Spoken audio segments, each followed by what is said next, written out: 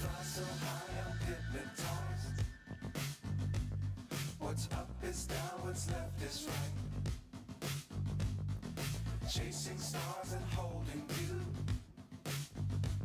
I can't see the end, but we'll see it through.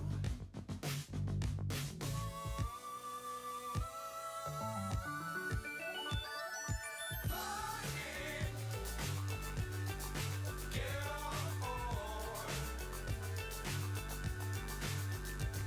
We're soaring on top of the world.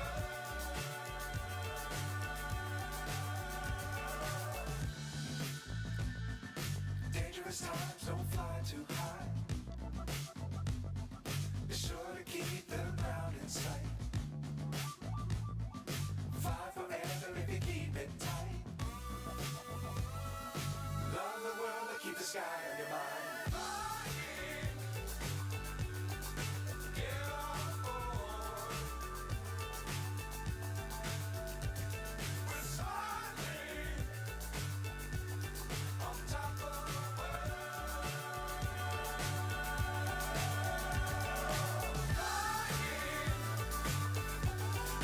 get on board.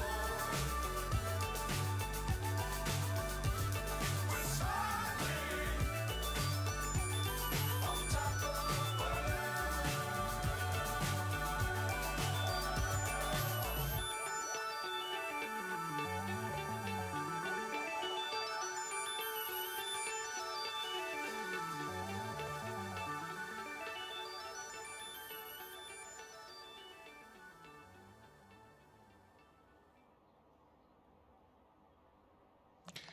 Good morning. Okay. Good noontime, USA Central Time, St. Louis, Missouri, where I am. The airplane's in Wichita, Kansas, and I know some of you love the old iron. And this is one of those, folks. Very classic. Most people can already tell what it is as soon as they see those three engines on the tail. The Boeing 727. Great plane, folks. Wow. Many years of airline service. Whoa, who put that jetway in the way? Anyway, uh, just a beautiful plane. We don't get to fly it much on stream, mainly because it hasn't been ported yet from X-Plane 11 into X-Plane 12. So, we have to deal with that. But that's no big deal, folks. We just fly in X-Plane 11 if we want to fly it. We also have X-Plane 12 planned for you today. So today the flight plan goes like this. And we're in the TWA flight plan right now from Wichita to St. Louis. Spoke in. And then we're going to spoke out of St. Louis in X-Plane 12 in the A319 to Philadelphia. Oh, wait. I'm sorry, it's called Philadelphia. Although I think Philadelphia is more appropriate, but hey, who am I? But we're going to trek over to Philadelphia. Why? It's the 4th of July here in the United States, folks. Independence Day. Although watching the news, that's why I don't much anymore. It's sad. It really is. Sad in a lot of ways, but today is a good celebratory day. The United States declared its independence from Great Britain way back in 1776. So, and I'm sure there's revisionists. Oh no, it was actually 1773. Folks, yeah, they're revisionists for a reason. They really haven't got a clue. But it was 1776 the Declaration of Independence was signed, and we Made it known to Great Britain, poo-poo on you. No, so don't think that's the terms they use, although I think I had the right accent. But anyway. All right, let's get in here, have some fun, folks. We're going to St. Louis. Stream Raiders, we'll try to get 1 or 2 in on the way over and 1 or 2 in on the way in. All depends on how things are going. So, but we are going to at least try. And let me do one thing on my end, if I remember how this all works. And just waiting. Uh-oh, there's an update available. Dun, dun, dun. Sure, why not? Probably Great Britain saying, ha ha, you thought you seceded.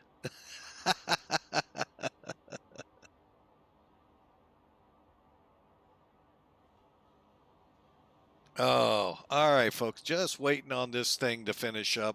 I don't like doing this with another program running. I got a feeling. Oh, it did. Okay. All right, let's try again.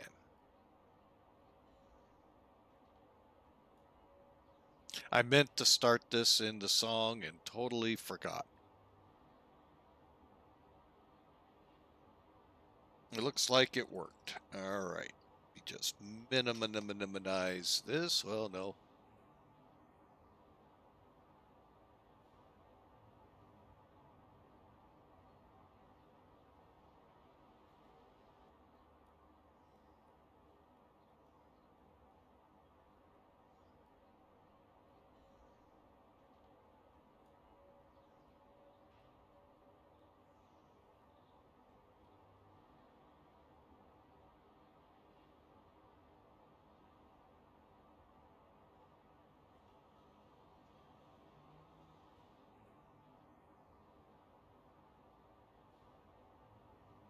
All right. Well, we may not be playing today, folks.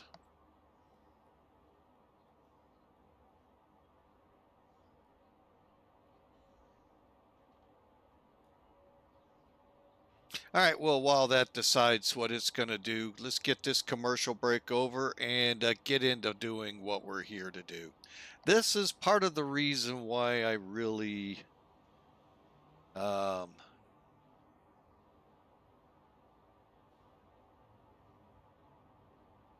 okay, there we go.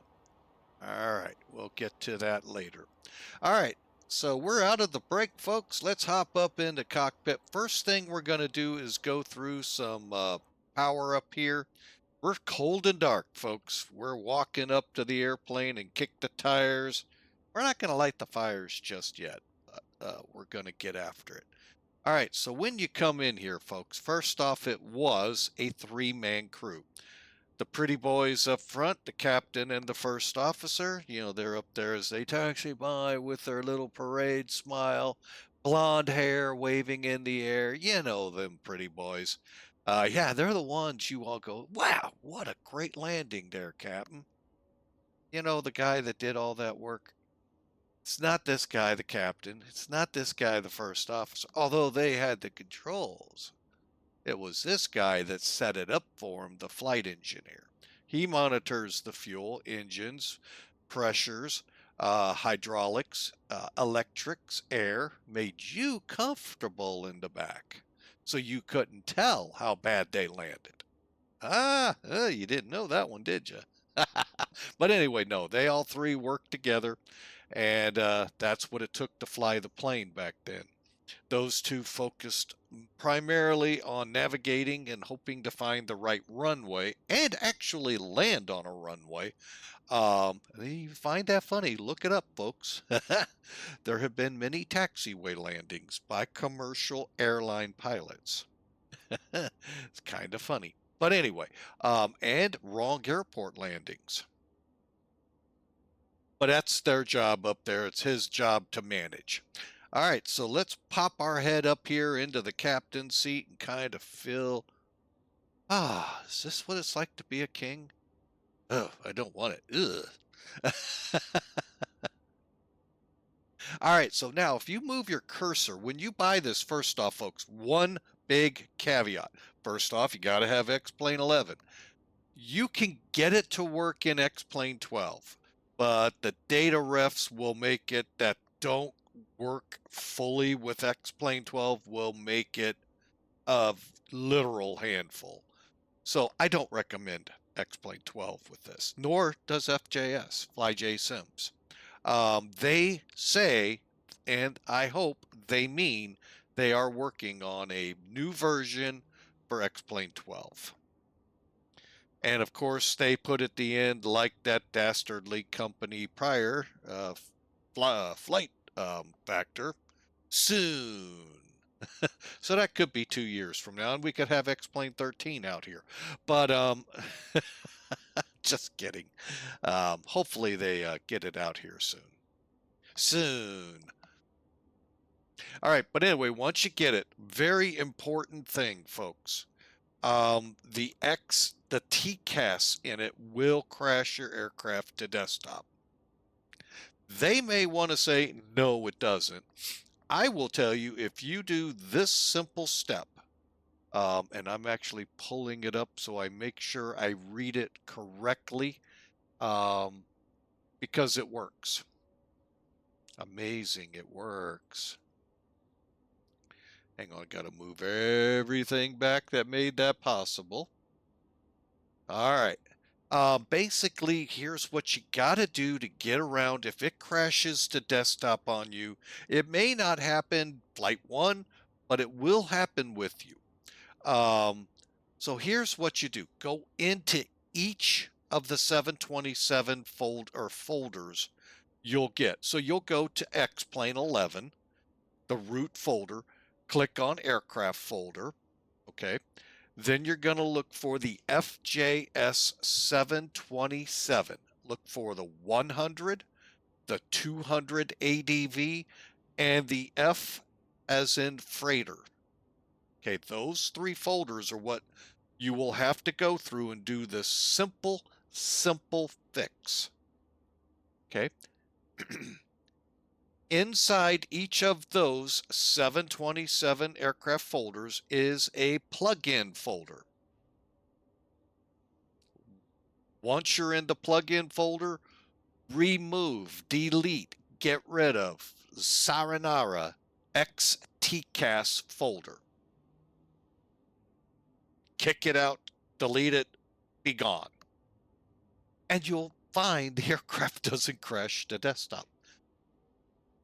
Pretty simple stuff. I don't know what's in there that's causing it. I'll be totally honest. I just know when somebody or a forum or whatever it was told me I did it, and poof, I had one of those dastardly crash to desktops 1 mile final for the runway. Oh, and it was a long flight too. It's always, it's always that long flight, folks, you do. When that dastardly CTD crash to desktop happens, right at about 1 mile out from the runway. Oh, beautifully. I mean, it was such a beautiful, I had that thing was going to be more than butter, folks. I was making butter on the runway if I would have been able to land it. Just like that fish I caught was this big, even though it was only about 1 inch long. But anyway, but yeah, if you do this, folks, go into the X-Plane 11 folder, head up to your aircraft folder, look for each of the FJS 727 folders. There's 3 of them. There's one -100, -200 ADV, -200 F, which is freighter. Go into each one of those, into the plugin folder, inside each one of those aircraft folders, remove, delete XTCAS folder, and you'll be in good shape. And after that, folks, you'll enjoy flying the Whisper Jet. Never figured out how it got that name, but somehow it did. I don't know. All right, so now once you've done all that and you're in the pit like this, head over to the left side here. You're going to get this little menu. You can barely see it, I know, on my screen, but you're going to get a menu. Inusik, welcome and thank you for the Inusuk68 just resubscription. subscribed We for 12 appreciate you months. here. Some 12 English months would now. say happy Thank you treason so day, much, sir. ungrateful colonials. Blue skies, Mike. Happy tree. Ah, that's awesome. Happy Treason Day, ungrateful colonials. I thought they called us Yanks over there. I don't know.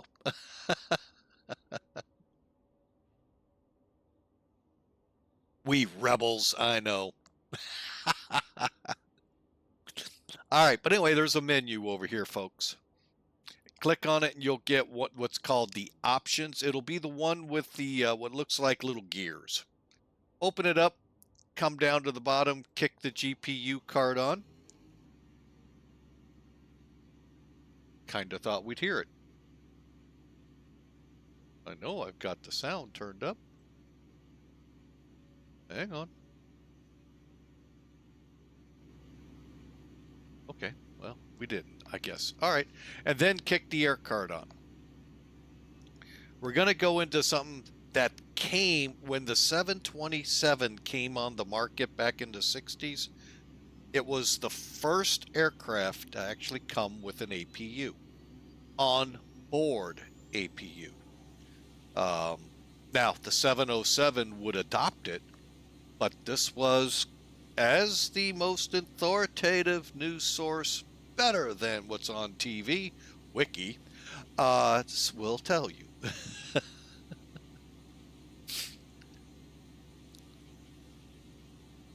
All right, then once you have those on, do not try to enable TCAS.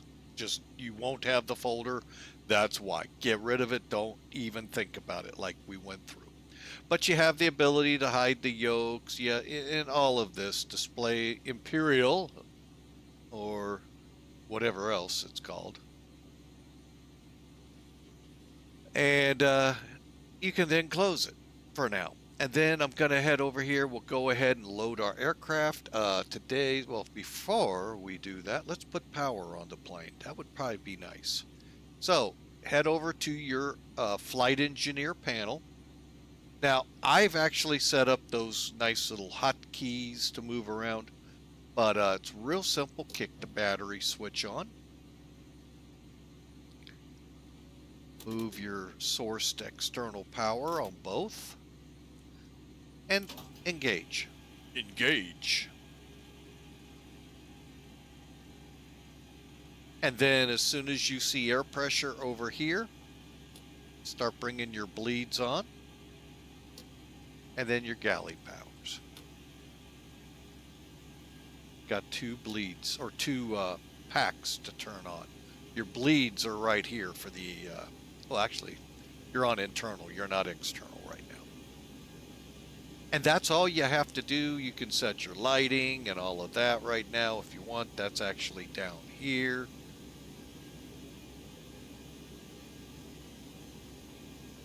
And here. When did I turn up? Oh, panel flood. Okay, that's cool. All right, and then turn off the A pumps, turn on the B pumps. We'll be back here in a moment. Your APU actually is right here. We'll come back to it too. Head up to your overhead.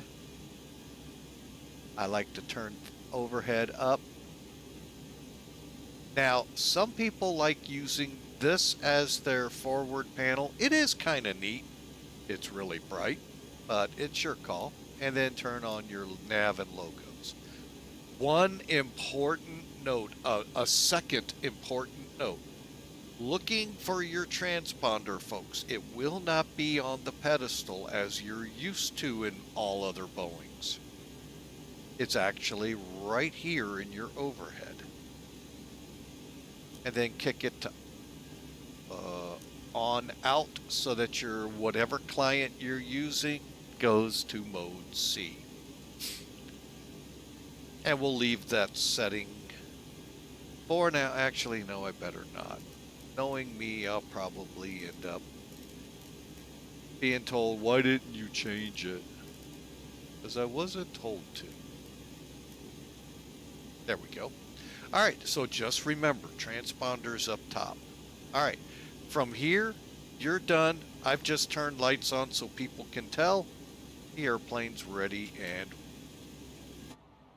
with power. You can see the green, the tip lights on, and on the back you'll see the white lights. So, and I do that just to let people know around the aircraft, hey, there's power. All right. So now let's get in here, look at this flight, and see what the heck is Mike got us doing today.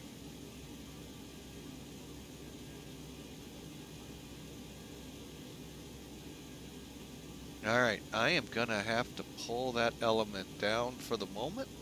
It's in the way. All right, so we've got November, what do we call ourselves? Hang on. Memory stinks. 54344 for Teeny Weeny Airlines. Actually, it wasn't very teeny weeny. It was a very big airline. Trans World Airlines. Nickname Teeny Weeny. If by anyone else but me. I always called it that. All right, so here's today's payload, folks. 25,530 pounds. We're going to zero fuel weight at 127,286. I kind of keep my eye on this when we're going to get over here and load. Dispatch is giving us 21,092. We'll be as close as we can to that.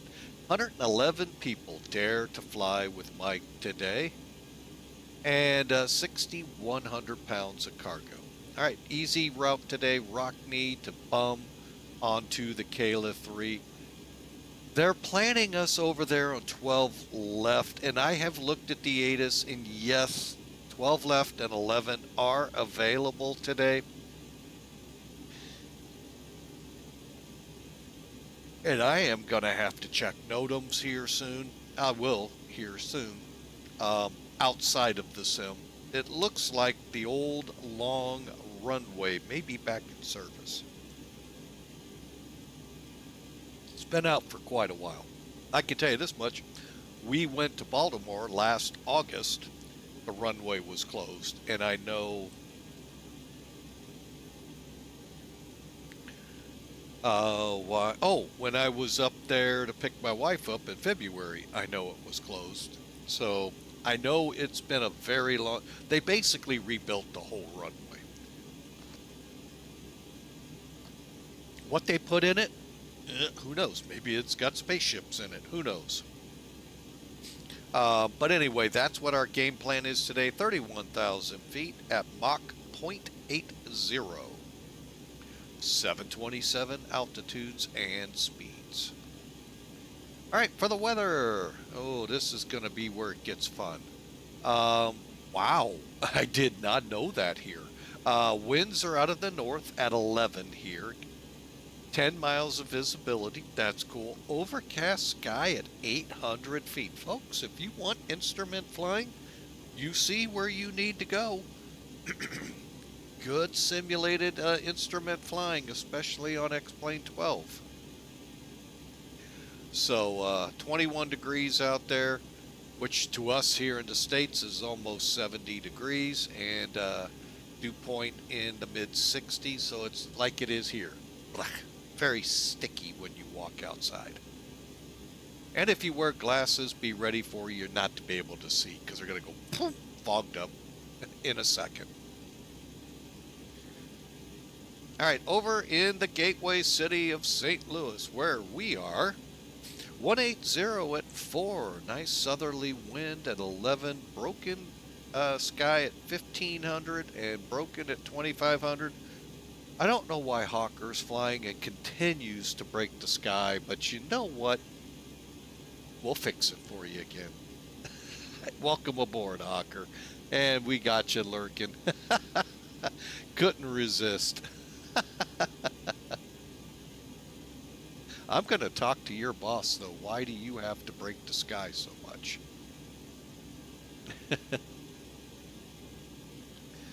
Oh, but anyway, folks, it is a fun, beautiful day to go flying, and I hope you enjoy. And if you're in the States, I hope... Whoa, I did something wrong. Oh, I did that wrong. Ah, there we go. And if you get a chance and you see Hawker 125 up on streaming, hey, give him a follow. Click on him, give him a follow so you know you can keep up on his project in his garage. An actual Hawker fuselage. He's working the gauges and all into the sim world to become a flight sim. Look forward to working with him on that. All right, let me pre-file this with VATSIM. VATSIM.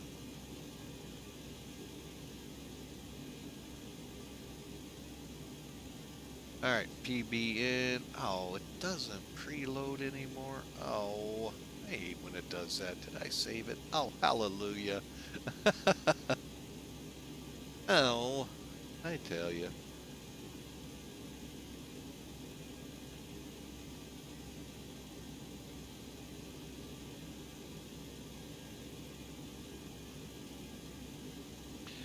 All right, and let's go with 100. All right.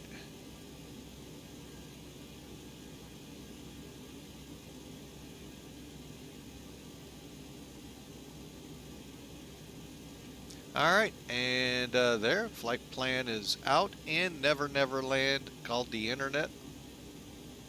Oh, I didn't put my cell in there. Ah, I am so bad.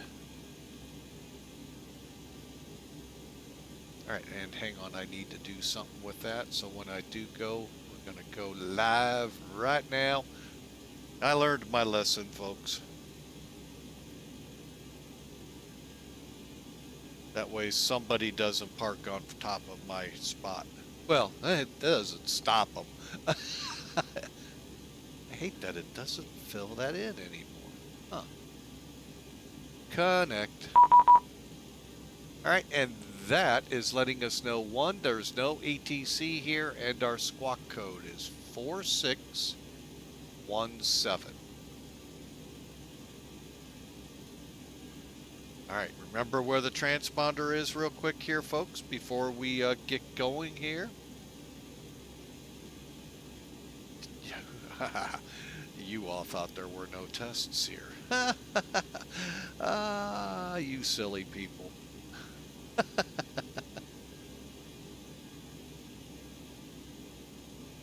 4617.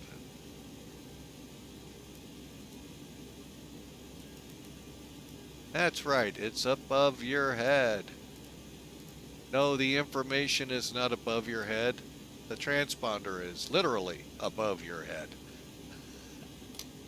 Alright, so we've got all that done. Hang on.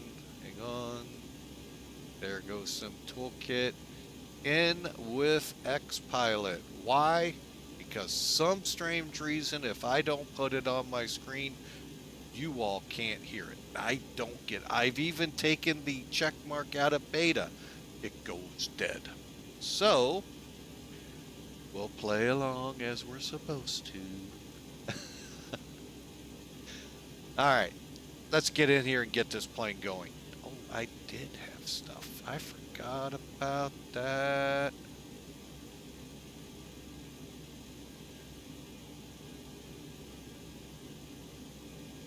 Okay. I did have checklists. I totally forgot. I thought I didn't, so I didn't start any. All right, so we got our checklists here. Okay, so we've got the aircraft powered up onto the exterior electric, ground power, and air. Now, let's get done with the cockpit here. Okay, prep. Basically, it's very simple. Go to page 1. And if you can imagine the Bugs Bunny episode with someone with their feet kicked up on the desk reading How to Fly an Airplane. That's me, page 1. All right, landing gear pins are ahead.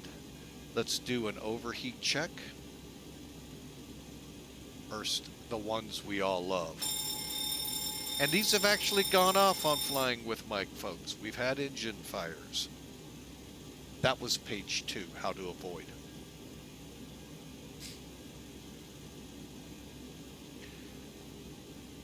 Okay, so I am just going to kind of go through this. I'm going to hit our fire warning and overheat start levers and lights all at the same time, kind of follow along. Okay, light bulb checks, just click on them, folks. Lights for the cockpit look good.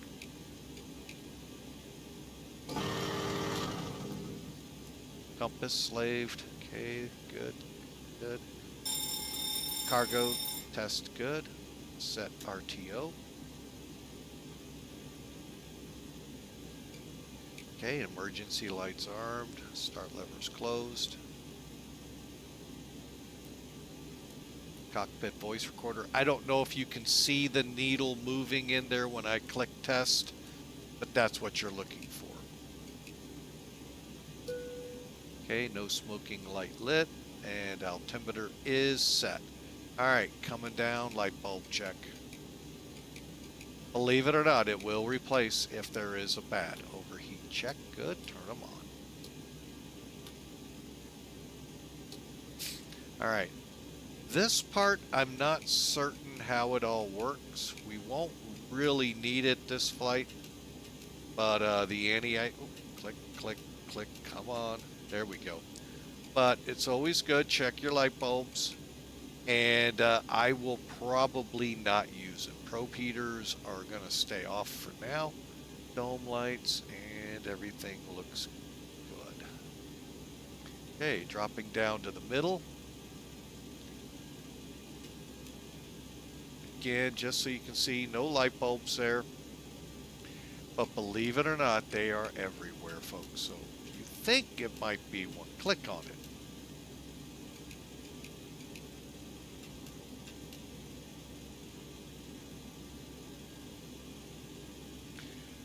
Your reversers are light bulbs, believe it or not.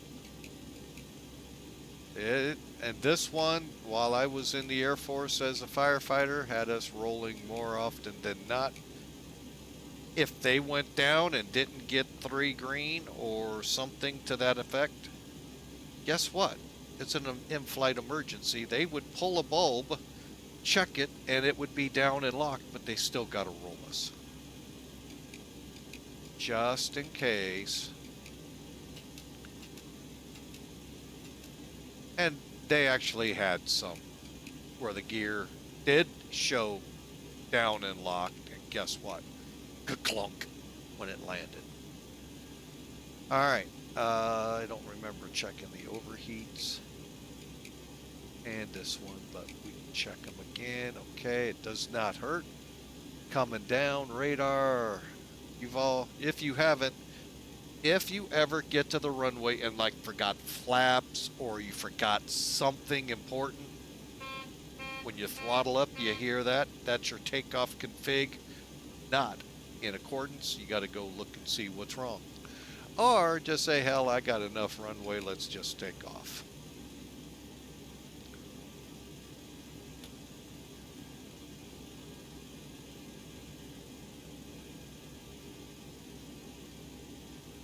Oh, I was trying to figure out what I was hearing. All right, and I'll turn these all the way up. We'll talk about these more. A little quirky here. We'll use the aviation term quirky. Okay, again, continuing light bulb checks.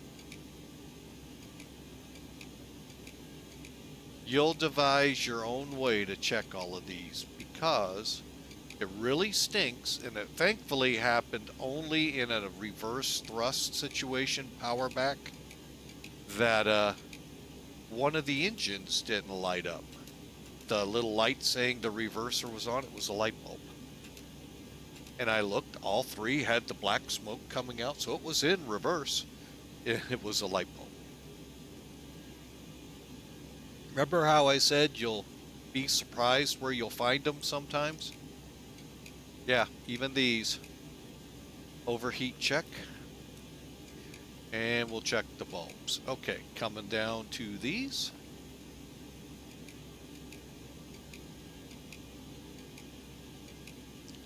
And I really don't have a system for checking them, folks. I just hope I get them all, and if something happens, or oh, bulb replaced. One of these I just had a bulb replaced.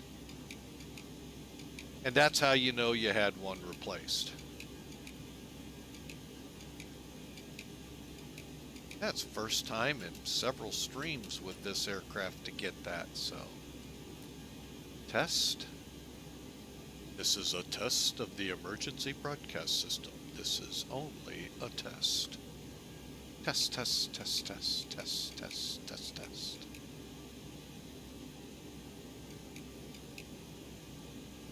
And test. Alright. Alright, APU's ready to go, and finally... Alright, everything's tested and ready for us to do our checks. Check, check.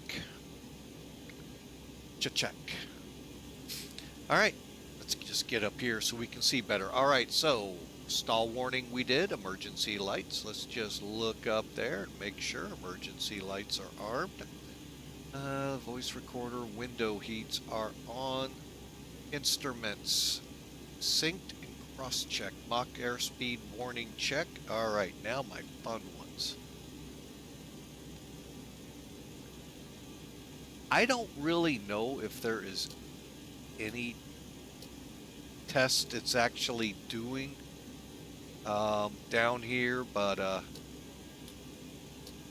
we do them. Just maybe there is, but I do know this one works. Glide slow. Pull up. Wind shear. Wind shear. Wind shear. Terrain. Up. Airspeed low. Sink rate. Pull up. Terrain. Pull up. Don't sink. Don't sink. Too low. Terrain. Too low. Gear. Too low. Flaps. Too low. Terrain. Glide slow. Bank angle. Bank angle. 100. 50. 30. 20. 10. 500. Alright, and that concludes that. I forgot to put, whoa, 412, not 413. We'll really confuse the masses out there. Alright, let's get in here and do some flight planning, shall we? Yes, I will remove XPilot and replace it with our friends at Charts. And folks, hey, I know you're not listening to me right now, but I do know this is working. In the chat, I just put the YouTube channel, folks. If you miss anything, hey, check us out over there, okay? All right, so let's get this going here. All right, there we go. All right, so we're planning one left. So let's see where that happens to be hiding here. All the way down here. Okay, cool. Cool, so we'll push back face that way, taxi. Or actually, I could come down here to Bravo 1, cross over at Bravo and head down. I think I like that one better. All right, so that's what we'll do. That doesn't help us yet, does it? The big thing is, you can see here, this is why I use Snapgraph charts. It can help me finalize my flight plan. Departures, none. Okay, that summed that up pretty simple. So we just go to departures. Runway 1 left. Execute. And then back to flight plan. Next page. If you don't get something in that 2, it will not let you get to this page. It's just the way the FMC is with X-Plane. It doesn't matter if it's 12 or 11. I can't speak for 10 because I wasn't in X-Plane at that time. However, now our first fix is zoom in, ROKNE. ROKNE.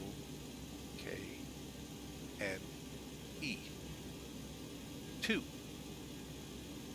Execute. Next up in line, bum. You bums. All right, execute. We're done. Actually, no, we're not. Since we're on a short haul flight of 340 miles, I like to put my destination in. Okay, we said landing ILS, we'll do SID, we'll be on Kayla, we gotta cancel because I was silly.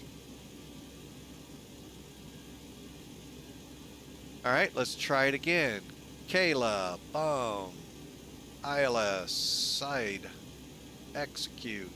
Now, always check your legs. I'm gonna leave that there, how you want to take that. All right, now I'm going to go ahead and pull the chart up here. So we're coming in from bum to FBAB to coop. All right, and here you can't really step through. You just got to make sure everything's lined up. Now we're going to be coming into coop, following Natum, Kayla, Big Mac up to Denise, Elbert, maybe Satan, and that's when we'll begin hitting the ILS, okay? Just so you know, that's how it's kind of hard to tell. But you can see them in line, everything looks good. We just don't have that dastardly display to show it all to us. And we're going here, so we'll put that in. And everything's looking good. We didn't choose our approach yet. Oh, I know why. Hang on. Let's do cancel. Change runway. 11. Select. I really hate when it only gives our navs. Alright, and then we could continue on and intercept. Alright, gives you a visual what we're looking for. Of course, they never had this back then, so they kind of just had to go whoop, and we'll or continue in and make the turn. Probably what we'll do. But anyway, so Zolvam, wait a minute. Oh, S-side. You know, it's easier to just read. Let's just do it this way. Zolvam, Hexob, Jexar, and in. Alright, and Jexar is our final approach fix. 2,500 feet at 1,800. Okay. Execute. Next, out to moods. Okay. F plan, VNav. All looks good to me. Cruise altitude for 2 days flat. Sometimes I can pick it up, not seeing it there. However, 31,000. FL 30. Click. Clear. F plan legs. She's got legs. Oh, sorry, folks.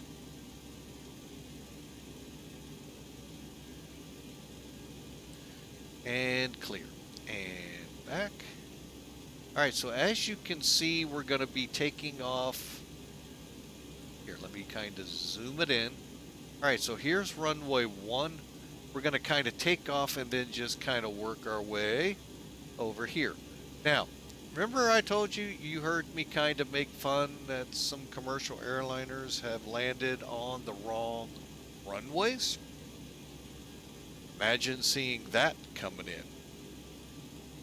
Maybe at night with all the lights on and you line up, say, for this one or this one. That's not Wichita, folks. A 747 did that once. Yeah, it wasn't a pretty day. He actually got in, and they eventually got it out. But, yeah, he was close. It's only that far, you know. My fingers are only about 3 inches apart.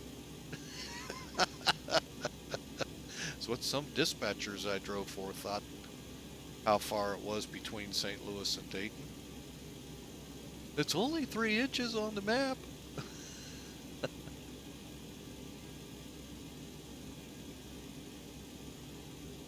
Yeah.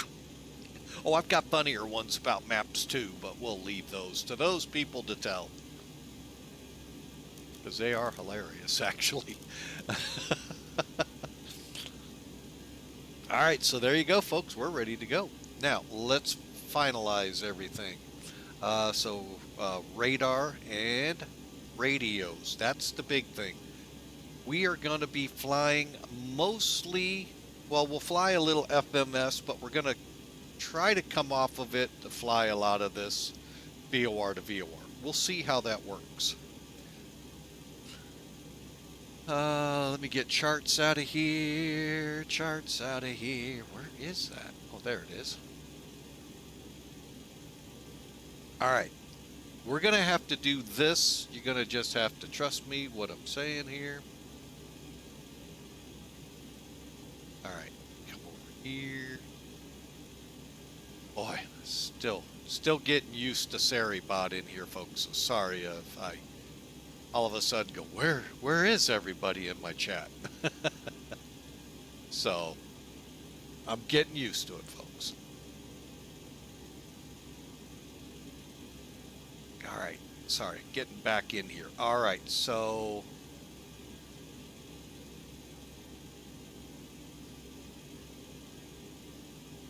I thought I had this KICT. K. All right, so we're going to come out looking for ROKNE. Now, ROKNE, this is cool. All right, we might actually be able to do a little VOR out of here. To bum.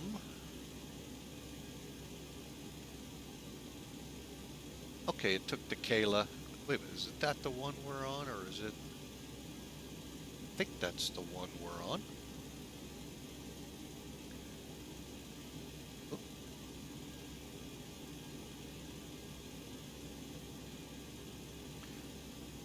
Yeah, we are. Okay, cool. All right, so let's dial in Wichita. 13.8. And if you want, folks, skyvector.com. Up in the top there, right next to the word flight plan in that box, type KICT. That'll put you in the Wichita area, and you'll see Wichita VOR ICT just to the north and west. Now, why am I putting it over here? I'm going to show this as kind of hilarious. I'm sure there's a real reason for this. I really don't know. And I'll do the same for here.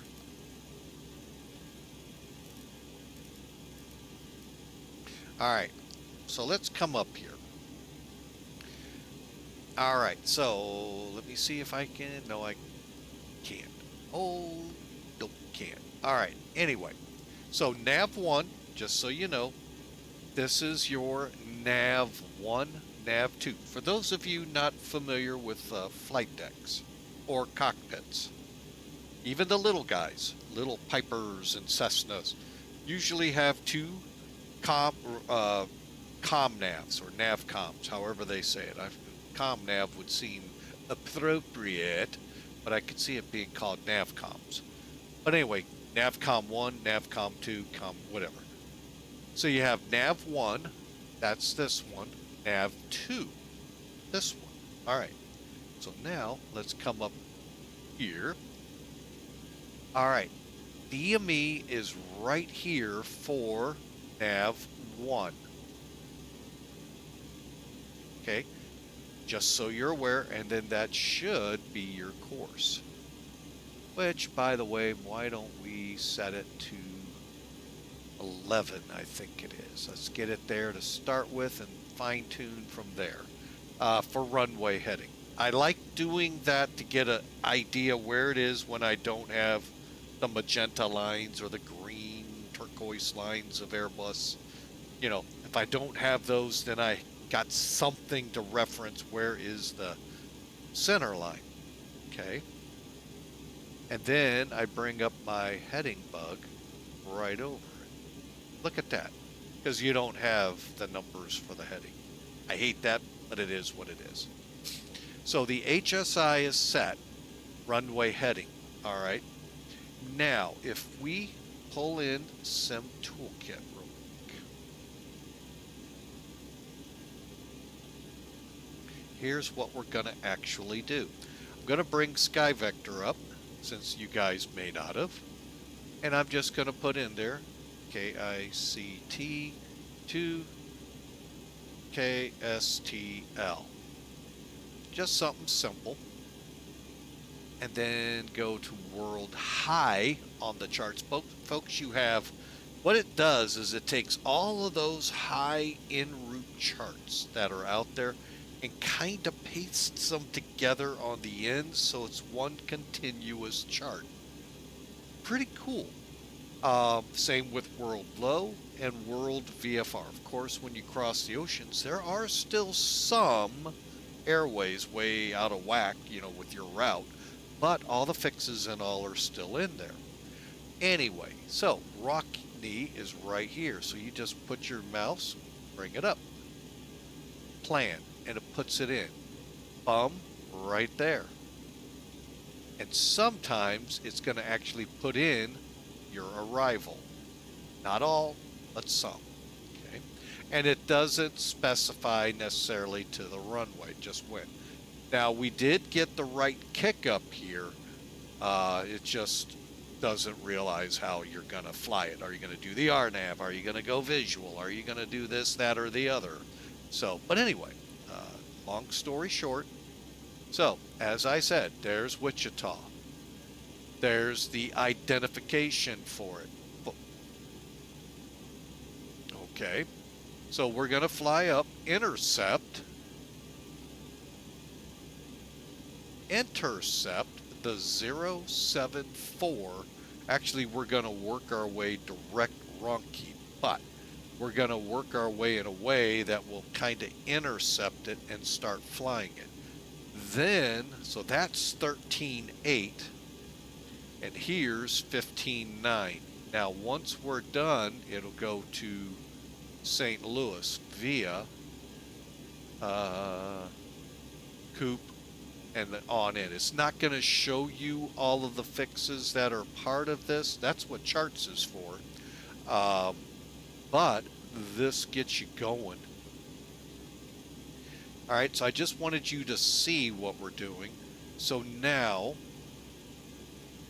runway heading, and then we'll set up 074. Now, I could just go ahead and set it.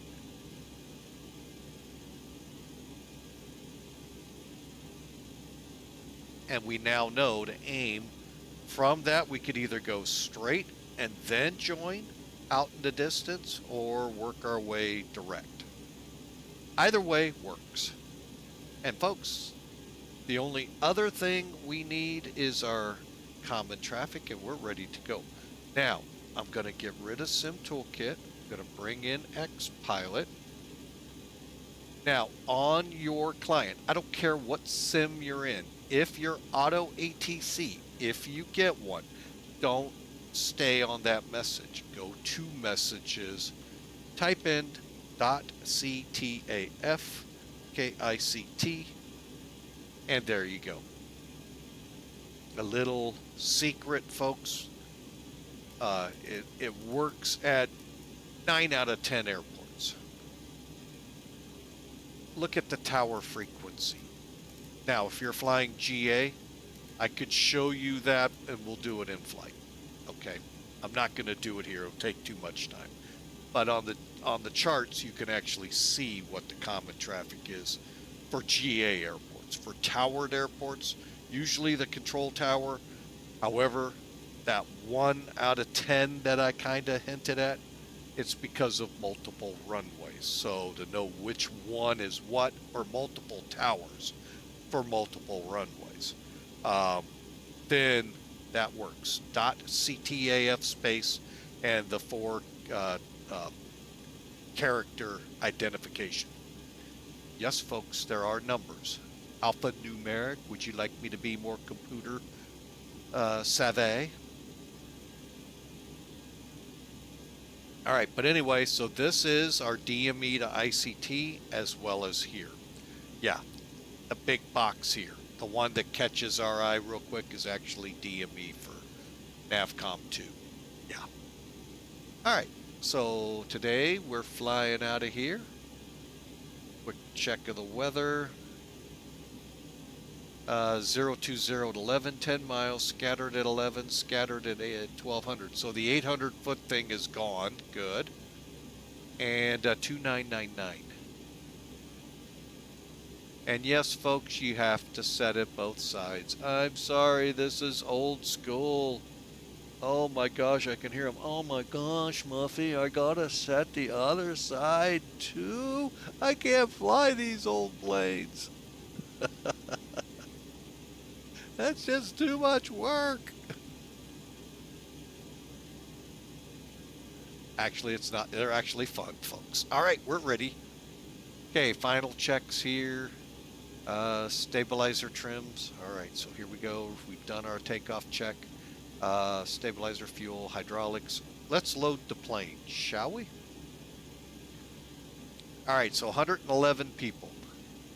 Right here's your passenger weight, and in the parentheses is the number. Just keep clicking R. Till you get close, add 3. I like throwing them. Give them upgrades. 111 peeps. All right, remember I told you we work off of zero fuel weight? Zero fuel weight for this flight is 127,286.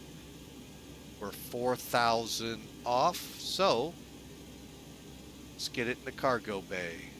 120, what was it? 127. Okay, where are we at? 126. I think we're going over here. 128. Yeah, we did.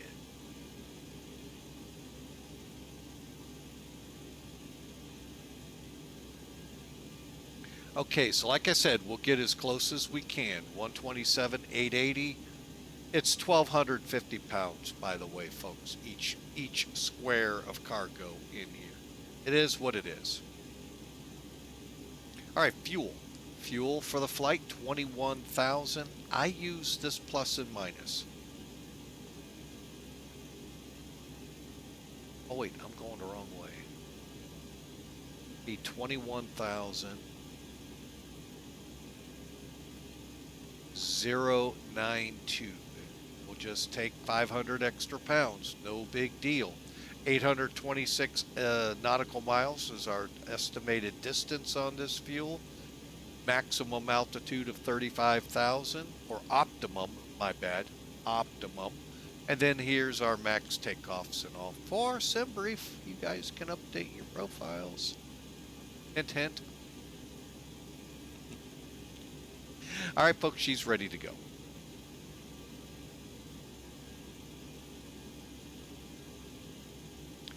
Last, I do this. Okay, we're going to go flaps 20. The only thing it doesn't show, folks, is how much runway. 121 V1, 121 rotate, 133. Set the bugs. Ready to go, folks. And if you're ever not wanting to go find a complicated checklist, there's one right here. These are what you need to make sure are set. Turn your APU on, and then you're ready for page 2. Starting the engines. And you can set that up as complicated as you want. I'm not going to go through. Details are in the manual. Alright, so back to my complicated one. Before start, window heat's on. Passengers need to get your butts in your Get the butts in the seats. Instruments synced and checked. Radar, transponder all set and ready to go. Parking brakes set. Rudder trim set. Papers aboard. Hydraulics checked and set. Cleared for start. Alright, let's first off start Pegasus. Pegasus, by the way, is the ACARS system for Virtual American who we're flying for today. All day, by the way.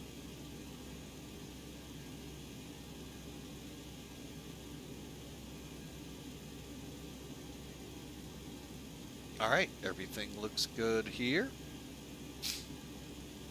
I'm going to push this up so it's easier for me to find down the road. All right, and we're ready to go. Beacons. First thing, let's just do a quick exterior check so you all can see, and then we're going to crank the APU up and we're going to get going. Again, pardon me for the long-winded on the ground. Hopefully we can go a little quicker in St. Louis. We're going to have to do a sim change, aircraft change, and all that good fun stuff, and we'll head on out of there. So everything looks ready to go. Oh, real quick, the air stair in the back, folks, Shift F1. You don't know how long it took for me to find out how to do that. And I see November 4 Piper Fox in the box. Let's see. You can see him.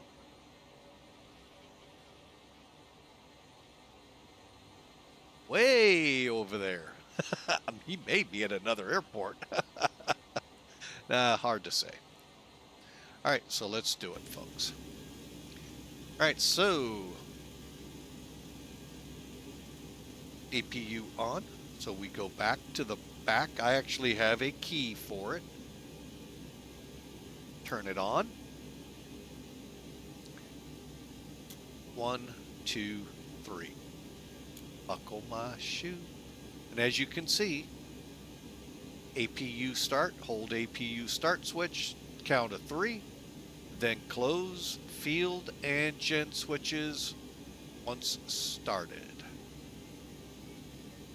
Field and gen switches.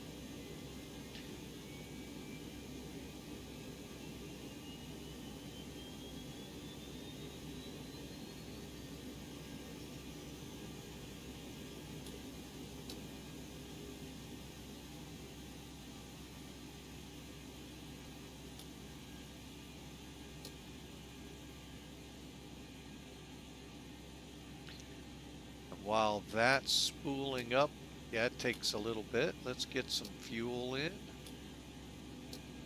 It really does not matter, folks, if you don't turn these on. Sad to say. That's why we're hoping, we got a lot of hope in version 4, 5, whatever the heck it is coming for X-Plane 12.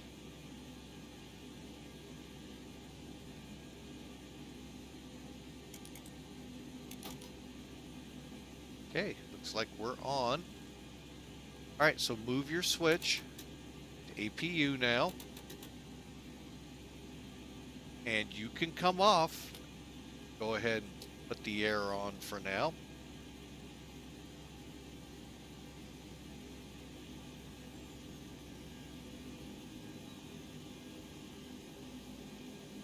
Leads off.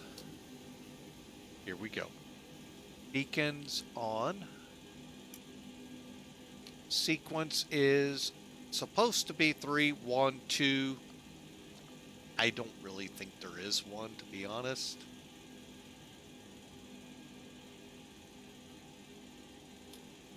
Not like, unlike the 747, you don't have to hold it till you hear there is no interaction in the cockpit. Although, I do see the start valve open. 20% we have to see and visualize to go click. Light off. You guys are going, why haven't you called better pushback?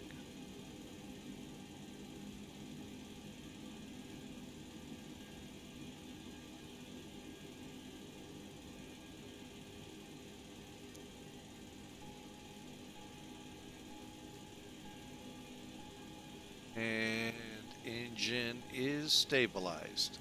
Now I know I've asked this question a million times on stream, but I always have new people. See how experienced you are with 727 trivia. Where's the APU located?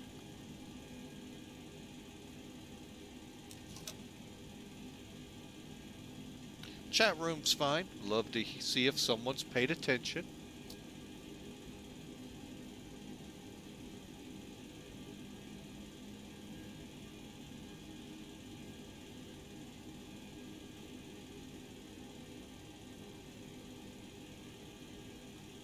And we'll give it away here in a second. Get number 2 started up next. Soon as we settle down our EGT, everything looks stable. Let's get number 2 going. Reason being, I want to get off that generator. I always have troubles. Okay, the start valves, by the way, are right there. And we're looking now at the middle engine for 20%, which is about right where it's at. Click. And there we go. All engines lit.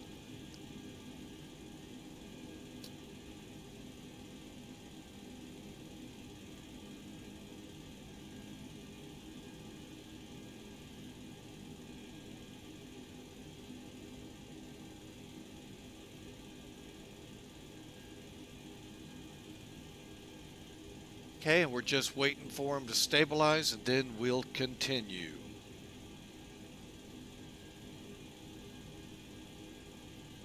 Okay, all engines stable, ignitions are on.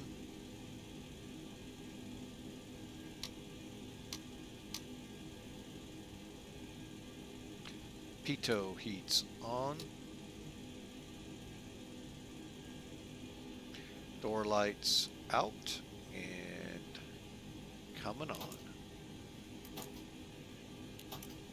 Okay.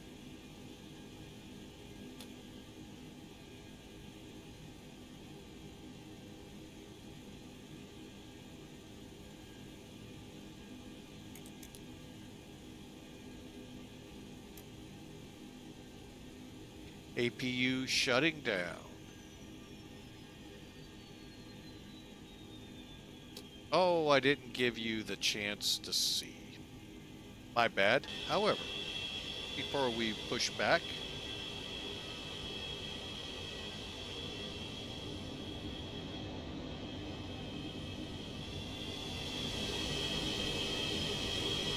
anyway,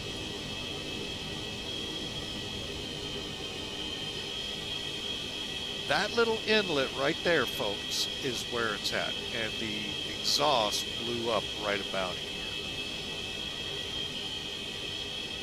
I actually didn't know that either. And I didn't know it was the first airliner to have an auxiliary power unit on board. Like all jets of the day, you know, most needed a power cart, an air cart, hydraulic cart, pay cart that you had to slap your ticket through to pay for the engine start. Just kidding. That was People's Express only. And again, you had to know People's Express to get that joke. So, but anyway, folks, you see anywhere in the back here to put an engine other than what's there? Yeah. So they put it in the wheel well. Later, it would go in the tail in the other aircraft. All right, so, oh, I can tell. You see how dark it is up here, folks? That's because we didn't move up to Gen 1 or 2 or 3. So now when we go up front, that's how you tell. Another thing, couple of ways you can tell you forgot to turn the hydraulics on. Remember, you're one person doing the job of 3. Okay, your hydraulics are illuminated right here. Okay, this should be dark, meaning it's on. Or if you get into checking your surfaces, you see how there's 2 individual flags here for the rudder. One will move only instead of both. So we come over here and turn on the A system. Lights go out. And lights are out here. and down here we're fine. You'll see here in a second. All right, so ignition, door handles, anti-ice not needed, yaw dampers have been checked, flight controls. All right, well, that is something hidden. Let me see something here. I'm going to try. There they are. All right, so there's the flight yokes. A lot of times I don't fly with them because a lot of times they're just in the way. They're not so much here. So the gauge for the controls is right here, so you can see. There is no aileron gauge, even though there are ailerons on this plane.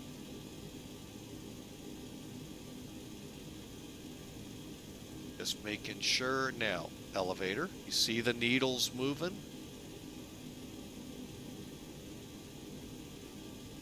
Okay, now if one of these rows were lit because we didn't have the hydraulics on, you're going to see two flags moving. One wouldn't with whatever hydraulic system isn't on. Okay, light controls checked. Speed brakes, flaps 20.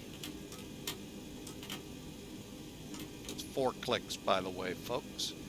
And yes, these little idiot lights do come on to let that idiot behind the stick or wheel know, hey, hey. All right, galley power can now come back on one at a time. Bleeds are on, looking good. And we're ready. Oh, let's see, 31, so we'll set 32. And St. Louis is like 600.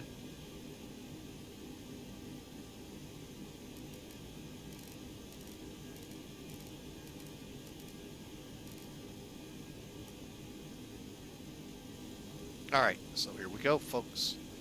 Power back time.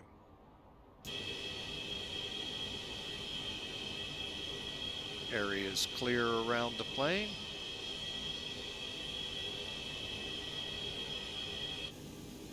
Get that common traffic frequency turned on.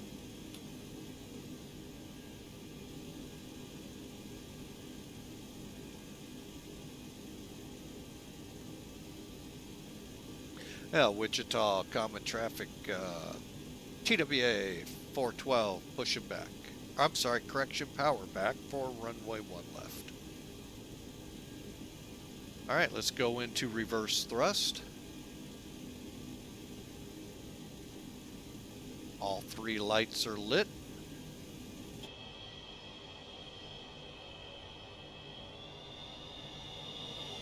Brakes off.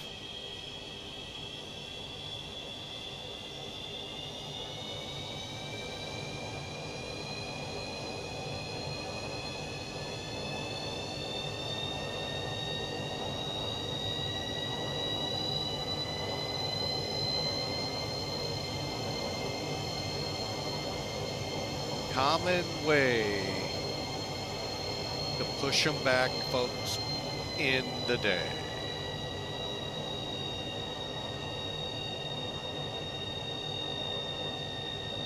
Don't use your brakes.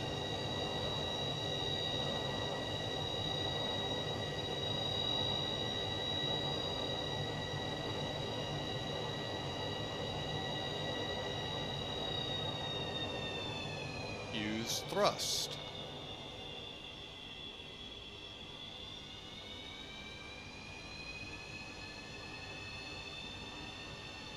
Then you can use your brakes. Use pretty much just to get it pushed. All right, so finishing this up, we need taxi light. Get our trim set. Very simple. Click the green area, folks. Turn the radar on. Bring the paddle down to 0. All right, we're ready to taxi.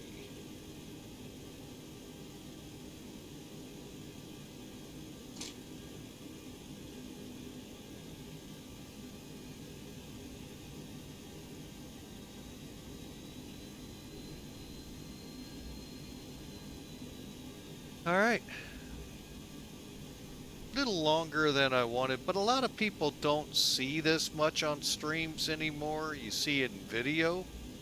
And I thought I'd take her out today, as I know our moderator enjoys it.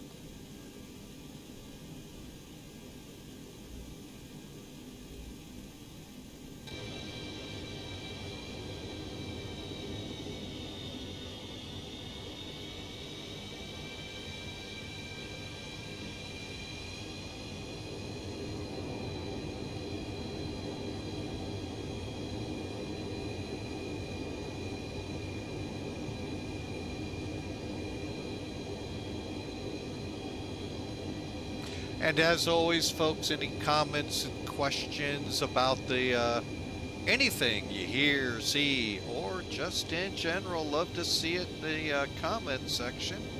I'll do my best to watch from time to time. I think we need to get a battle started here soon. So I'm going to get the 30-minute countdown going here before the runway. I remember how to do all of this.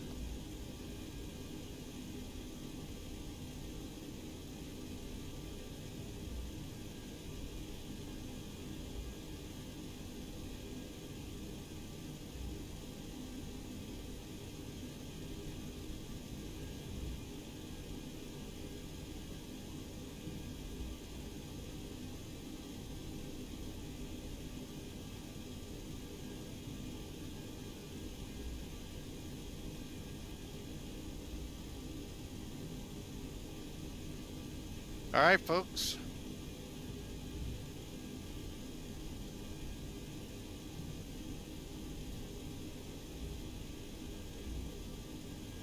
Got 29 minutes.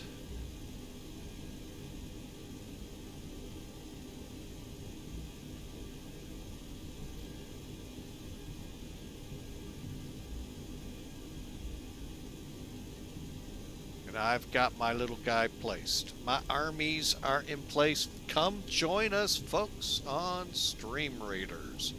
Click the link. Love to have you part of the team. Who knows what will happen in 30 minutes, if we'll win, lose, draw, or what. But we'll have fun nonetheless.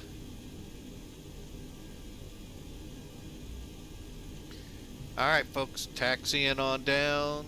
Ease on down the road. I don't know where that 4 Fox went. Oh well. Oh, that reminds me. That'll come up.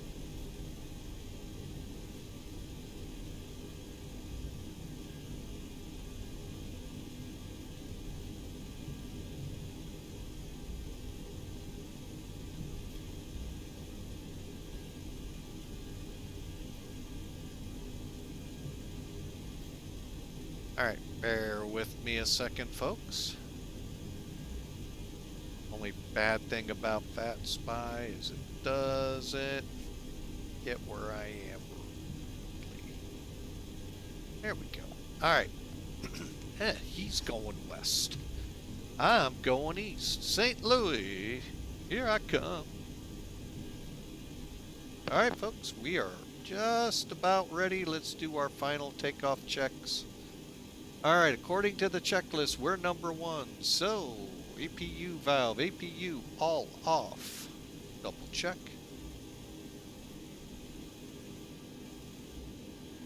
Off and off, okay. Cabin doors closed, locked, takeoff data set, and anti-skid, flight attendants, transponder going. Terra.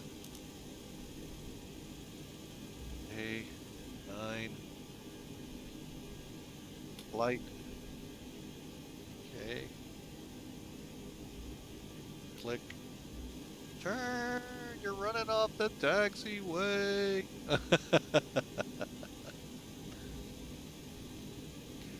All right. And Wichita common area traffic. TWA 412 taking off 1 left.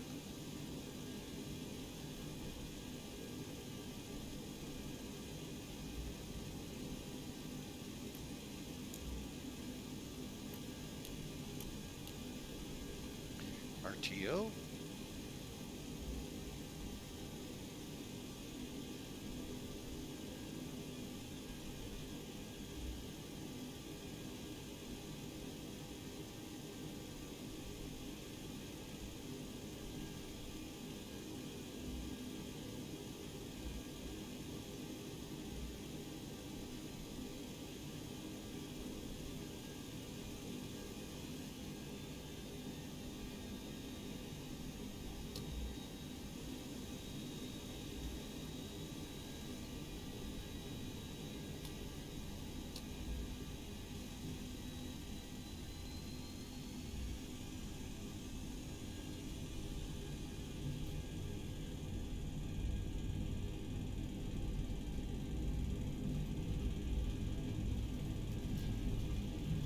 Here we go, folks. 80 knots. 80 knots. Air speeds are alive.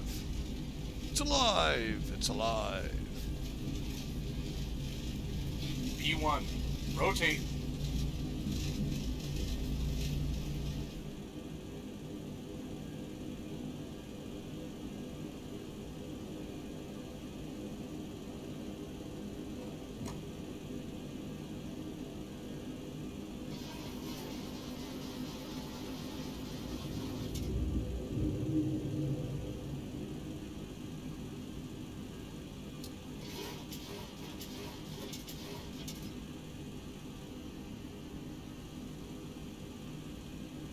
Okay, we're climbing out.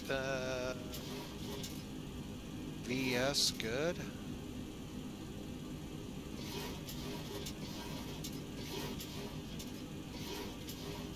Flaps 1 notch.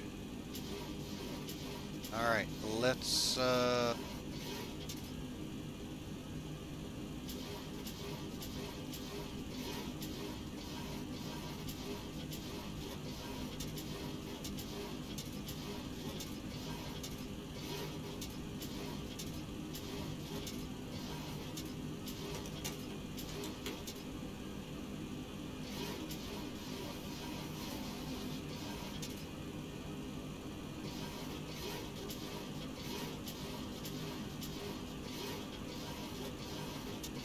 all right, we're gonna go ahead just turning on course.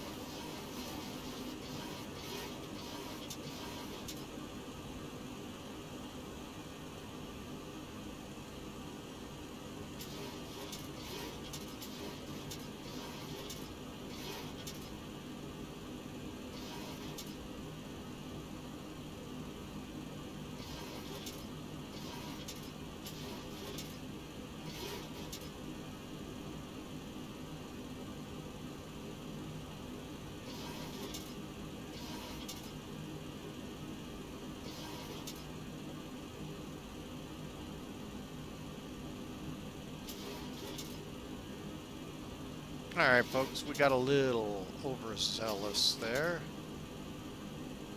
Get our speed back in check here.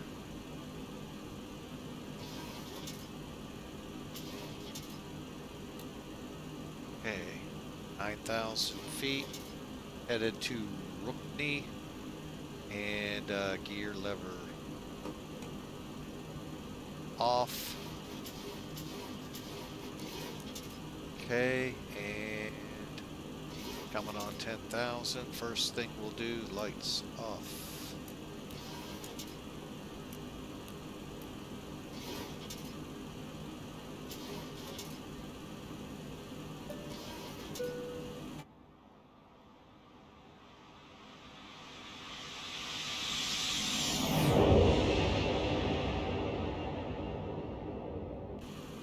All right, now let's set 280. Now, where do I get some of the speeds and stuff? Actually, from your checklist here. Here's our after takeoff. Seatbelts, okay, gears up, off, flaps up, and they're up. Auto pack, let's go back here, get that back to cutout. And hydraulic pressures checked. Pressure checked. Now, as we climb, we're going to start to want to close these. Now, it's not truly modeled, but if you have epoxy turned on, folks, you could see a blackout. Now, down here in the notes, takeoff 97%, climb 92%. Okay, that's not where we are right now. I had it, but I had to put it back up. Okay, and then move this up to 280. It's going to be right now about Mach 0.6. And then adjust your vertical speed to match.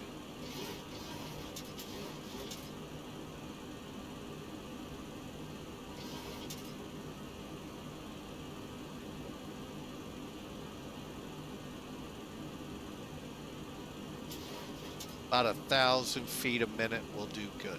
And then once we reach 10,000, we go to 1080. 29,000, we go to Mach hold at 0.78. A lot of times it's not there yet, but 0.78 is going to be like about right there, folks, on the dial.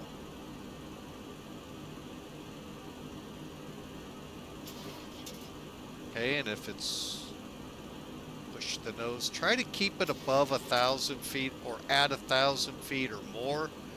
However, in some conditions, folks, you will need to go down to as low as 500 to 800 feet a minute to get it to accelerate. It's just the way conditions are.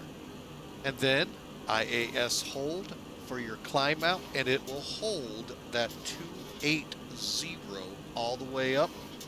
And again, like I said, flight level 290, we begin looking to put it Mach hold. So pretty, it's a fun plane. And now let's get our packs on. Though they should have come on a lot earlier. And I'm going to begin to close our packs. Go to half. And then when we do Mach hold, I'll bring them even closer.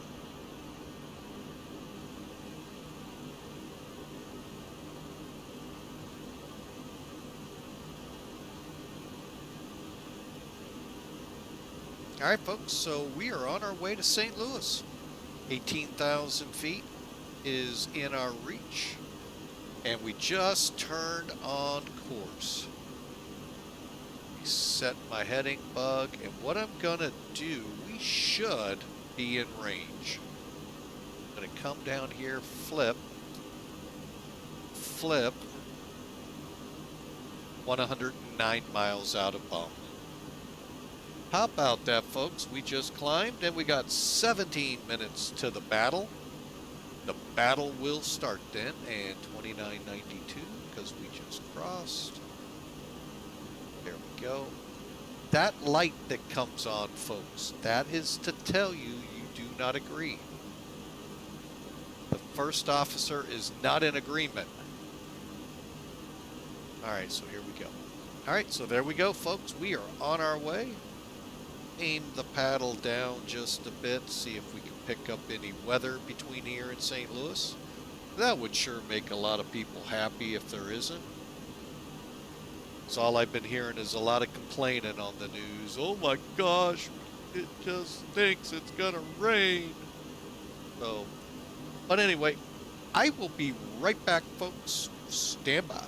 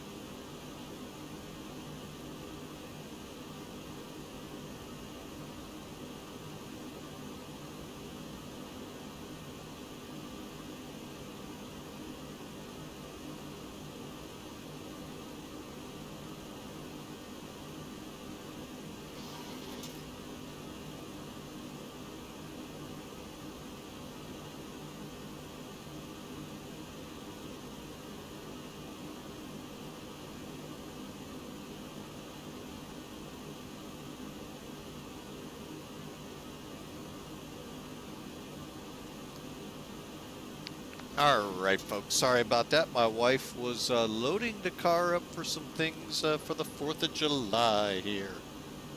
All right, we are, speaking of which, 35 miles out of getting these folks into St. Louis for the 4th. And coming through 23,000. I'm going to go ahead, kick the wing lights off. Verify a few things, turn that off. All looks good. Coming down here, all looks good. We're on our way, folks. Battle in 14 minutes. Place your armies. Hope to see a bunch of you. And by the way, our YouTube guys, I know you can't become a part of this. The way you could is come on over on the live stream there, or the stream you're watching that's been rebroadcasted over to YouTube. Check down in the more to the to Twitch. Come over to Twitch, hit about, and find out the next time we'll be on. I'll give you a hint. If this goes tonight, I'll be on tomorrow. And I'll be on Saturday. And Saturday promises to be a few battles. Besides the battle of getting out of Cancun. We're going to be in the Cross the Land Americas Saturday. So that'll be a very hard time start of around 11. The actual pushback time, I think, is 17:26 Zulu. Do the math in your area. Told you there's tests within Flying with Mike. And we'll be going to Winnipeg.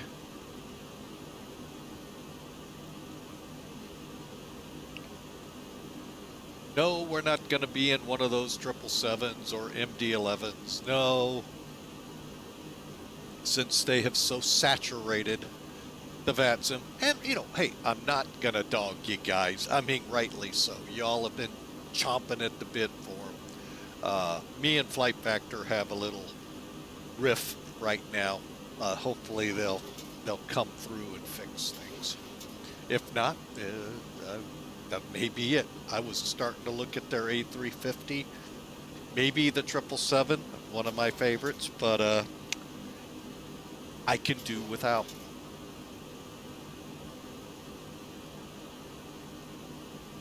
So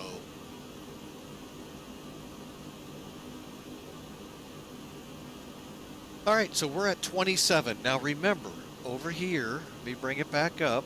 Our checklist says 29,000. We go to 7.8 and hold. So what I'm going to actually do, if we're not there by then, usually we're pretty doggone close. I do it, finish the close here.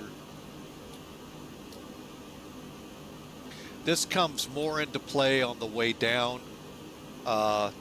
You could also get hypoxic if you don't follow those. But anyway, I start really for Mach 0.78. I am usually pretty close.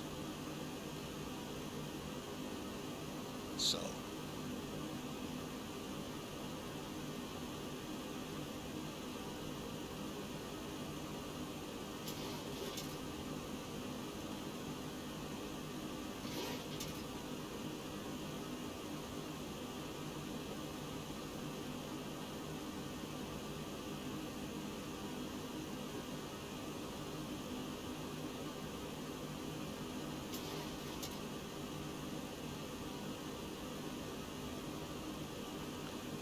Oh, Discord, I tell you. I don't get it sometimes, but that's okay.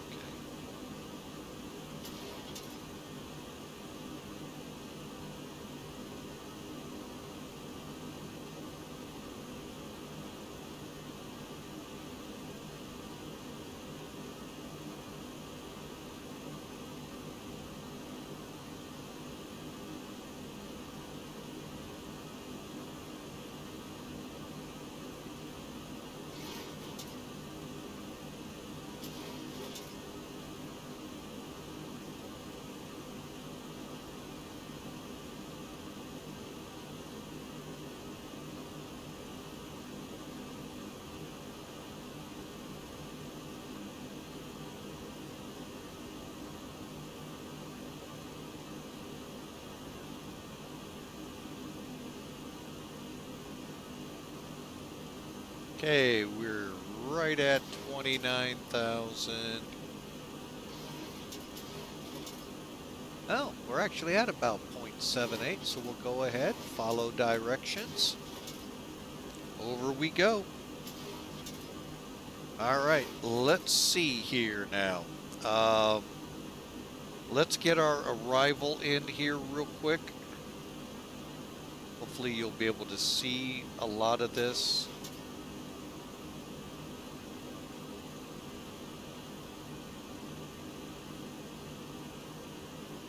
Worst case, I may have to move it. We'll see. Let's get into cruise real quick because we are going to start down pretty quick.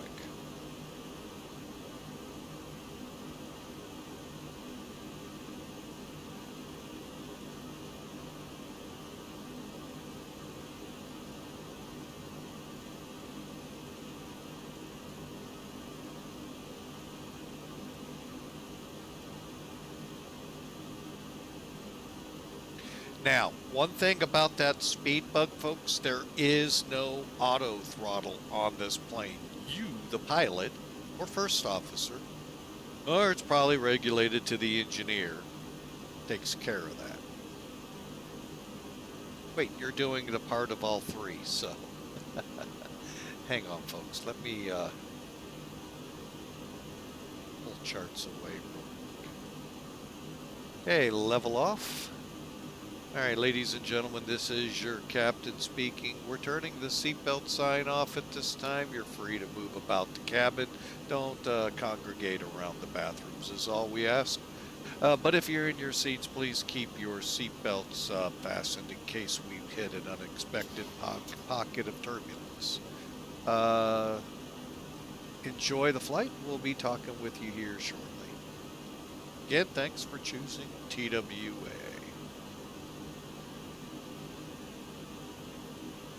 Actually, you didn't have a choice, but...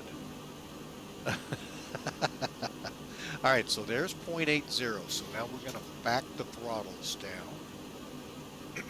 All you're doing, what I use it for now is where is that number at that I want? So I set it at it and set my speed. Watch it up or down. Adjust throttles accordingly. Looks like we're still raising, so we'll go back. Usually about 176 or so does the trick.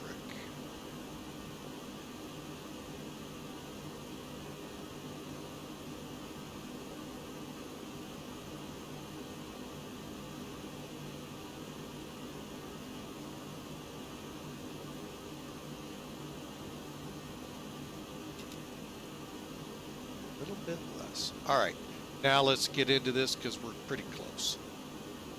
Charts. All right, coming in on the KLA 3. We kind of walked through it a little bit in the beginning. It's an RNAV approach, folks, so you got to have FMC. INS can work, but you got to know the fixes for the coordinates. Y'all should know that if you fly those things. Otherwise, there's a different approach. I'm not even sure if it's still out there. That was VOR to VOR. Okay. Anyway, and that's what you would then fly. But we're flying bum to FBAP below 31,000. So you can tell we got a little. We're at 31. So, however, below 25, above 11 here. So we'll set for 11 here. Mathematics time again. All right, first off, 35 plus 35 minus 11, 24 times 3, 72. Let's do it about 92 miles out, so 10, 15 minus 15 minus 10 again, and finally minus 121. So 57 miles off Bum. So once we cross Bum, get to about 57 miles from it, we'll start our descent. And folks, just so you know, that's about halfway between Butler, VOR, and FEBAP here. So somewhere right in here is where we'll do that.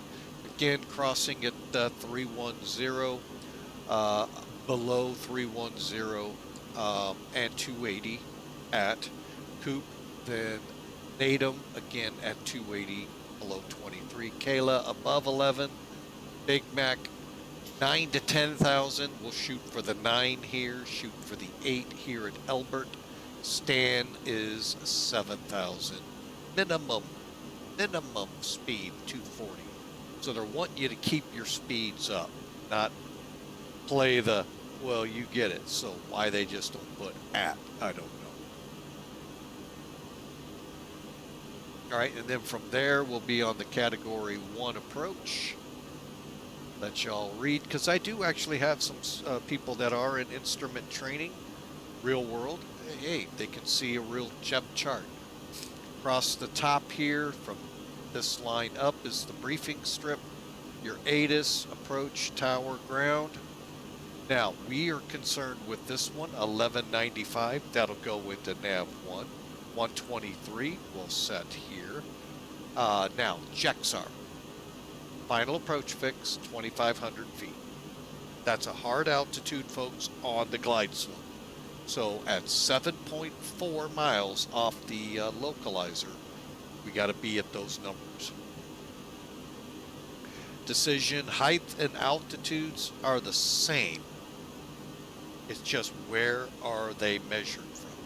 Bold is measured sea level to 818 feet. Bracketed, above the ground, 200 feet.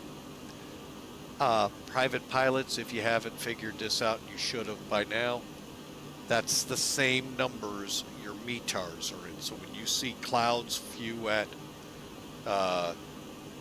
2,000 or whatever, they're above the ground. Think long and hard. Now, you may not understand that here in St. Louis, but just go out to Denver. Or worse, go to Bogota, where it's 8,000 feet above sea level. If that was above mean sea level, you wouldn't see the clouds. And how did they measure them?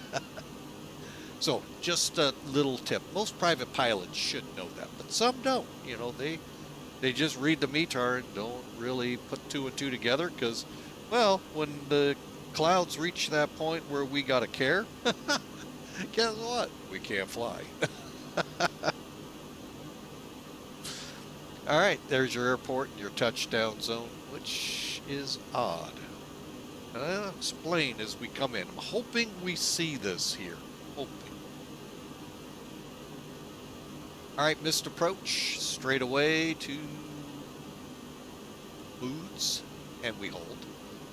Some extra stuff here, but we're going to come in from Stan on the 41 radial off of FTZ. We may do that. 110.8 is the frequency, and we'll just fly it in. Oddly enough, out in this region here, folks, mostly over here, my daughter lives there. When I'm at her house, I can actually look out her window at all the aircraft funneling in when they're landing to the south. It's pretty cool. And I enjoy visiting with my daughter. But it's pretty cool to look out the window. I'm just kidding. And the cool thing is, my 3-year-old granddaughter, the first officer in training, she likes it too. Yes, thumbs up. Hey, 30 seconds to battle. But anyway, there's our arrival. Down here's the numbers: 5,000 Sydney, Hicksab, 2,500 JEXAR, and down on the approach. 18's our RVR 200. All right. Let's clear it out. Let's get ready to rumble.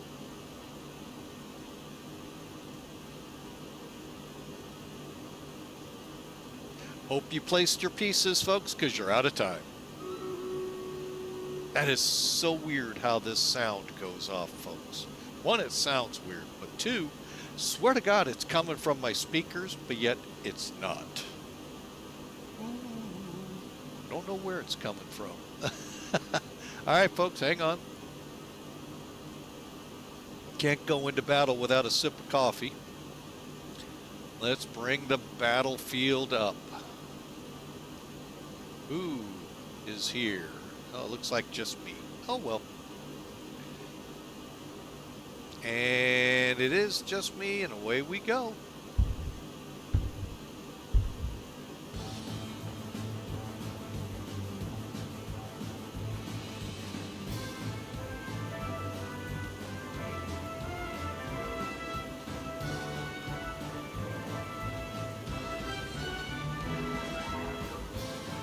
Something tells me I'm in trouble.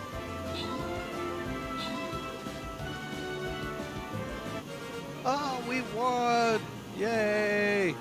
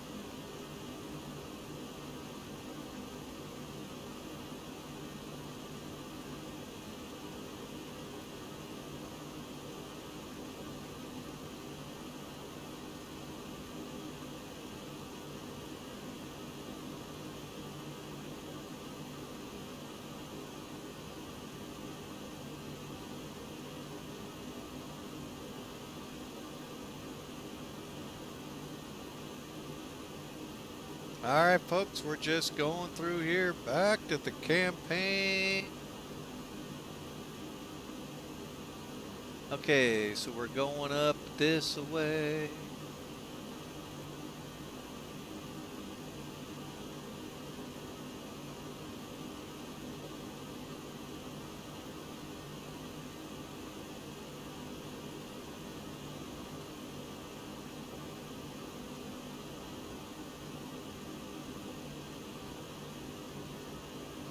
Okay, how do I make it start?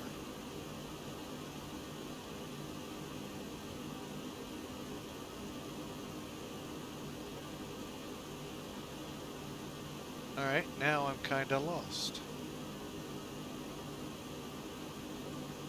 Oh, I have to go here. That's why. Ah! All right, folks, 30 minutes. I was going too far ahead. I figured it out.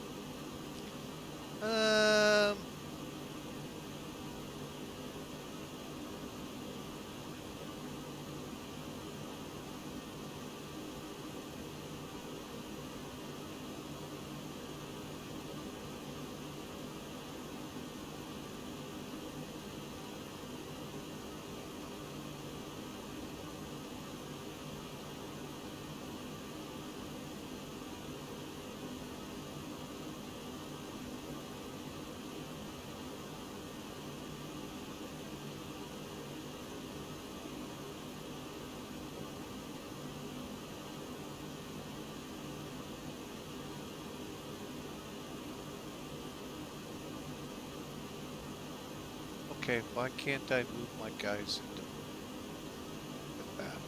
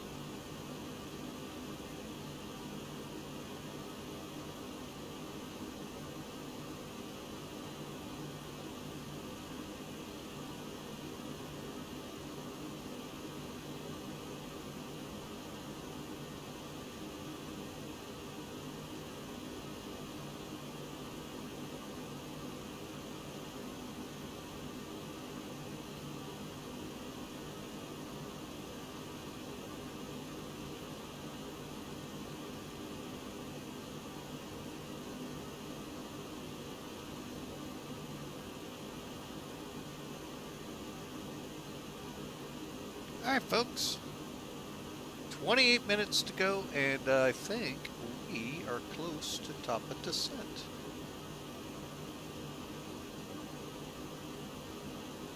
Oh, we're way past. Oh, Lord. All right, let's bring it down to 11.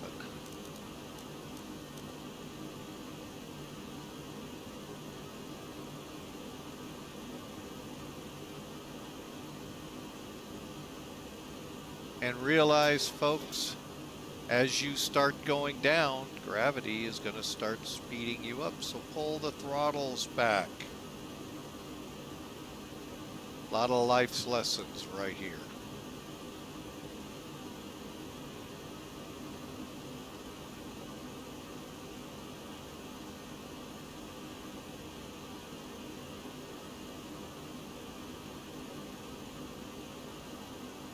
Okay, that'll be good. Pull the throttles and to your seats.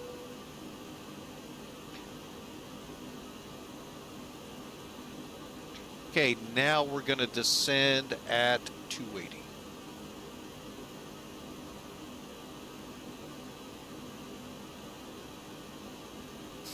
Now, don't descend, however, maintaining that. Use just the throttle. Set your vertical speed, use your speed brakes, you know, keep it that way, folks.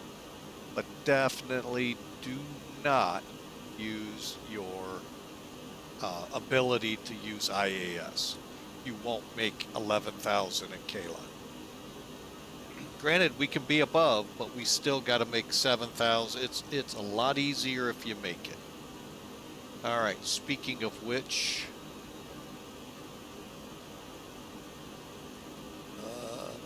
what's it? 110.8.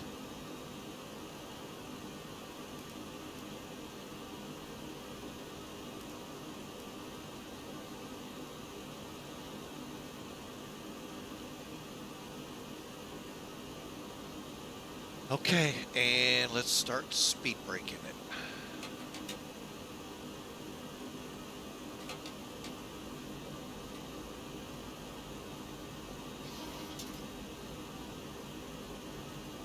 All right, for landing, we're looking at a VREF of 128. Set the bugs.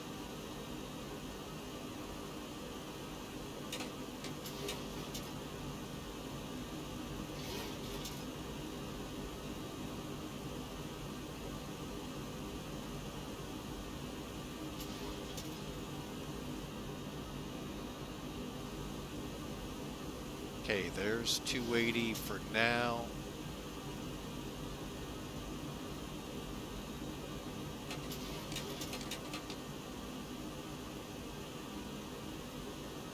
Now you'll notice the speed bug rising because it's actually triggered to the Mach right now.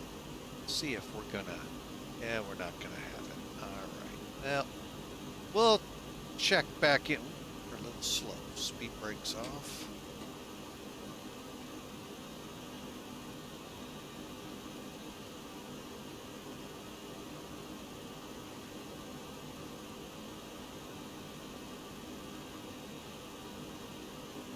Okay, we got some checks to be doing. All right, descent, shoulder harnesses, anti-ice ignition, altimeters and instruments, EPRs and bugs are set, fuel balanced, heat off, hydraulics set, and pressurization. That's where we need to go right now.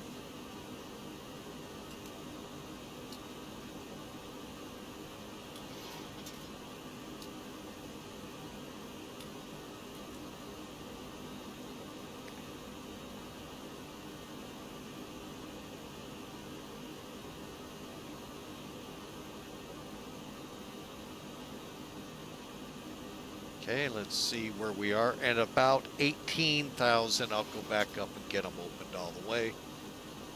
We got our landing altitude set. Let's set our minimums to just above 200.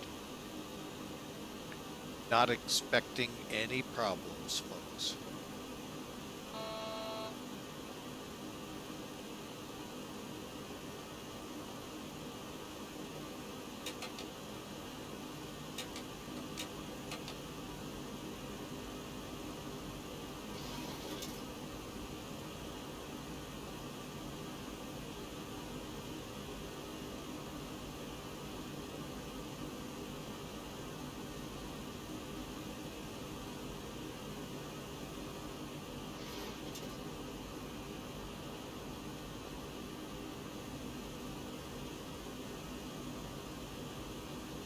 see how that Mach is just hanging with the Mach numbers. Now, hopefully we'll get it to set down here to help us. If not, not worried about it, folks.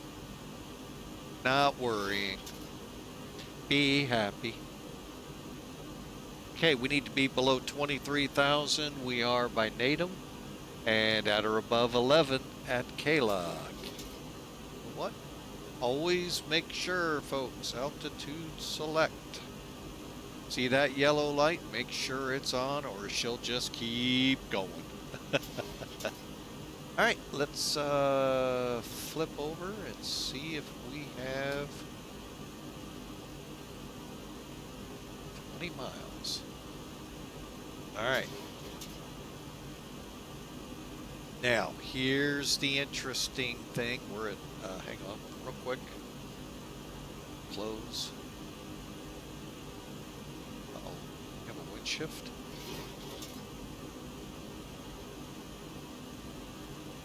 Dastardly. Bad. That's not too bad. Okay, broken 2,000, 10 miles visibility, and they switched runways. Doggone it, we're going to continue. All right, so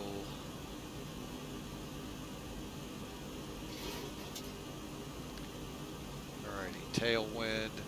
That's 6. That's okay. 290 at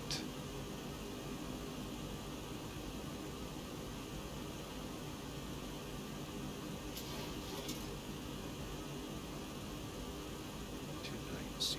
Okay. All right. Sorry about that, folks. 041.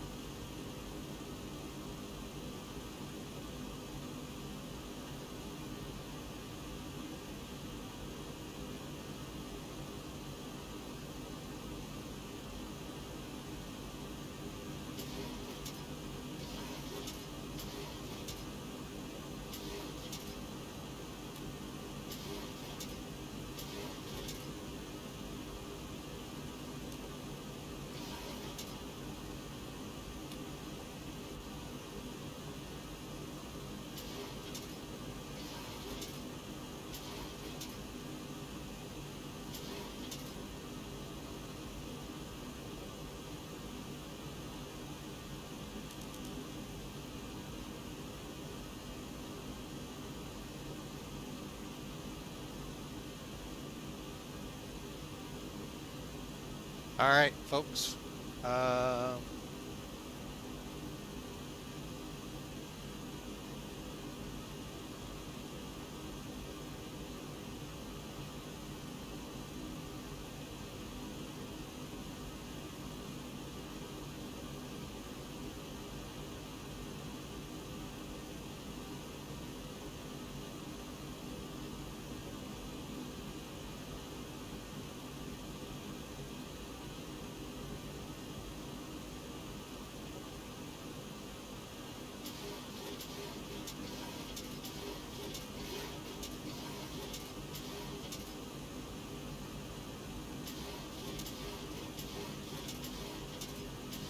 I just realized my needles were backwards.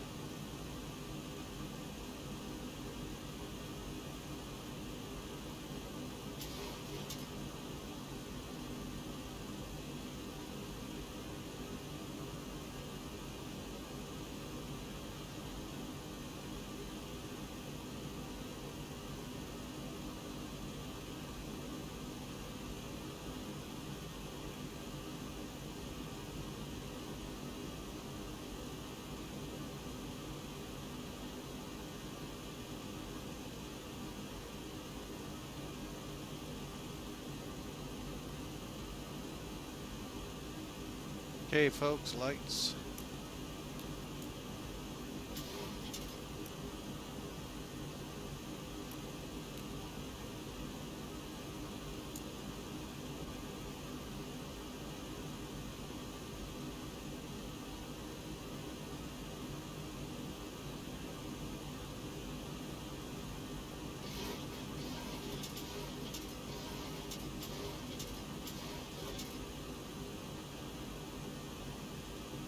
All right, we're 2,000 feet high. We're going to actually continue down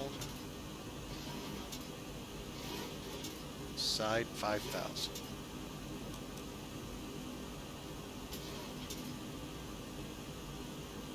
$11.95.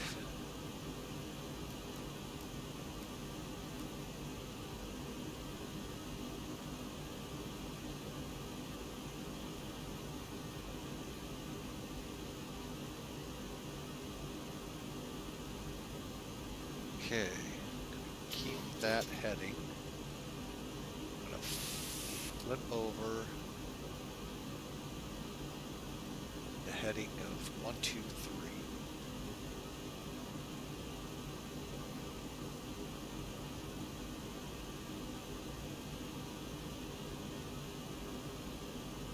Okay, here we go, folks. We've actually gotten it back into shape a little bit.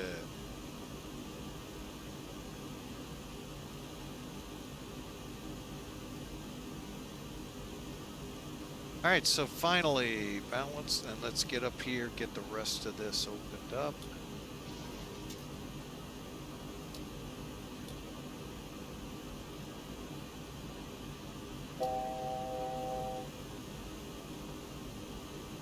Okay.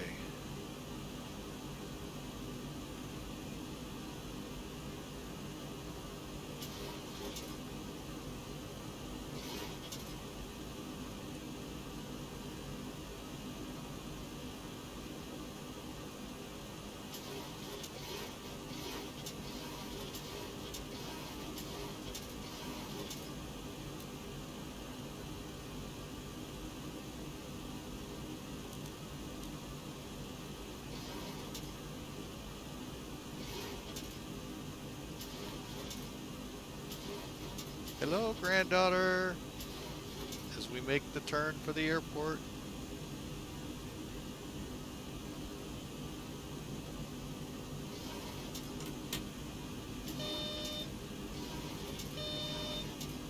Spoilers were out, that's why.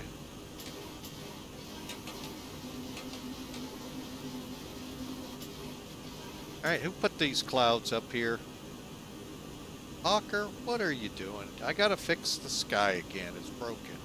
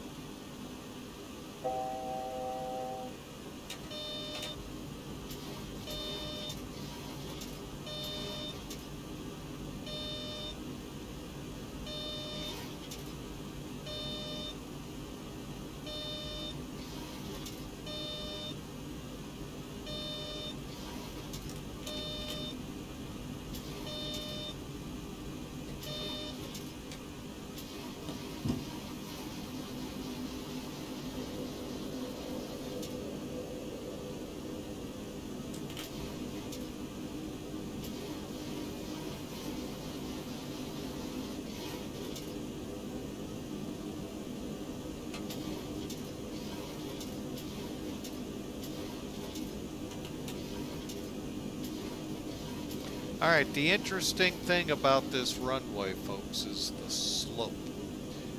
You can't really, well, you can kind of see it in X-Plane 12, but to really grasp this runway, you got to drive by it on I-70 here in St. Louis. It's a pretty good, I mean, it's a pretty good slope. They're not kidding, folks, when they say it's sloped. So, which always gives me heartaches trying to land on it. Hey, runway in sight. You know what? I forgot to get the CTAF.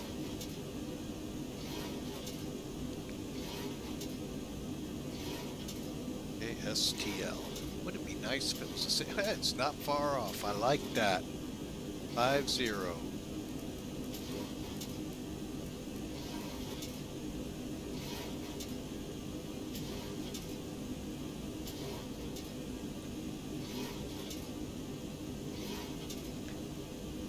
St. Louis traffic, TWA 412. 4 mile final, 1-1.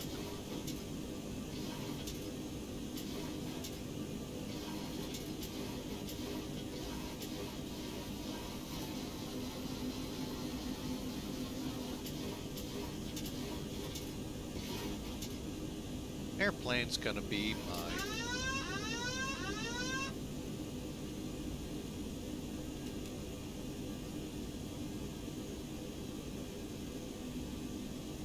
All right, I kind of see the Pappies. I don't know. By the way, I will talk about it on the ground. If I hadn't done all of what made us a little late today, folks, we would have came into a terminal-less airport again. Kind of getting tired of that with X-Plane 11. The beautiful scenery by StarSim for St. Louis just is not working right now. We tried reinstalling SAM and that didn't work. And by that I mean the new whatever it's called, because they no longer exist. I don't know why I'm not getting buildings. So anyway, let's land the aircraft, shall we? 400. 3, sink rate. Sink rate. San Luis traffic, Southwest 1412, sign up for the Alice, 12 left. Lights 100.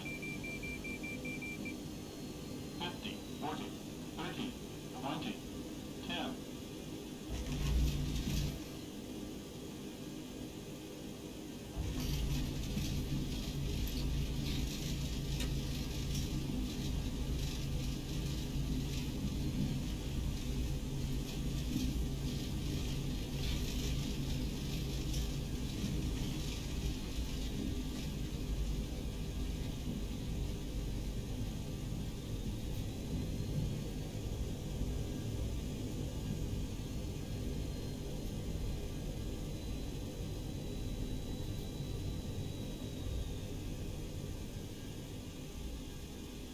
All right, but yeah, for some reason the StarSim scenery is just not working in X-Plane 11.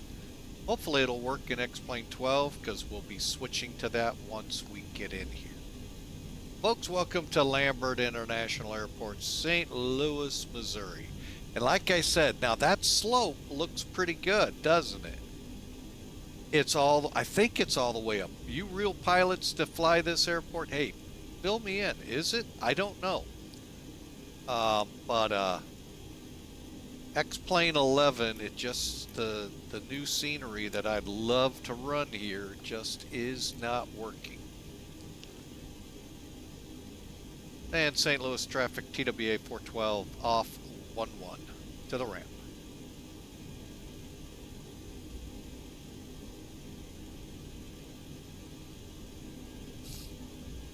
All right, folks, and as you've heard, once we get into gate, we got about 8 minutes till the next battle. We'll do that battle, then switch sims and blast out of here in Traffic, ToLiss. Southwest 1412, 5 mile final, 12 left. St. Louis. So, but anyway, we'll have one more battle here, and then we'll switch over the sim and head out and X-Plane 12 with ToLiss. You know, I could have just switched over to ToLiss here. It's not up to date, that's why. And I don't know how much updating ToLiss does anymore now with X-Plane 11. Plus, I like X-Plane 12 better. In my opinion, I like it over X-Plane 11. Oh, wait. That's what Austin wants me to do. So, anyway, folks, welcome into Lambert. Let's clean this airplane up. Flaps up.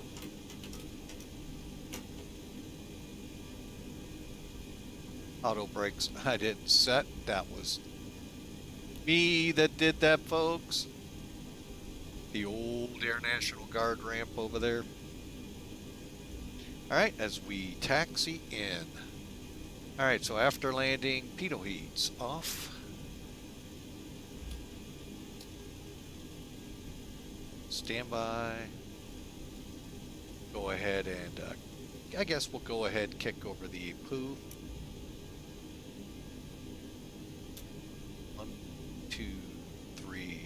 buckle my shoe. Oh, sorry, folks. Oh. Get those here in a second.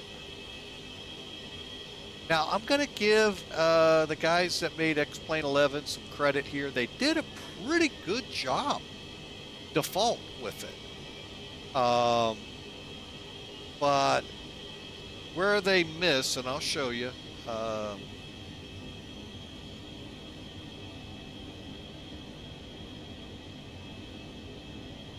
is the iconic domes. That's where I loved the Star Sim. I mean, I'll pay the money if it works. He did, they did, whatever. A phenomenal job with the airport. It looked like Lambert. Except now when I land here, none of that's there. Oh, there goes Southwest. Oh. Nice job, though. Nice job. All right, so we got the EPU one. Let's get those spoilers down. Okay. Now, where are the aircraft? Looks like 138 is parked. We're going to be in that vicinity. Actually, I might.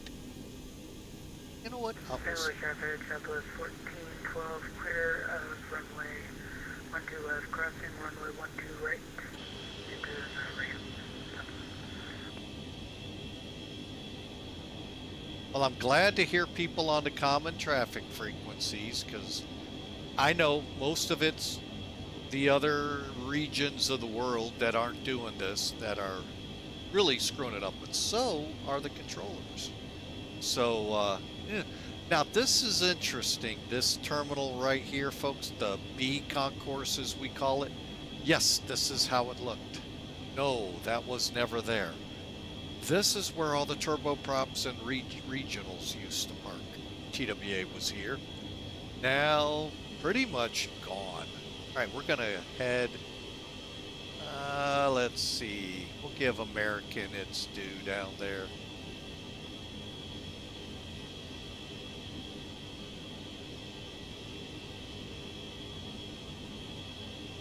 Let's go into C10.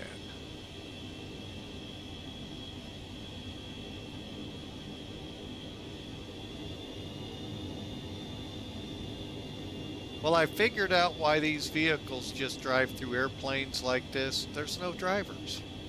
You look at them, there's nobody in the seat driving them. They're autonomous. What do you expect? They have no idea.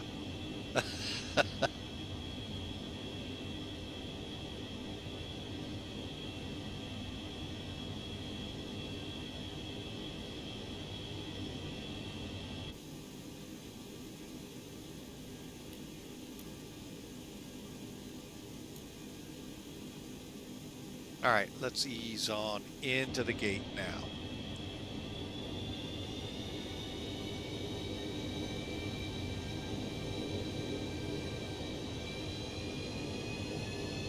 Now that's not American colors down there. That does not surprise me. Surprise, surprise with VATSIM.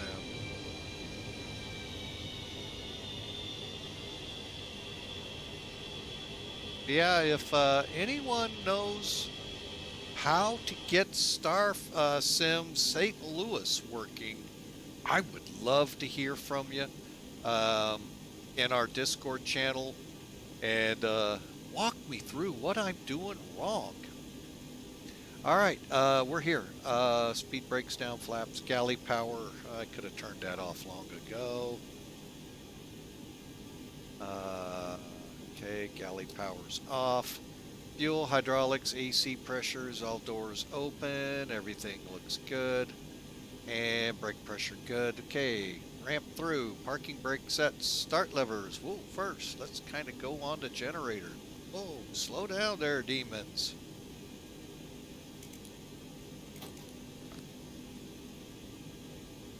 Excuse me there, folks. Had a cough. Didn't want to do that in your ear.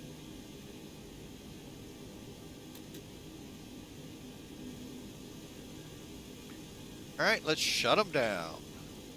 1, 2, 3. And all shut down. All right, seatbelts. Let's get the beacon off first. Seatbelts. Air conditioning set, and folks, we're in. Let's take a look outside.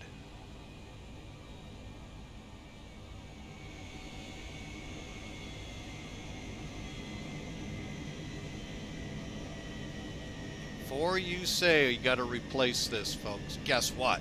I did, and it still didn't.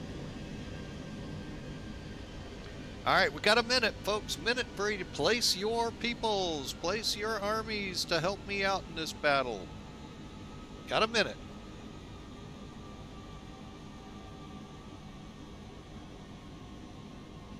As soon as we secure the plane, we'll go to battle. But in a minute, you're out of time.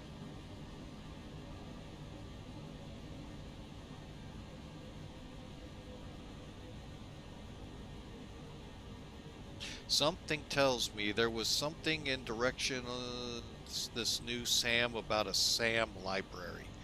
I know nothing about that when I installed it. So anyway, like I said, anyone that knows how to make that beautiful scenery work again here, love to know. I loved it when it first started in X-Plane 11. It came out right before X-Plane 12. Works beautifully in well, one minor glitch, but otherwise works pretty decent in X-Plane 12. Why'd I do that? Sometimes I want to smack myself. Alright, hang on, let me get that back up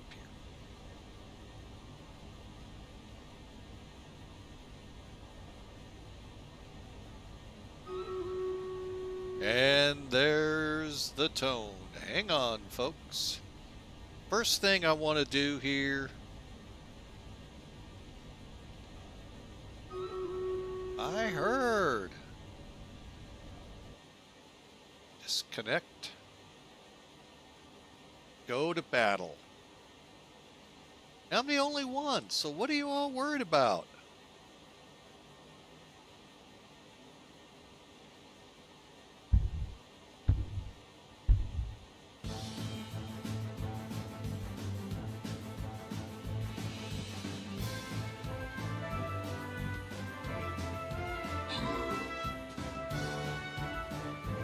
We got a little longer battle here, folks.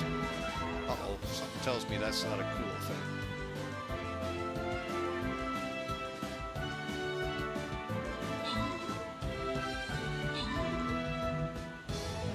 I think we won. Hey! Captain Flying with Mike won again.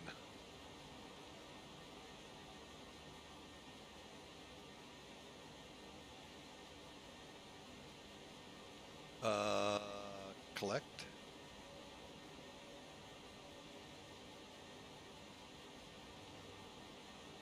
Bronze Dragonfly Ferry Scan. Okay, whatever that means.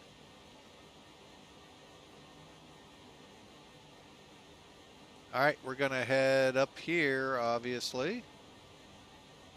And, well, we'll see how this goes.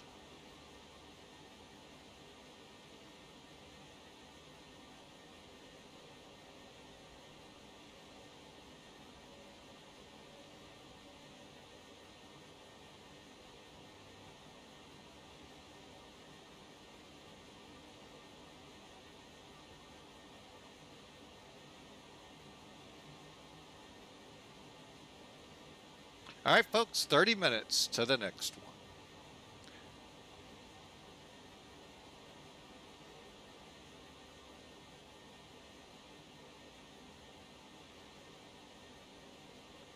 All right, folks, and again, here we are. Let's see how we did here after the battle. Okay, head over here. I actually didn't see how well. I just saw good landing, so that's all I know, folks. At 269 feet a minute's not bad by the airline. And you may now end. Okay, file.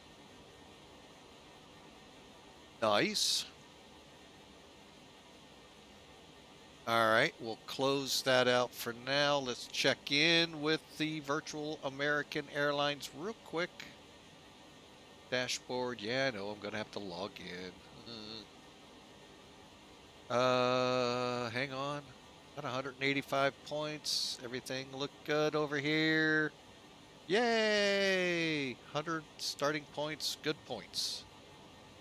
All right, and that's TWA. So let's book our flight out of here.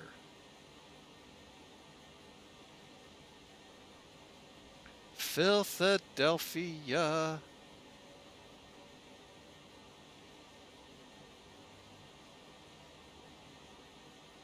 Oh, no, we said Philadelphia, so we're going to Philadelphia.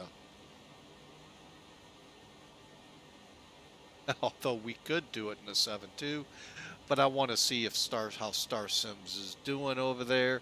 Although TWA was tempting, folks. Ooh, was it tempting? Tempted very much so. I don't know what's a good flight number. Let's just do 1308.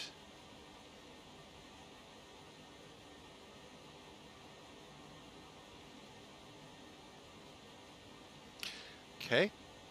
Now, bear with me here, folks. We have to do a sim change here. So, hang on. Let me do what I need to do here. Toolkit overlay. Get rid of that for now. X-Pilot.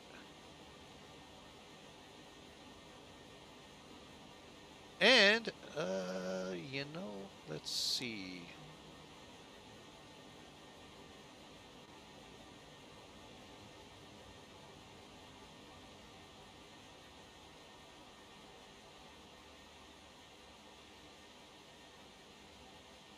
We'll put that up in the place thereof.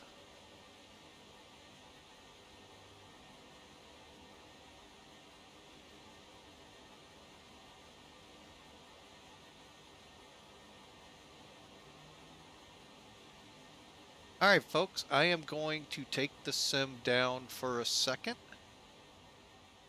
And we'll look at planning. Let's just do that. We'll just go into planning right now. Close that. Oh, we didn't check Sim Toolkit. Oh, my goodness. Bring that in here, folks.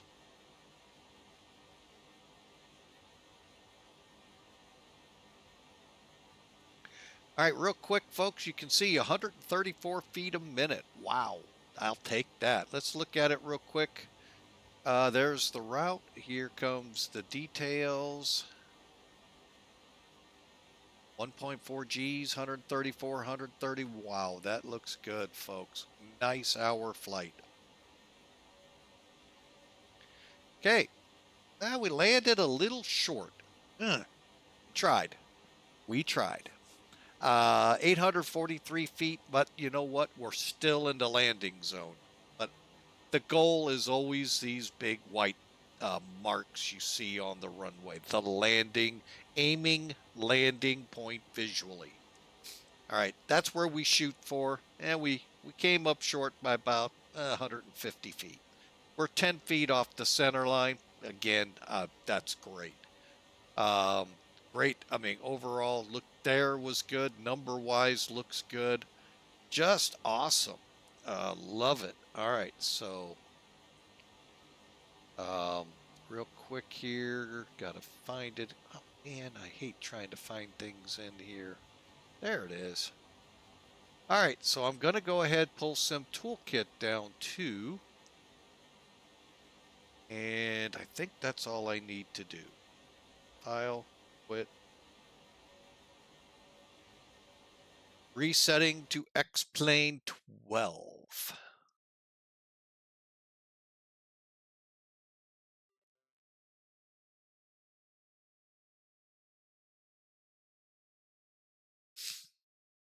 All right, so we'll get that booting up here. We were in well, I know where I'm going to be. So I've got that figured out.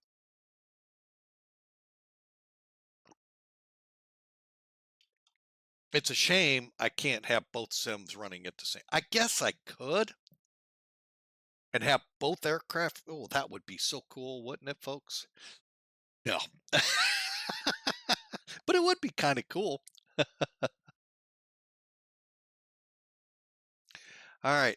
Which American? Well, we kind of want to go with. Oh, crud. Which one is that one? Hang on, folks. 838. Okay. 830. Oh, here it is. Even says. How about it? Anyone remember that one? KSTL. All right. We want to be. Ooh, C6 tempting. C8. I'm going to. Yeah, C8. Why not? No, we'll go here. C12. Okay, that's not real time. Close, but no cigar. Real world weather. Go. All right, so it is loading up now.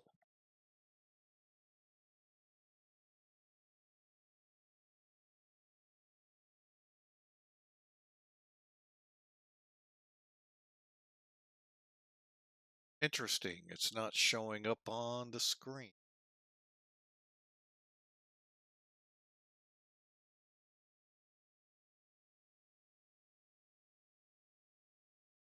There we go. Sorry, folks.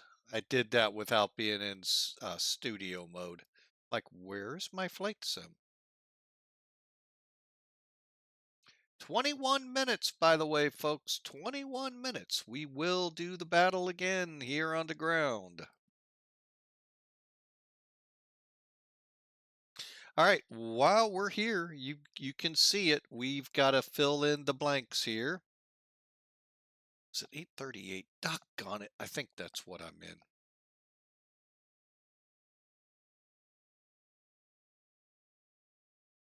Yeah. All right. Gonna punch outside real quick. Let you see St. Louis scenery at its best.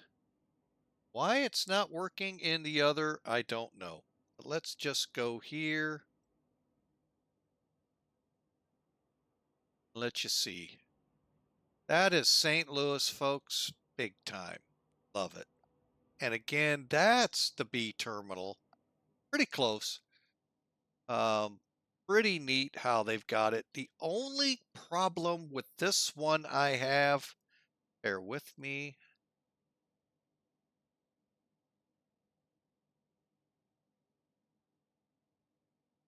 Metrolink.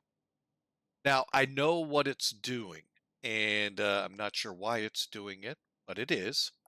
So again, those of you out there that know something about the scenery, how to make the correction, love to know. But yeah, we've had some issues with it, and but overall, at least we get a terminal, which we don't get in X-Plane 11. All right, close that. Metrolink, by the way, is the light rail system here that runs from the airport downtown and soon out to the airport. I was let go of here about a month and a half ago. But anyway, Metrolink should be up here. Okay. It's running at street level. Because every now and then, if you watch out there, you'll see it. Actually, it's easier to do this way. Come up. You'll see it pop up like it would in X-Plane 11 over here, leaving the scene. But it should be running up elevated, and it's running down on street level. Not a deal breaker for me. Matter of fact, this is beautiful, folks. Just beautiful. Add to it X-Plane. Did a little help in making St. Louis the gateway arch. in the sim just made it even that much better. So thank you. Thank you so much. All right, hang on a second, folks. I'm going to, what am I doing? Oh yeah, here.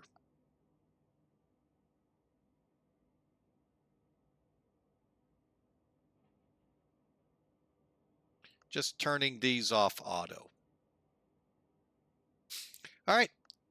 Anyway, I just wanted to showcase that, and let's get this airplane at least set up for turnaround. So, new checklists. This one's a little more complicated.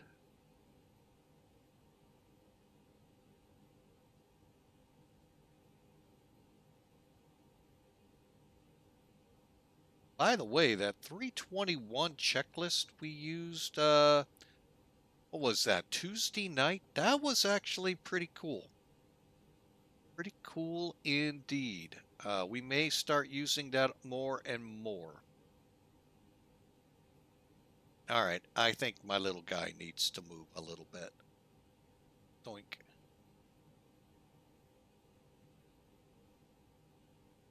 There, let's put him there. All right, that way he's not in the way too much. All right, so per the checklist, let's go in here, off, off, off, off, off, off. We'll go nav 1 today. We'll put these on, auto. Do a quick battery check. And by the way, when crews were switching, and they would be remaining on external power, APU shutdown, they would turn their batteries off. Because if they lose the power, like you do in electric storms or just any time a brownout or blackout occurs, go on your batteries and you drain them. They're kind of expensive to replace. And could cause a delay that if they had just done this, prevents that. The plane just goes dark. Well, anyway, we just come back, click them on, make sure we got good, and hey, that's the battery check for the day. And we'll get to, and we're turning around. All right, so let's get that flight plan up here and get this planned out. What do you say?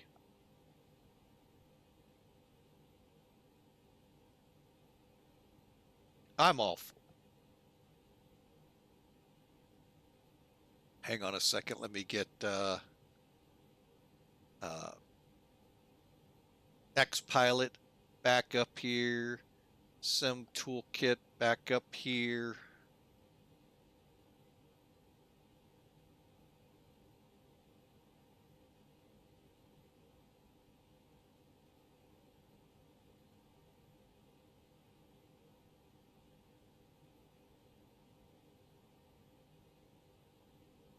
All right, and we can do that. All right, so let me do this. All right, so we need to look for our, now you can do this a couple ways with Virtual American, folks. Now again, by the way, while I'm thinking about it, I know we're in a break. There's a link to Virtual American right there. Check them out. Make sure you're comfortable with the rules. They're pretty strict, folks, I'm going to tell you. So read through what you can, get to know the airline before you sign proverbially on the dotted line. Okay? Just so you know. Alerting those in the break. Battle begins. 14 minutes. And we, if have to, before we push back, we'll do it here.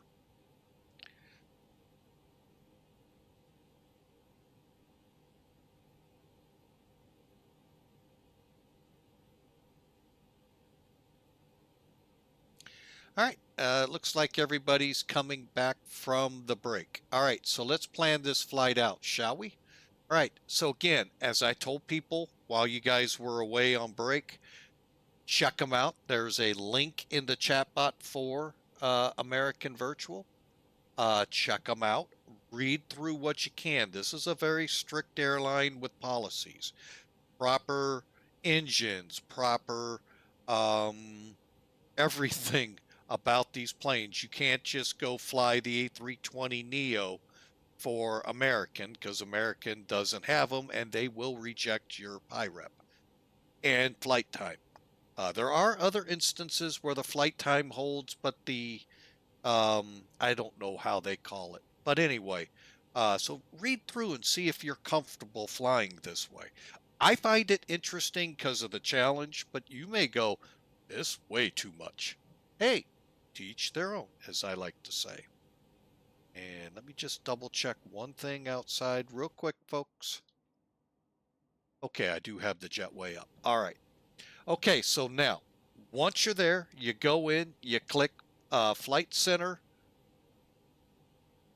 and then you come down to book a flight. Go in, look at the map, where you're at, and where you can fly to. And whatever airplane you want to fly, look for it. And, when you select your destinations, I can tell you Philly, beside TWA, you have Airbuses. Dallas would be a good one. Chicago, if you want to fly something else. But, just kind of look and see. I chose Philly just because I wanted to see my Star Sim scenery there. All right, now, once you select your flight plan, clicking the plus sign here, as you see the minus comes up. Come down here, we're 1308, and that'll be our call sign online. And then scroll down to the 800s if you're going to do it by the tail number. Otherwise, you can pick any A319, A320, A321, Neo. Again, the tail number, paint job, all of that has to be in the parameters of the airline. Just because you say any doesn't mean you can fly any. And if you guys over there have changed the rules, why didn't you tell me? No. Oh. Anyway, there's our airplane, November 838, Alpha Whiskey. By the way, it's right there. We're going to fly on VATSIM. They do know I stream. And what I do is go over here. Now, I'll go to SimBrief now. Pull up my saved flights, which is right here. Actually, I was planning to do it in the A321. Dang it. Oh, well. No big deal. We're going to be taking off. We're going to read the ATIS and take off properly. Probably 30. No, right. I don't know if 30 left is truly available yet. Be nice. I'll be honest. It'd be nice. Oh, 29 could be a. We'll look. We'll decide that out there. But I look for this and I copy, return, and put it right here. Otherwise, it's going to give me whatever probably was top of the line, top of the list there. And I know this is pretty close to the normal out of here. 1928's our estimated departure.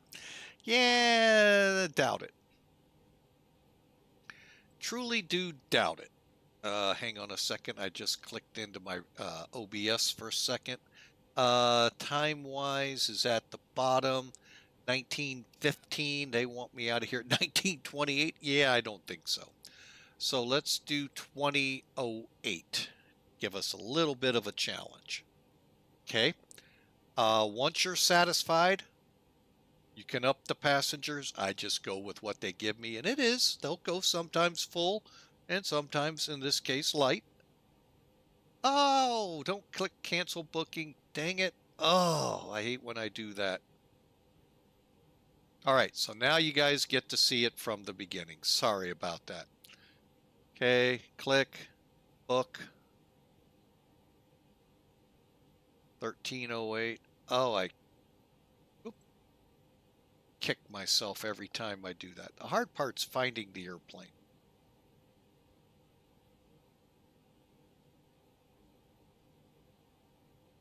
38.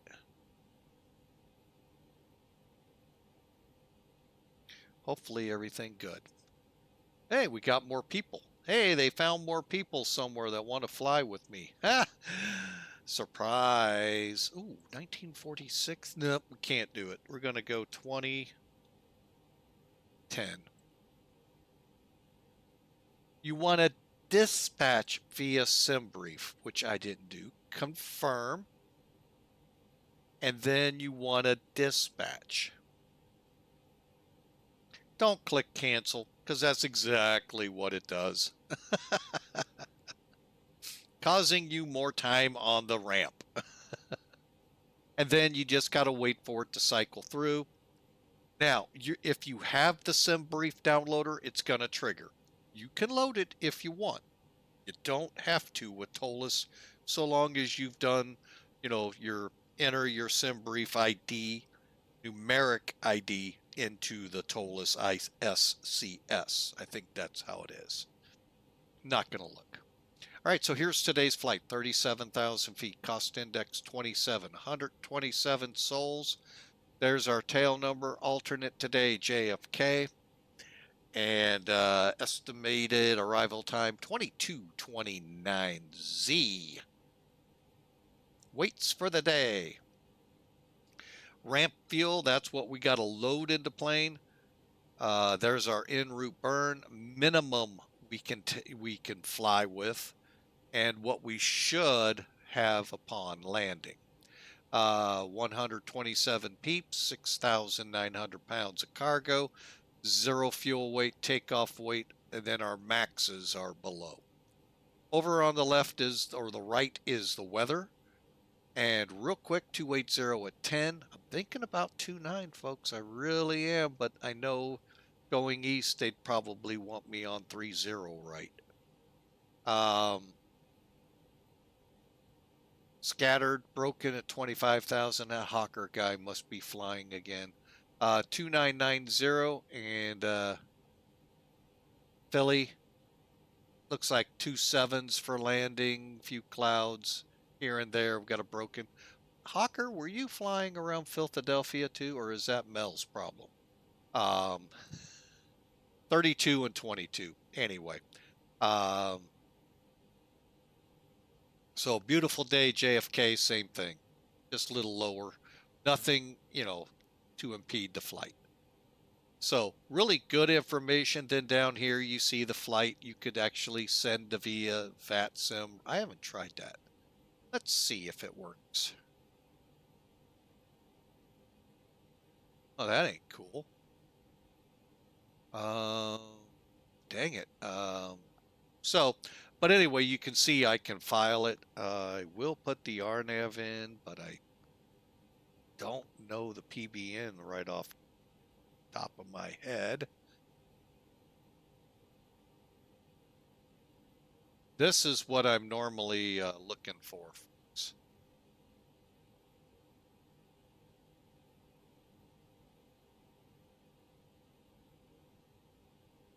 Trying to figure out how to move this. Okay, I think I did it. Bear with me, I'm just going to go find the aircraft real quick.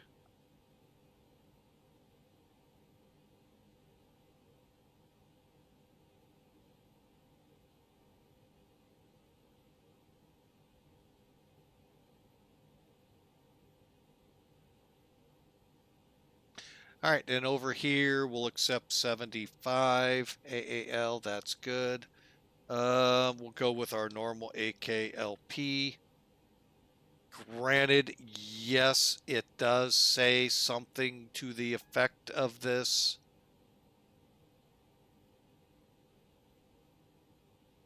Hang on, folks. You're going to see SimBrief for a second and back. All right, and anyway, in the aircraft, it's actually FRGH, but we won't need it, so everything else looks good. File it. Oh, wait.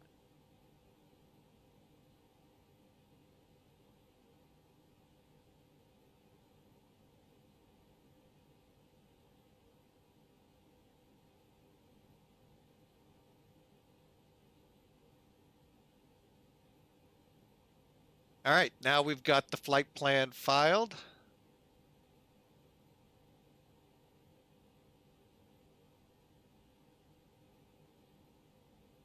Come back here, and then you can actually pull up the sim briefing and so forth. So it's kind of a nice little tool, folks. It really does. And worst case, you can download it. You can, things you need to be able to do. Redispatch, check FR24 for flights, and so forth. If you have to redispatch, meaning you want to do it again. I want to get the plane going. I don't know about you all. So let me pull the browser in. And let's get going. RK. Hang on a second here. RKD Robo Prode. Welcome aboard, sir. Thank you so much for being a part of Flying with Mike. Thank you for the follow. By the way, game time. 2 minutes if you're into that stuff. This is my ground controller. There's a ground? There's no ground up. Oh, wait. Not connected. That's why. Anyway, welcome aboard, sir. We sure appreciate you. Got to connect to be able to see that. I'll be on shortly. Give me a few seconds. I like to get up and running. So I'm ready to go to get all my clearance and all that good fun stuff from you guys. But hey, welcome in. You're like the second controller that's followed us. We sure appreciate it. One down in San Antonio followed us as well. Appreciate y'all. All right, we got 2 minutes till the battle, folks. Battery check was done. We're on external power. Let's get back up here, do some other checks.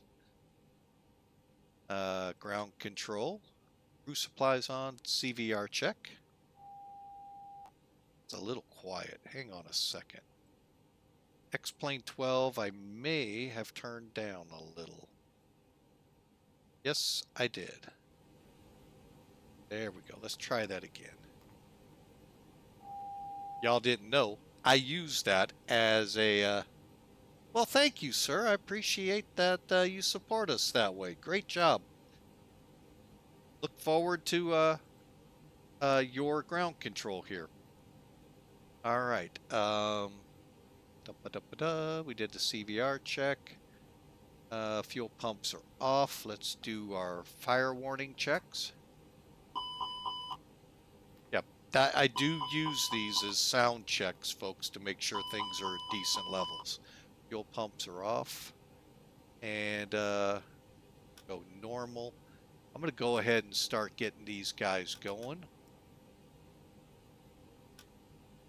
Okay. 2. Yeah, Airbus can't count either. 1, 2, 3. Last I checked, it's sequential, not all over the board. You know. Give them a slide rule and see what happens.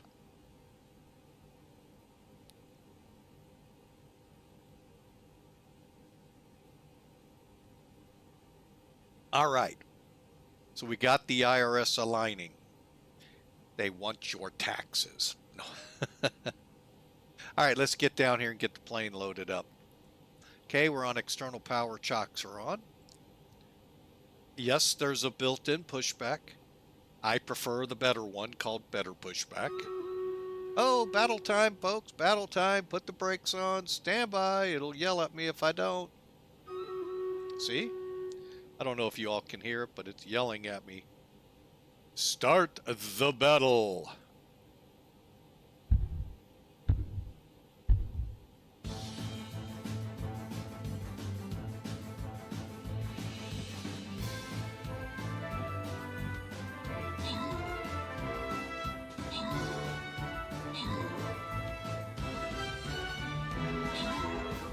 I think we won.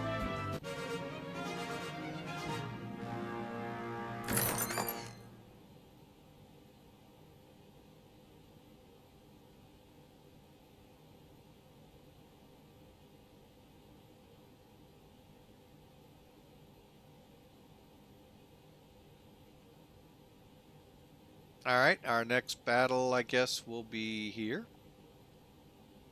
And these are the bad guys I guess we're going up against and starting the battle. Alright, that'll start in 30 minutes. Hopefully we'll be wheels up at that point. Alright, let's see. He's been doing good for us. Let's just put him right there.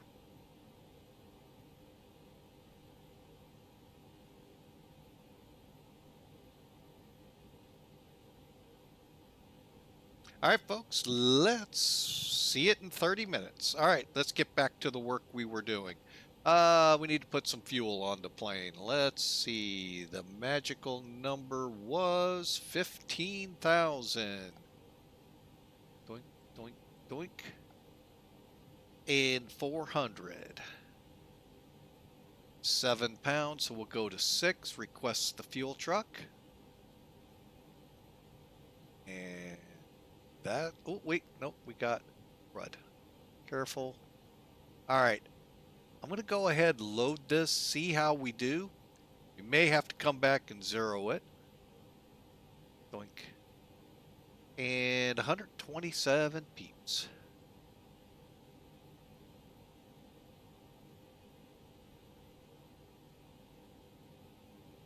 Okay, let's see how well we did. All right, so we'll come over here. Oh yeah, we're doing great on frame rates. What did X-Plane do? Frame rates are back up. Woohoo!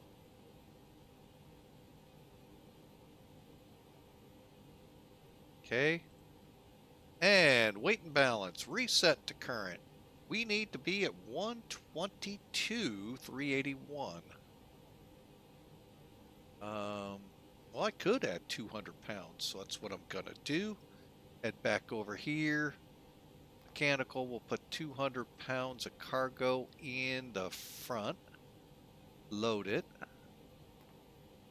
Go back and see how well we did. 122.1. Try another 200. What the heck? Let's get a little risque with this plane.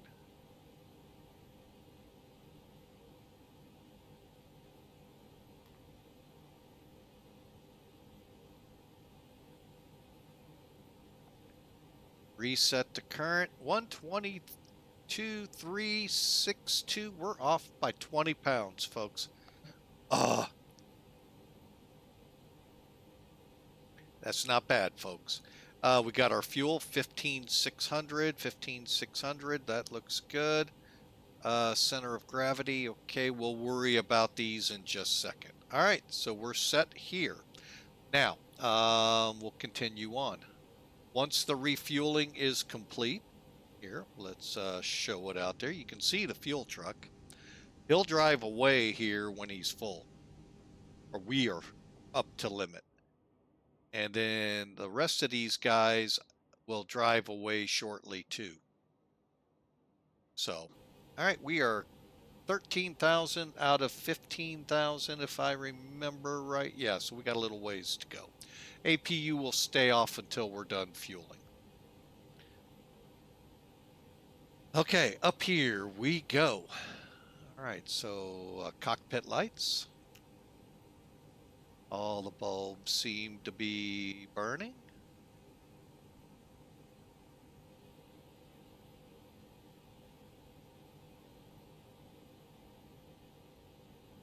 All right. Go ahead and turn the dome light off now. And let's see. Flap lever shows 0. It's this indication right here, and down here 0. Spoilers down. Let's get a few things set up here. On. Click. There we go. And I think I could probably come online here in a minute.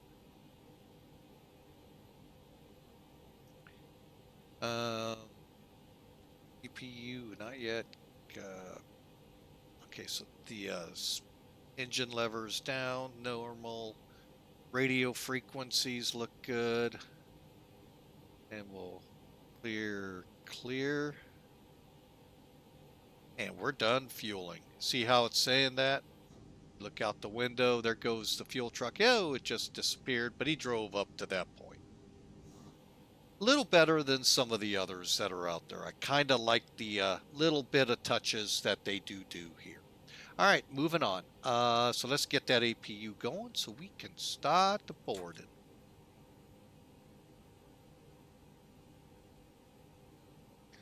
Okay.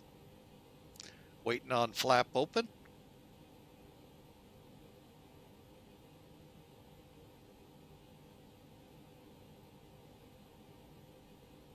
Waiting on flap open. There it is.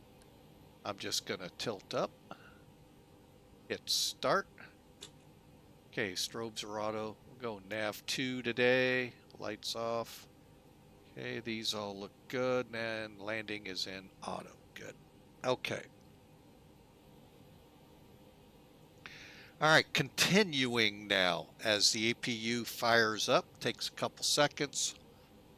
Then we'll get the probe heat checked, make sure it's in the dark or auto position, and APU bleed will turn on. We'll turn it on then. By the way, the generator turns on by itself. Oops. Go. And when it says available, it's available.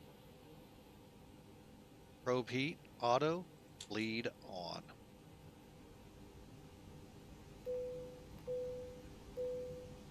Okay, everything looks good going up. All right, coming down. Air conditioner, gen. All right, we can also, how long do we have? 2 minutes. Okay, quick 2 minutes. Okay, off that. All right, let's get our, okay, looking good. Init request.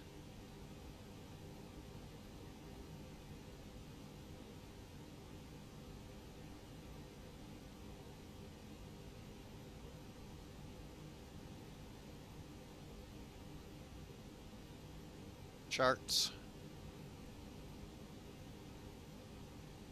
Hopefully I can get this before the alignment takes place. Flights, import. Going to Philly. Chart for the taxi. Gate coordinates. 12. So, we're looking for north 38, 44.6. Okay. Longitudinally, we're looking at 90.21.8.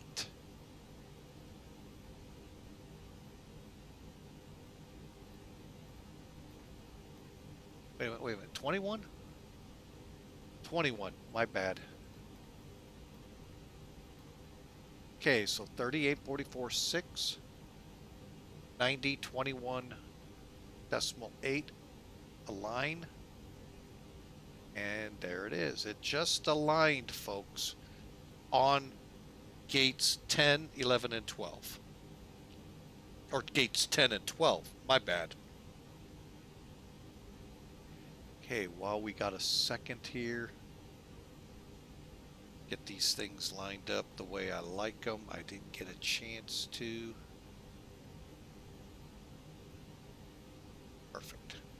All right, so let's continue on, shall we? All right, so page 2. Let's get rid of charts for the moment. It'll be in the way of what we're using here. All right, so we're looking here. We're going to page 2. Use your arrow key. 122.4.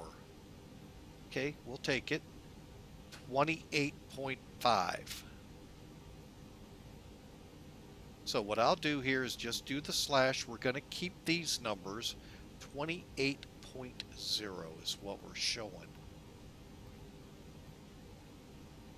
All right, and remember, folks, see it says ZFWCG. Look for that in center of gravity and use that number. 15.4. We're going to go 15.6. Boom. Okay, numbers look good. F plan.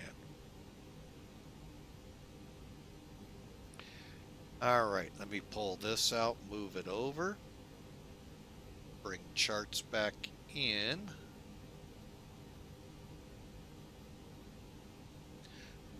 All right, yeah, I know the little guy's in the way. He'll always be in the way, no matter where I put him. All right, but what we're more worried about is here. First thing, come up here to your FCP, move it to plan, and set the range for something like 20 or 40 so you can make sure your route's good. Okay, first thing we want to do here, folks. Oh, I clicked the page. Like, what did I click? All right, first thing we want to do is our departure. First thing I am going to do is take a look here. All right, so looking at the ATIS, that's currently, well, let's look at VATSIM. They're more to where we are. Their information, Charlie. Runway 30 right in use for approach, departing 30 left or 29. Huh, interesting.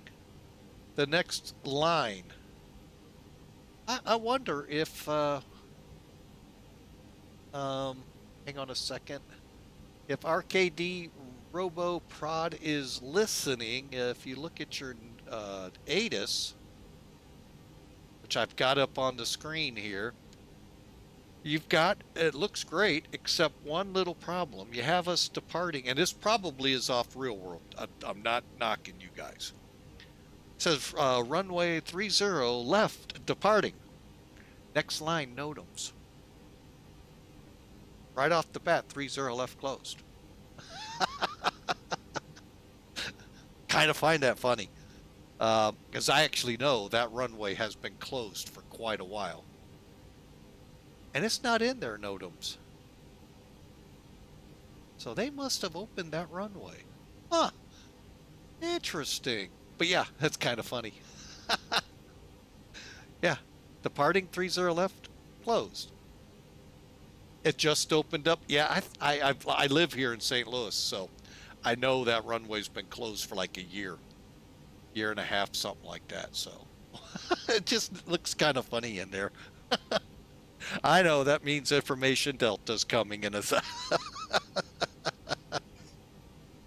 Oh well, but anyway, folks, that's kind of fun we get to have. Oh, he's actually Romeo. Well, what? Navgraph charts is way off you. That's okay. But anyway, I just found that hilarious here. All right, well, let's get back into this because we need to go because 17 minutes and we got another battle. All right, so we're going to go out on the J-Heart, folks. Obviously, we've got 29 as our departure runway. Well, wait a minute. Why don't I, like he's showing, go up here and learn. Learn something there, young Padawan. Oh, Kansas City Center. When'd you come up?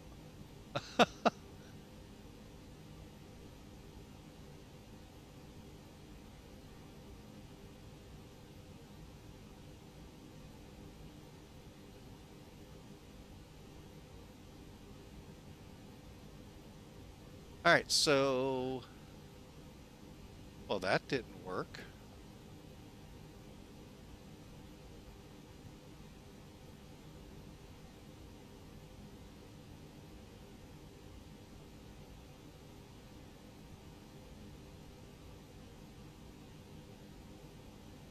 All right, so is he going off the real world? Yeah, he's going off the real world. Okay. Departing 30 left or 29. Well, we'll get that when we come on. How about that? Kansas City Center. Kansas City, here we come. Here we go. Actually, let me get it correct. We're going, not coming. Oh, and Philly came up. Whoa, oh, that makes total sense. Never mind. That makes total sense. there may be an impromptu event there because it's Independence Day, folks. I'll be getting 30 left. Okay, that makes flight planning a little easier. All right, so 30 left, folks, is this runway right here. So we'll be shooting to Walter, then Angie. So let's go over here, departure. Up, up, up, up, up, down. 30 left. And then we look for our SID. Wait a minute, J Hart. Now I gotta look at my chart because I totally forgot what the heck we're flying out of here. To RINTE. RINTE. Nope. RINTE, right there. Alright, so that's actually the first fix in our flight plan, by the way. So, long story short here, folks. Whoops. You may or may not be able, well, we'll do the best we can here. Let me pull this over as close as we can get so you can see. All right, that's about best we're gonna do. All right, so let's follow it out. Walter, Annie, Lynx. After that, we're at Lynx, K, J Hart. Okay, that's all looking good. Okay, next up, Dobler, Bible Grove, BIB.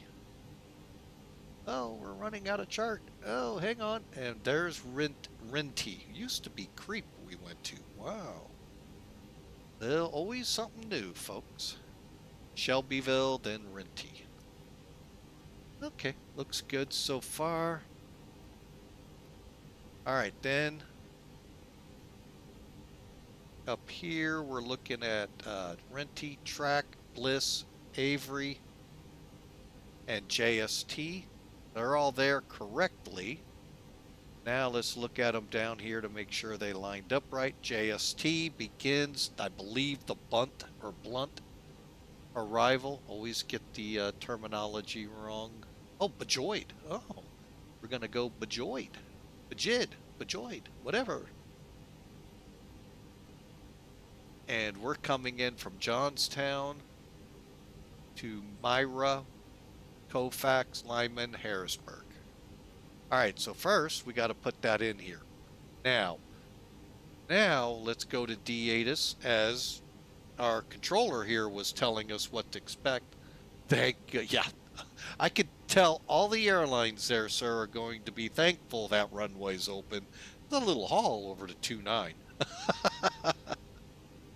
Not bad. God forbid they ever have to go to 11. All right, so arrivals. So the first thing we want to do here is go back to flights. Now we're going to click Philadelphia arrival. Okay, that's the departure message. Here's the arrival message. PHL arrive, ARR, Lima, real world. And then we'll look at VATSIM. I am assuming we're going to come in 27 right. They might put us on 27 left. That's usually the, depends. It really kind of depends when how they do things there. So the expect ILS approach 27 right or ILS Zulu to runway 17. I have to look how long is that runway? You know, it's possible. We've landed on runways that short. I don't think it's set up for us. But nonetheless, oh, we are coming in on the one I thought. Okay, we're coming in on the inside runway. They're taking off on the outside. And the reason for that is winter ops. You can see it real quick. De-ice here, de-ice here. Easier to just land them instead of take them off here.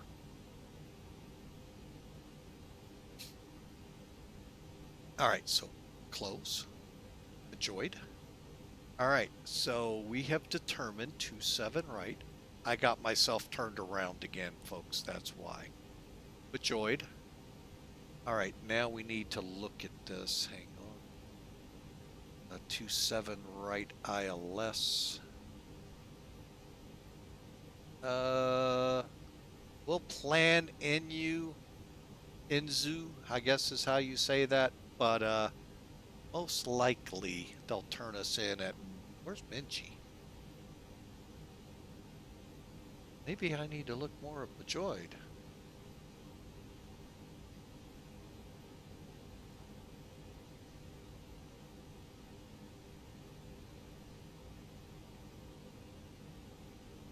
I'm gonna go with Novia. Coming in.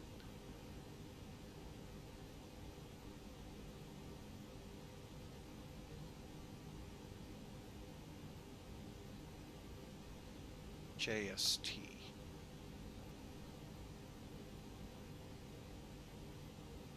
Reason being, they may want us at Menji. Or that may be where we kind of end up.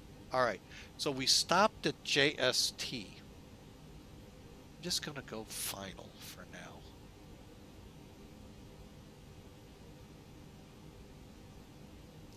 All right, and so anyway, back to truck up here. All right, so Harris, okay, so let's come in. JST, and Myro, Kofax, Lohman, Harrisburg. Okay. Lancaster is LRP. TRAKK. Bunce, which is what this used to be called. School Oigid. Then we'll go to Heifel.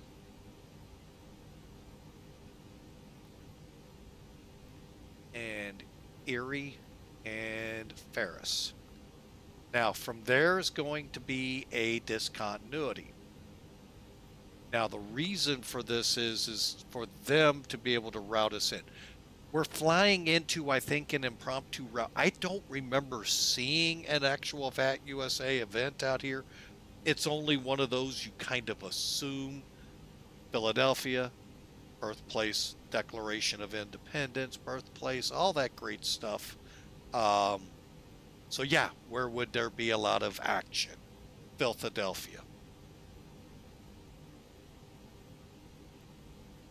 Okay, so I've got it set up, Martin, Jalto. We will be probably doing the turns and all and getting on the ILS. So, but we do have that all in here. And then out to MXE to hold if we have to go around. And then to JFK, ditch. CYN, Jimmy, Fallon, Inc., Karis. Oh, okay, I see what we're doing. Working up the coast to Carmen, and then whichever way we're landing up there. But that's the route, folks, to JFK if I have to divert. It's already in there, so. Okay, let's put that back up. Keep that as is. Sorry, folks, you know me, that OCD, the bit that I have, I got to get these back in order. All right, so we're expecting 3-1 left. Let me write that down. Let's see what a new runway feels like on takeoff.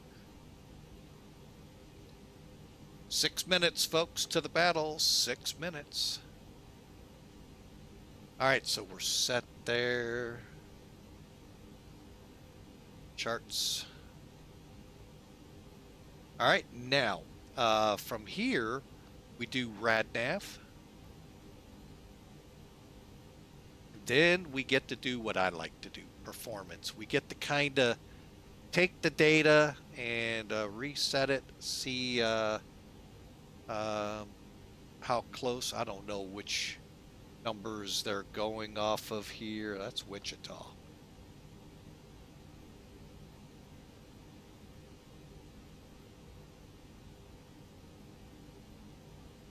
It just, I get Sky Vector real quick here, 280 at 10. And again, I don't know what numbers they go off of here, folks, but putting it to current is not going to hurt you. 31 degrees, 2990 dry runway, and okay, everything should be, let's double check our takeoff weight. 137.9. Burn some fuel down, could be there. Okay, CG, is that right? 28.4.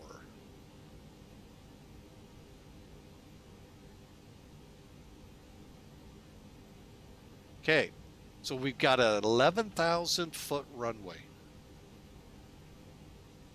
All right, real quick, I'm all for flex takeoff. That saves wear and tear on the engine. So let's see what we get. Now, if you don't like this amount of runway at the end, back off the V1 or go to flaps 2.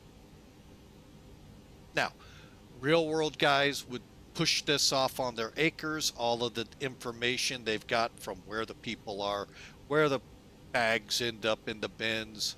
All of that information ships up to their dispatch or whoever's designated by the airline to do that, compiled in the computer and spit back to them on ACARS, and that's what they go with unless they really go, huh? And then they'll probably get on the phone with dispatch and go, what is this garbage?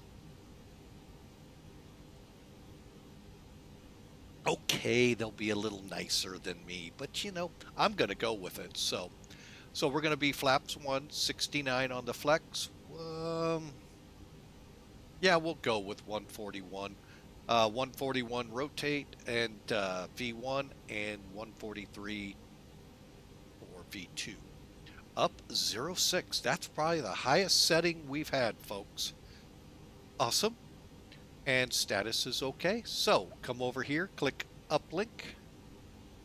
29990 is still in effect, right? Yep. Winds 280. Diagonal 10. And since I'm sticking with flaps 1 dry, takeoff data request. When the asterisk comes back, there should be a message down here saying it's been sent, compiled, spit back. Takeoff data uplink received, clear, I said. All right, now the information presented here, folks, is TOGA. That's pretty much full power. Now, yeah, if the runway's half the length here, which we have, by the way, flown into, yeah, 10,000 foot's why I said flex. So let's click flex. 69, cool. There's our same data, 3939. Whoa, changed things on us, dropped it. 3939 V241. We'll take it.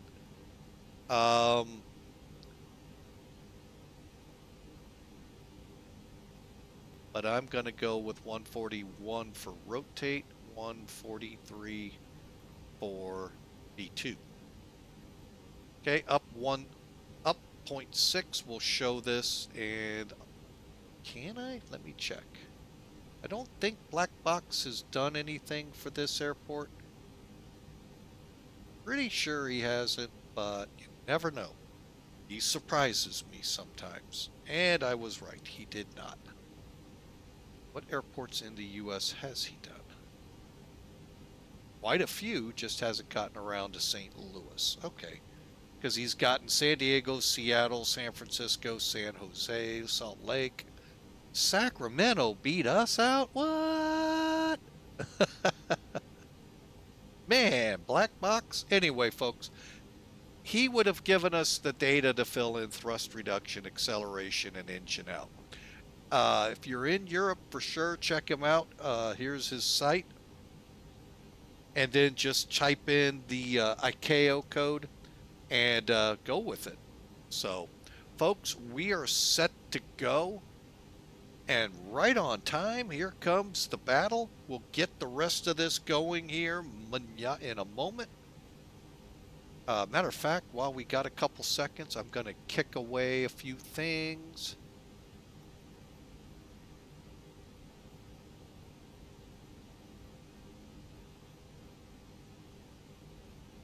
And we'll be ready to push, folks, a little bit early. How about that?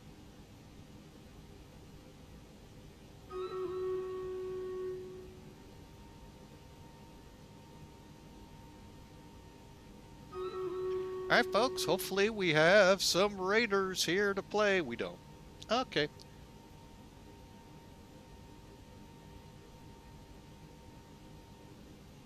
All right, folks. If you haven't placed it, well, let me start the battle. It's just me going against all of these minions. Ah! Get them. Sick them. I think I'm gonna die. I think I lost.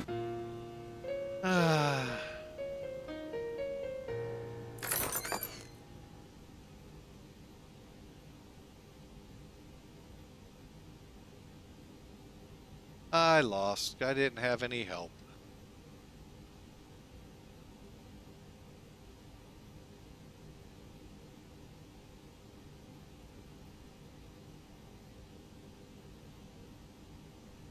Alright, hang on, folks. I'm getting all my stuff here updated for the next battle. Oh, I got an unlock over here. Any more?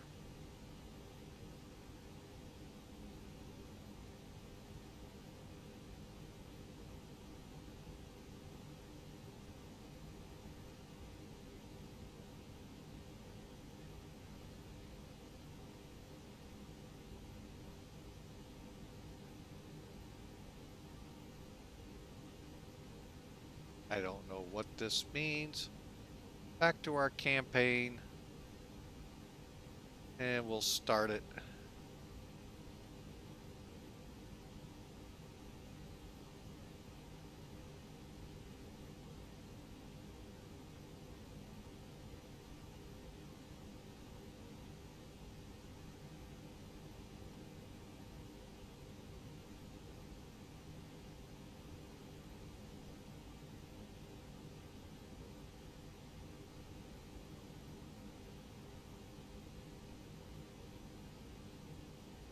All right, folks, here we go.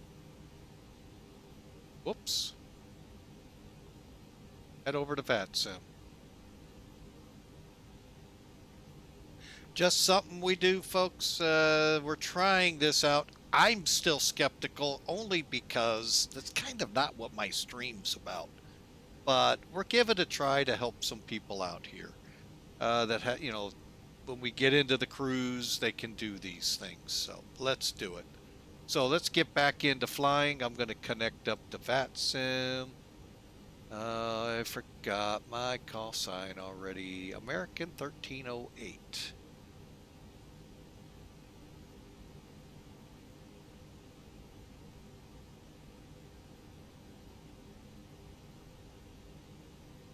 Kind of how I feel sometimes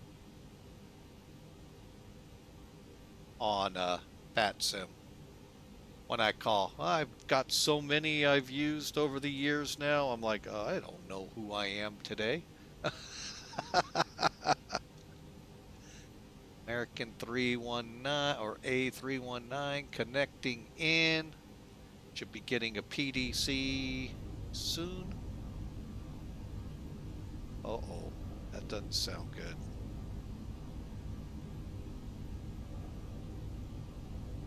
Holy mackerel, where'd all these come from? I told you a PDC was coming.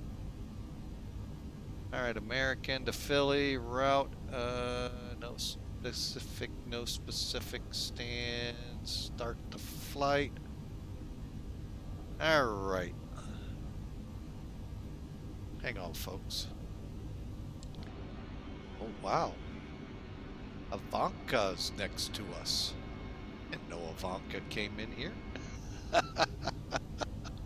Alright, let's take a look at our PDC, folks. Alright, so it's basically telling us our call sign, our aircraft. We're departing St. Louis to Philly. J-Hart, RINTE, TRAKK. J152. Ooh, is that a route change? Oh no, it's what we got. Okay. Altitude 3,700. We need to squawk 3306. I always forget to do this, by the way, folks. So, all right, that's all set. Okay. Clear J Hart 7 departure transition. RINTE transit climb via SID. Expect flight level 370 10 minutes after departure. 132 125. We're going to 121 decimal niner.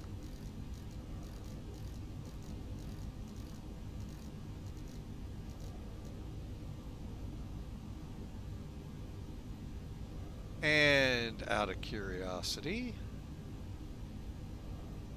All right, here we go. 30. All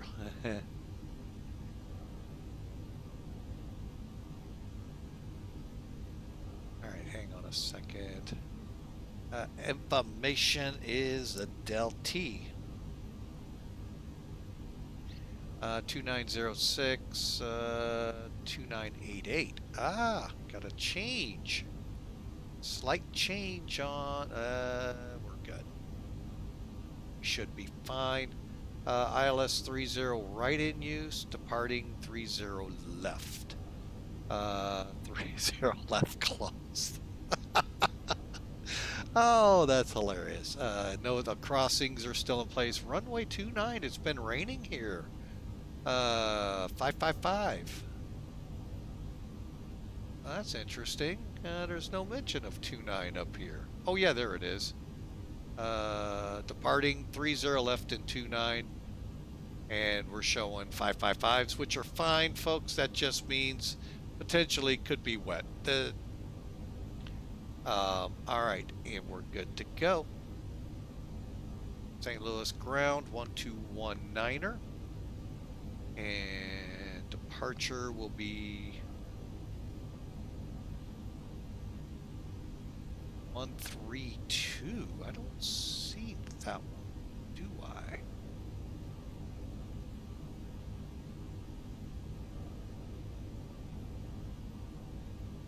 I don't see departure frequency 132.125. Is Indy possibly up? No. Huh. Oh well, we'll find out when we get over there. All right, folks, we are ready to go. We're just getting our information plugged in. And let's finish this up so we can go. Okay, strobe lights real quick on top. This back to position. Okay, running up the track here, everything looks good. Okay. Strobes are auto, nav 1, seatbelt lights on. Everything's set here, auto. Perfect. EPU bleeds on. Fuel pumps coming on. Hydraulics look good. Coming up ventilation. Cargo smoke test. Good. All right, middle. We need to set. All right, 2988. 2988 LS.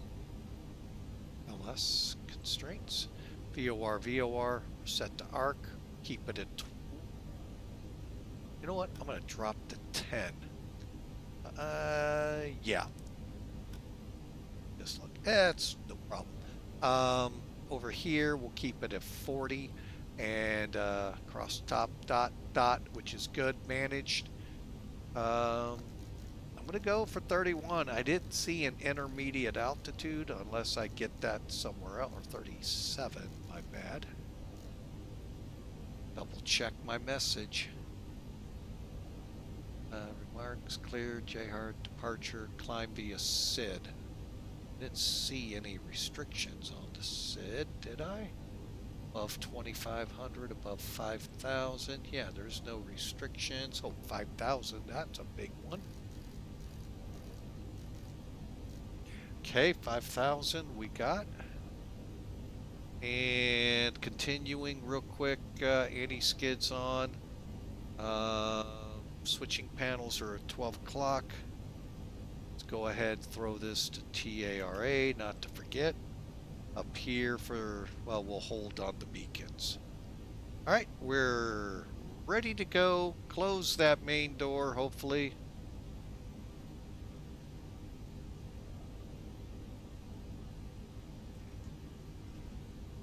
Main door closed.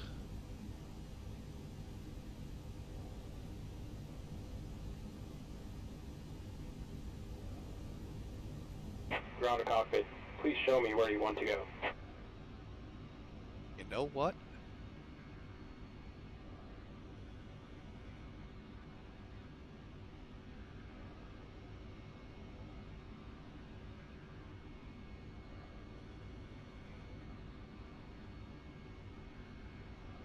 Ground to cockpit. Tow is driving up. All right, let's get on VATSIM here and get our pushback clearance.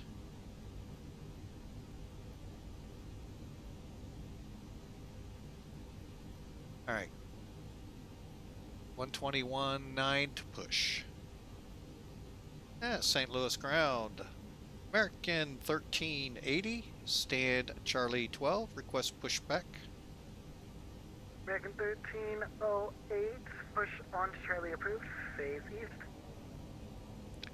Push on to Charlie facing east, American 1308.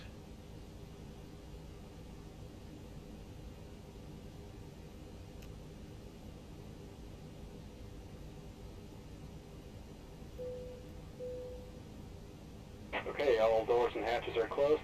Ready to connect. All right, while he's there, let me double check. Okay, parking brake set. Chocks off.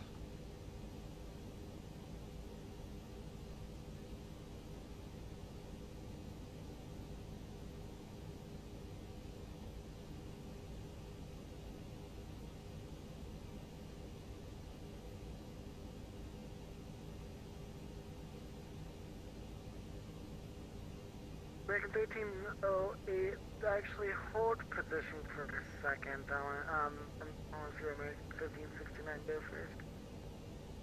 Okay, we'll hold our push, American Tow 1308. connected We and have broadcast Delta, in by the service. way. Release parking brake. Affirm, thank you, sir. Wants to come by. Cannot. No. Oh, that gives me time to get rid of that, too. Heavy American 915, you can go to contact departure now, 125.72. Have a great flight, sir. Over to departure, Victor 915, thank you.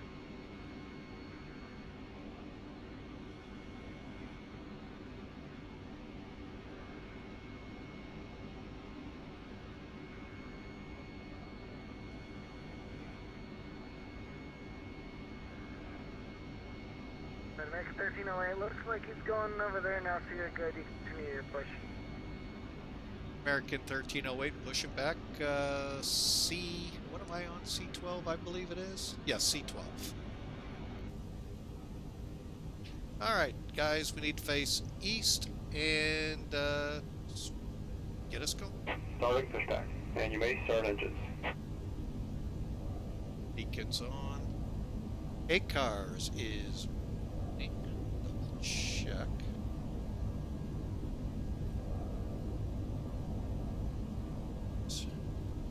Yep, definitely running.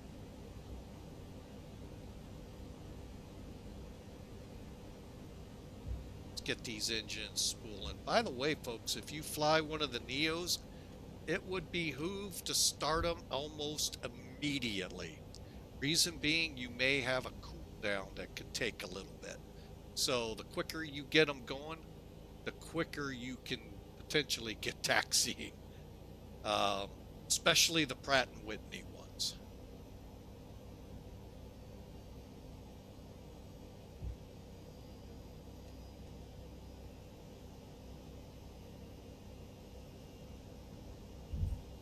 All right, 17 minutes till the battle.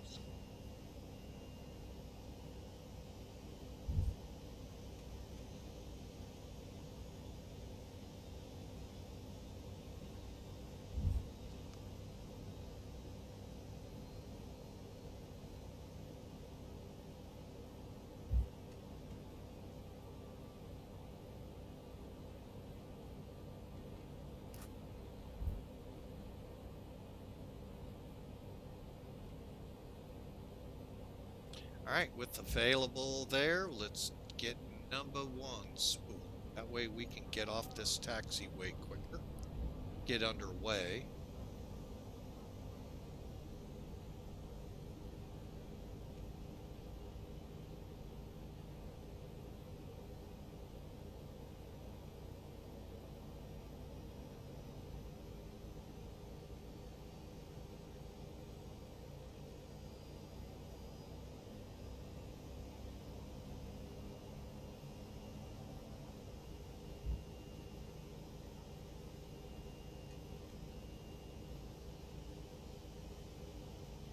Okay, we got a light off.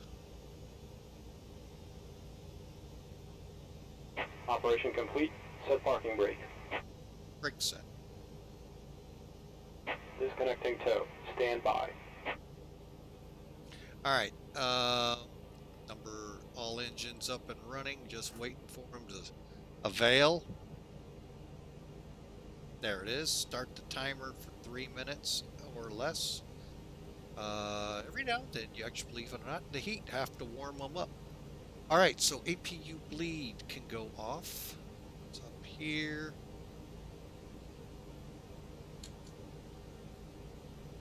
Ground spoilers are down here. Doing it in order here, folks, so we don't forget.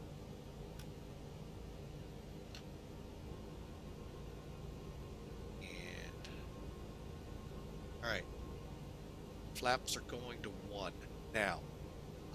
Nose disconnected. On bypass bin has been removed. Hand signal on the right.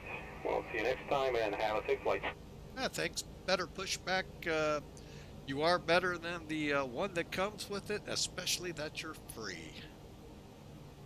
All right, folks, well, let's get this trim up. 0.6. I wish Boeing was as nice and easy to figure out like this one is, but it isn't. You just guess.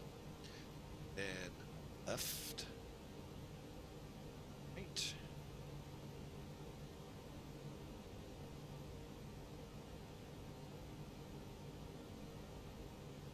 Additional aircraft on frequency. Just to let everybody know, departure frequency is offline, but ground is still online. That's gonna mean for us, but we'll find out. Hey, I skip a couple steps to get to this, folks, just because I'm there. Why not get it at the same time? All right, let's get up here, shut down the APU.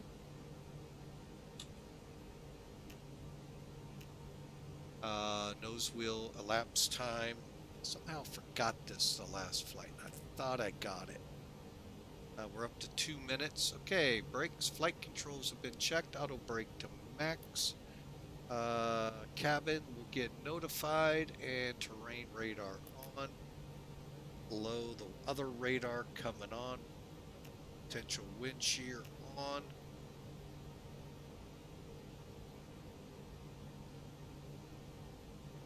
And final checks. Let's just make sure.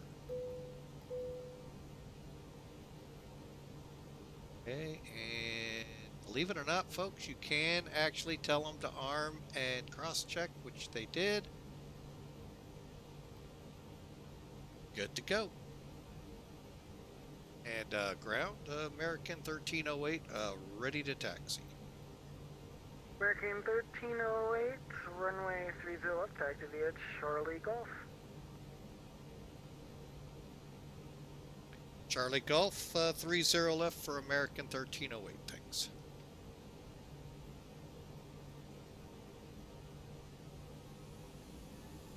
Charlie Golf. Is that what I'm on, Charlie? That's what I thought. signs say it too.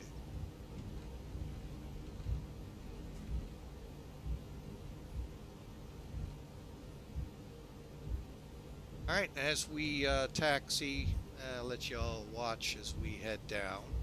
Again, beautiful scenery. I wish I could get this working in X-Plane 11 again. I so much miss it. It's just an empty ramp right now when it comes up. Tried this updating SAM. I don't know of any other things that need to be updated. It just, sad. But beautiful scenery. The only problem I have here, said Charlie, go. Okay, at the end. The Metrolink doesn't run elevated. It's below. That's okay. That's the only problem versus none. I'll take it. So at least we get it in X-Plane 12. And by the way, Philadelphia is Star Sims as well. And boy, that is a great scenery if you don't have it. You'll see when we get there. The trains, I didn't realize the New York, New Jersey Transit, I think Amtrak all run right by it. And they're there. Now, Amtrak may not, transit is. But really well done scenery. So anyway, let's get back to flying, shall we? Okay. Before takeoff, transponder TARA there.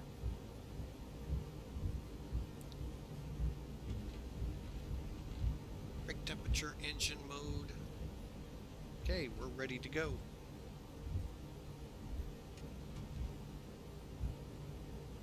And ground, American 1308 will be ready to go at the end.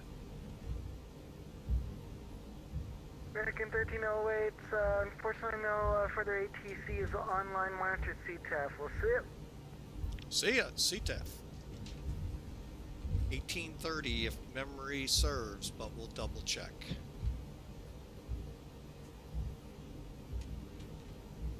Original aircraft on frequency. St. Louis ground is now closed. Monitor CTAF. We'll see it.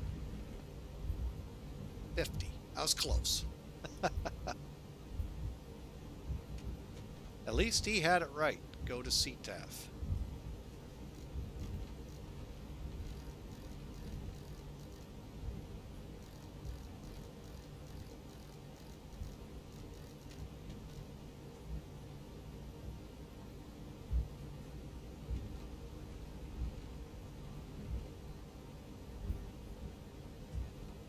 St. Louis common traffic standby.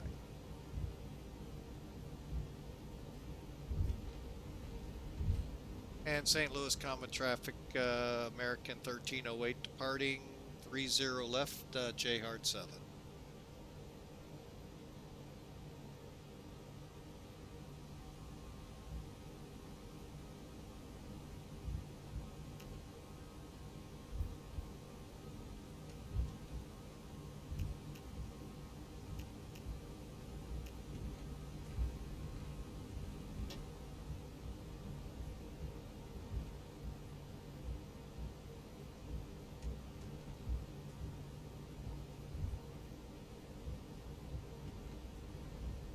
It even looks new, folks.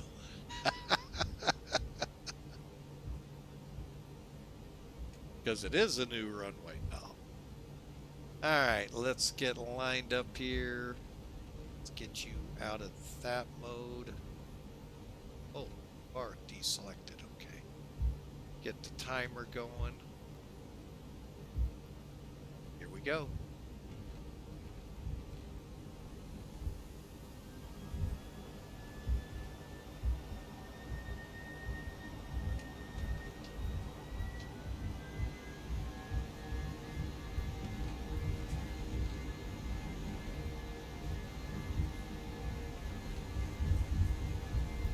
Knots.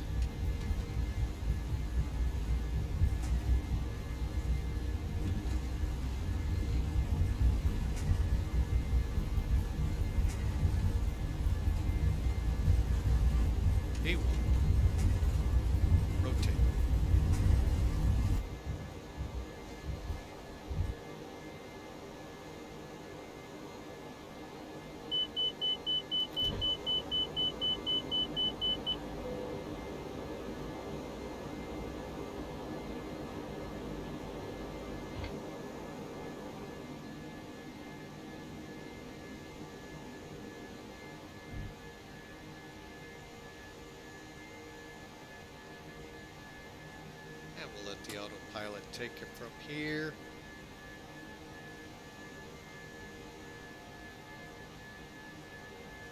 All right, folks, we're out of here on the J-Heart.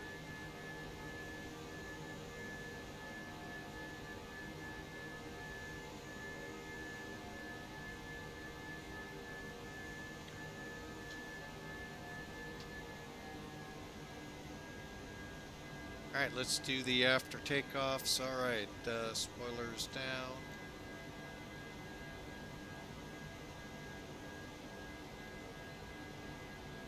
Yeah, not yet on the speed. I was about ready to punch the flaps up. I'm glad I did. Roger, cleared flight level 370, American 1308.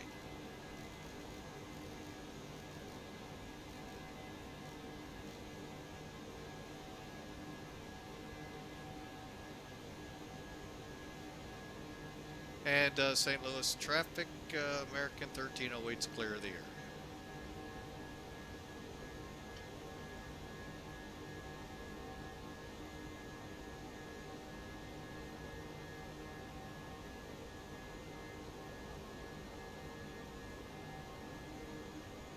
Again, folks, to do CTAF so you can find the frequency real easy in your pilot client that you connect to VATSIM. Don't care what sim you're in, don't care which client you use.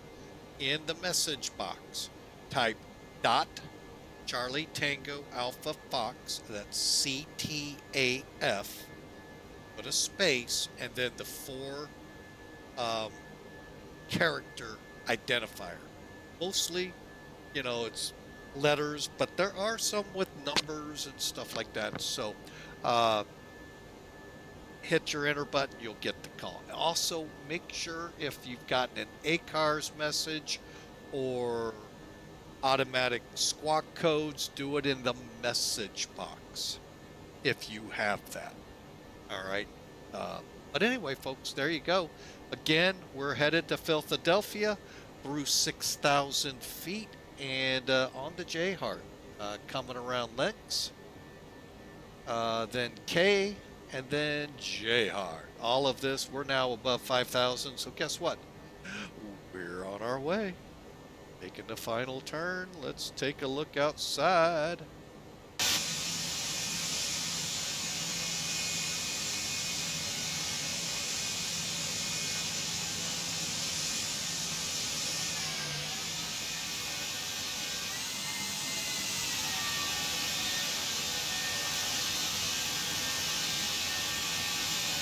All right, right next to us, I believe, Misery River, or is that the Mississippi? Both of which are misery. Oh, that's Mississippi. Okay. We're right at the confluence. That's where we're coming in. So we're getting ready to go above the clouds. Won't be able to see much. So away we go, folks. But yeah, there you have it. We're on our way. You know, I am going to be... Get toolkit overlay in. Why didn't that take? That would explain a whole lot. Dang it. Turkey.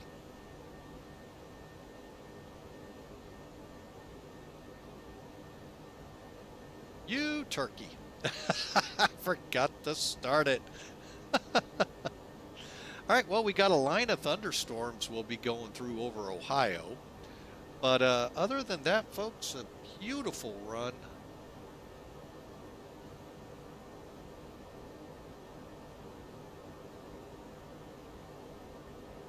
Let y'all see this as we climb out. Get our lights off. By the way, you don't need to see that.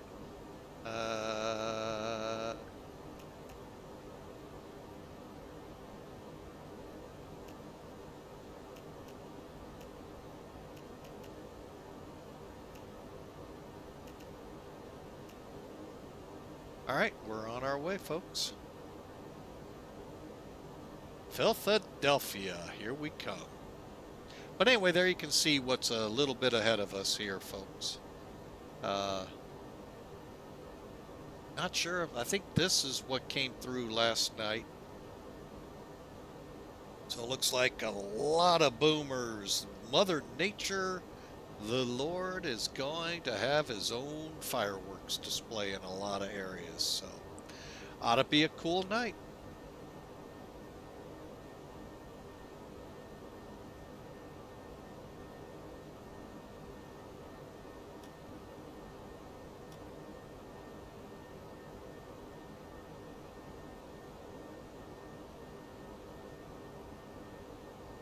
What the heck are you barking at, Mr. Doggy?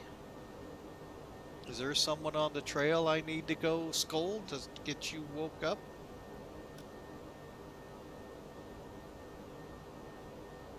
I'll be right back to see what he's barked at.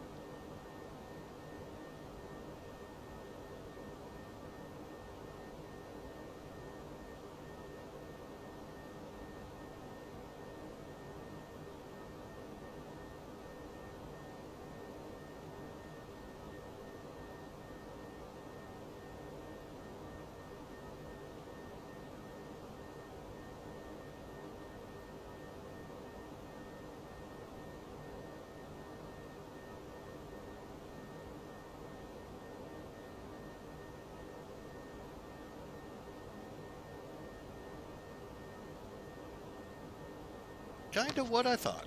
Nobody here. That's okay, though. All right, we're coming up on J Hart, and, folks, another battle. 125725 is departure. Well, I had no departure, but thank you, RKD RoboProde. He was our ground controller, folks. Great job, sir. Thank you so much. The battle is ready to begin. 5 units in place. Ruh-roh. What? I'm going to have to be on my best behavior here. Oh, Roko, RKD's playing. How the heck do you get more people in there? All right. We bring it up here.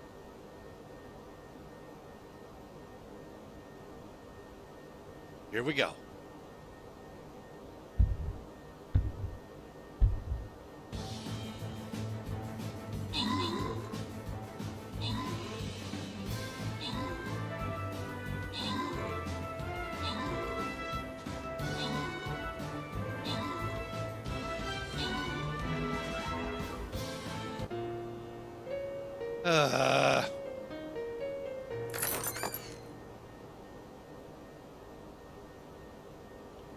We lost, folks.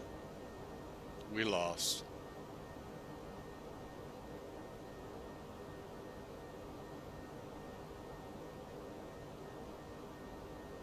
Oh, I tell you. Well, we'll... on a second.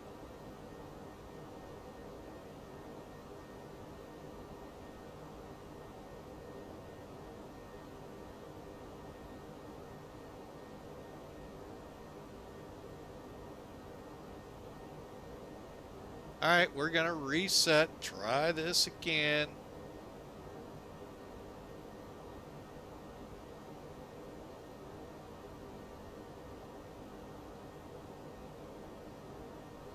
So place your guys in. Do I want to go?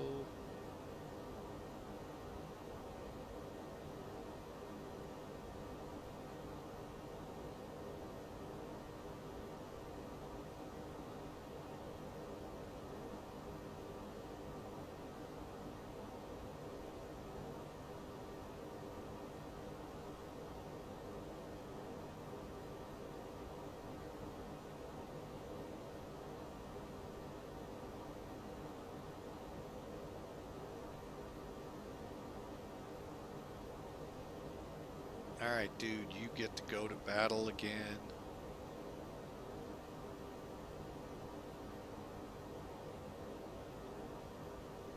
All right, well, we'll try it again, folks.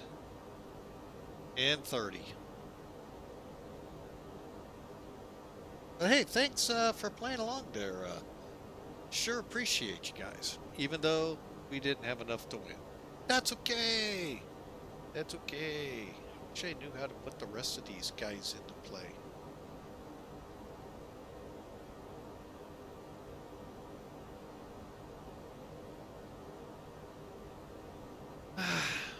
How some of these guys have so many. Wish I had that many. All right, well, anyway, 30 minutes from now, we'll be back at it.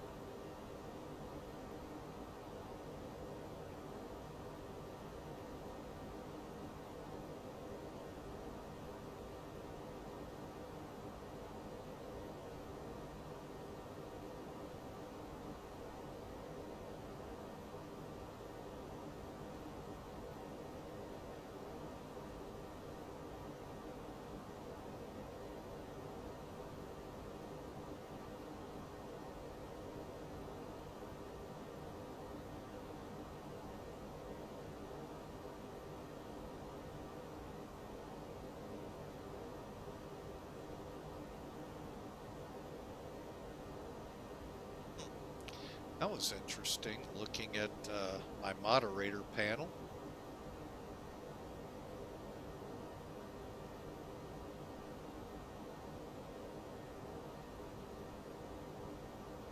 All right. Well, again, RKD Robo Prod, thank you so much for the follow. We sure appreciate. Great job with the ground control again.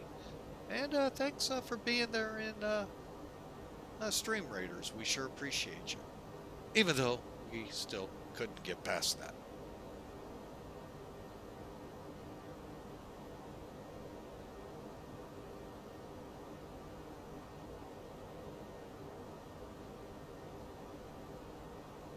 Interesting, the one that's been hounding me to put things like this on the stream has not joined us.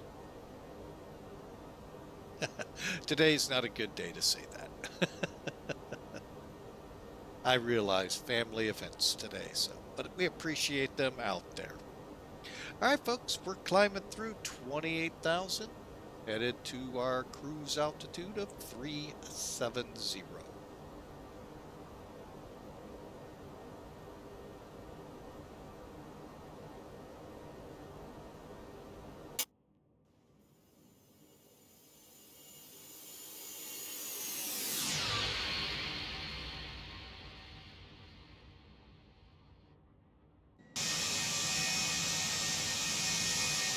Kind of a, hang on a second, bring the volume down.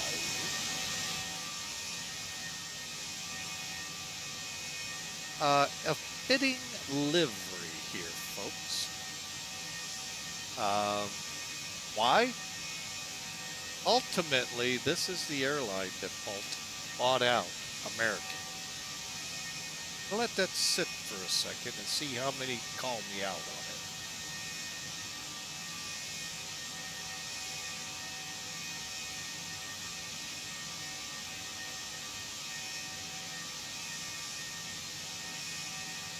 Nobody's calling me out. All right. Why do I say it's this airline? By the way, this is America West. This was their livery. It's because, hang on, America West bought out U.S. Airways.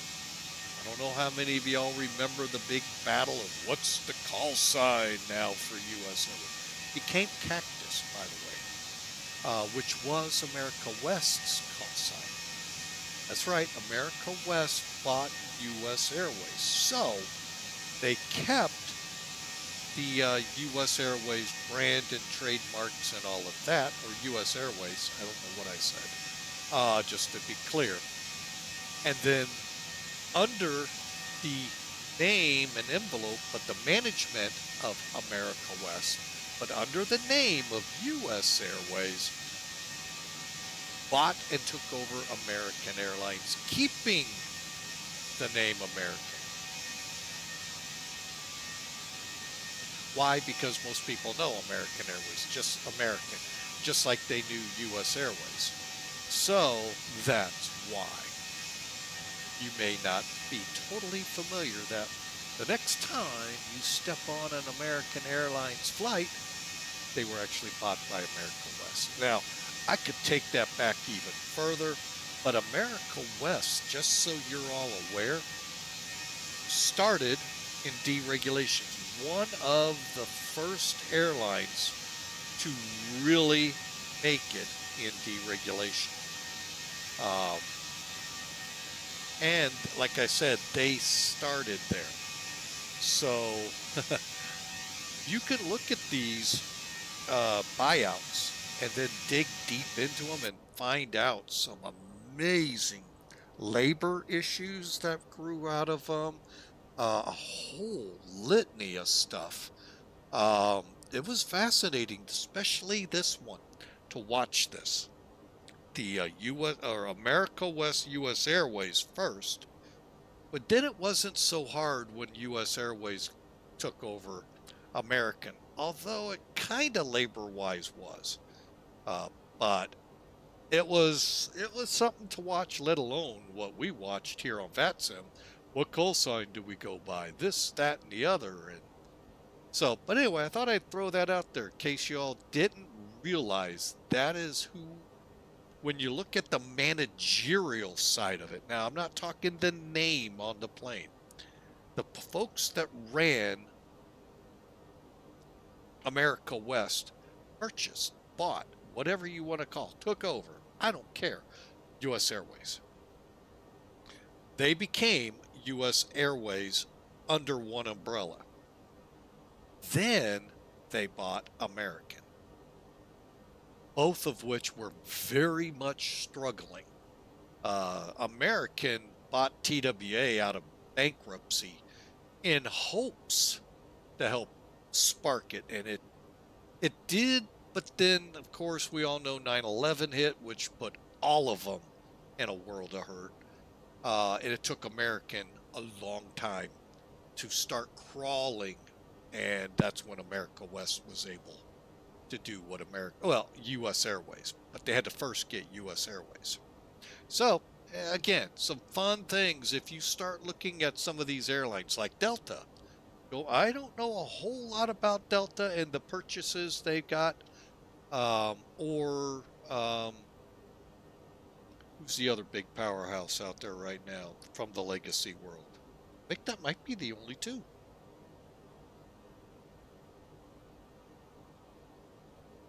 Oh, United. United actually tinkered with and thought about buying U.S. Airways. And because they had so much trouble too with 9/11, was very difficult for them. So, anyway, fun times when you talk airlines, folks. It can get, you're talking business now. You're talking like business news and stuff like that. It gets kind of interesting to see the whole dynamics to how Delta got to where it is today, how United is where it is today, and American, and all of them. JetBlue. I mean, look at what's been going on with JetBlue, Frontier, Spirit. Even Allegiant, one of the new guys on the block, so to speak. Avalo is coming in. So there's it's a whole landscape. Throw Alaska Airways and Hawaiian in there, and you got yourself a party going, folks. Just kidding. But anyway, I couldn't resist that one, folks. All right, we got traffic off the left side of the aircraft climbing. Climbing or not climbing? We may have troubles here, folks. Hang on. Take a look.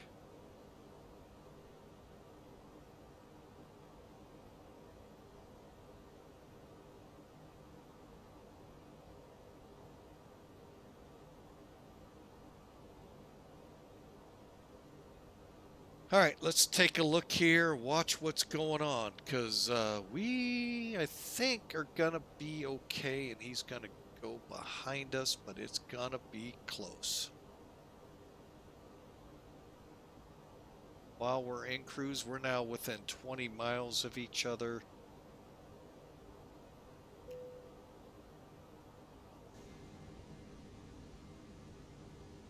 By the way, there he is.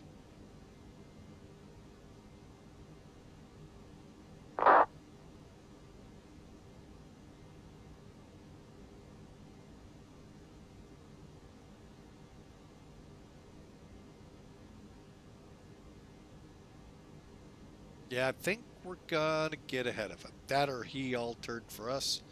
Hard to say. Don't hear anything, any chat. Yeah, he's going to be behind us here. Oh, he climbing still. Never mind. It's got us by 1,000 feet now. And we got one ahead of us. 2,000 below us. Yeah, he'll be behind us.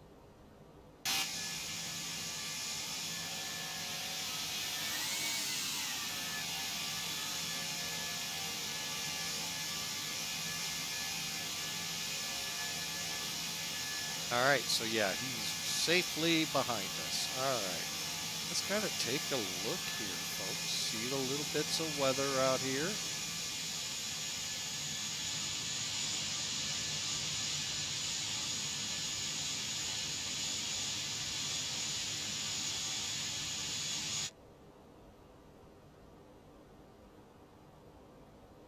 All right, so out here is another one outside 20 miles. So we we would at night possibly see it. Let's throw the shades on and see.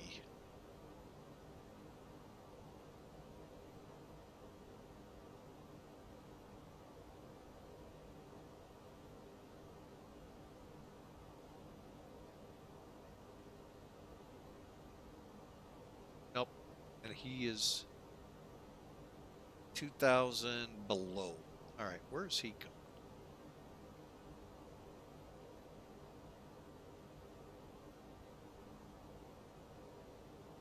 Fort Lauderdale. Ooh. Get it down. All right, folks, we have alluded to the rest of our flight schedule for this week. Tomorrow, folks, if you like island hopping, Caribbean style, it's what we're doing. We're flying San Juan, Puerto Rico, St. Croix, then over to St. Martin. And we're going to be kicking the rust off ourselves again in the Cessna 208 Caravan from Thronda. So I hope you're there and get to enjoy it. Saturday, though, Saturday, we are going to be participating in the Cross the Lands America, leaving Cancun for Winnipeg. Due time or departure time 7:26 Zulu. Do the math. For me, it's 12:30. Granted, 4 minutes prior to, but still, it's 12:26. So ought to be fun. We're going to be in the A321. Might crank up the Neo just for some fun. I have a Mexican airline that I'm going to put on for the first time. So it ought to be fun. So hope to see a lot of you. Hey, join in, folks. You don't have to fly out of these airports to support flying with Mike. Fly somewhere. Fort Lauderdale to wherever. About Fort Lauderdale. Well, I wouldn't recommend Chicago tomorrow. Or Saturday. That's part of the event.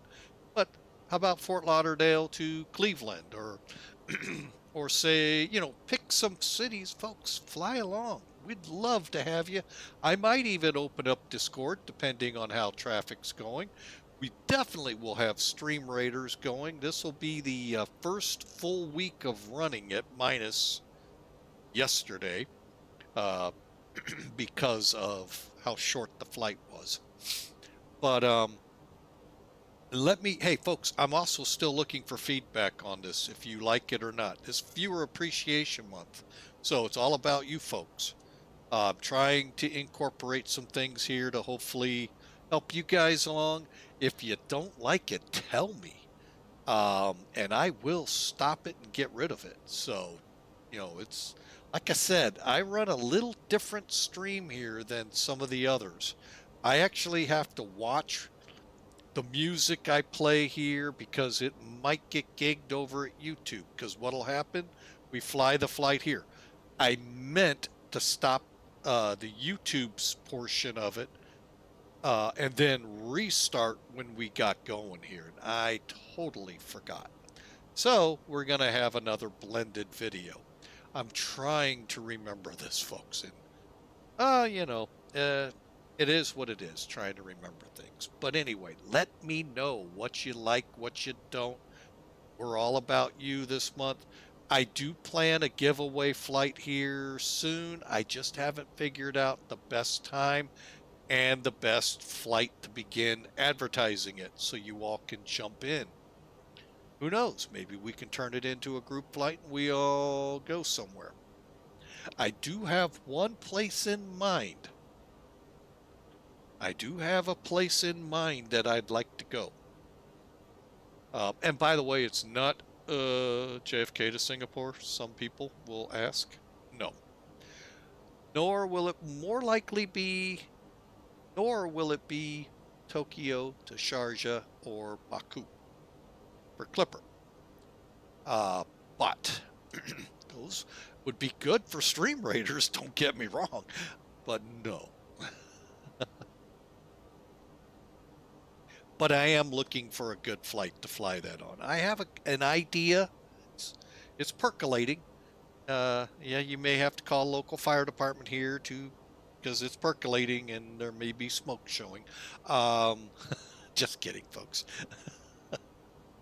But yeah, so it's Viewer Appreciation Month. It's all about you. Really would love your input. Discord's a great place to let me know. I try to catch you on Discord or on the chat room here.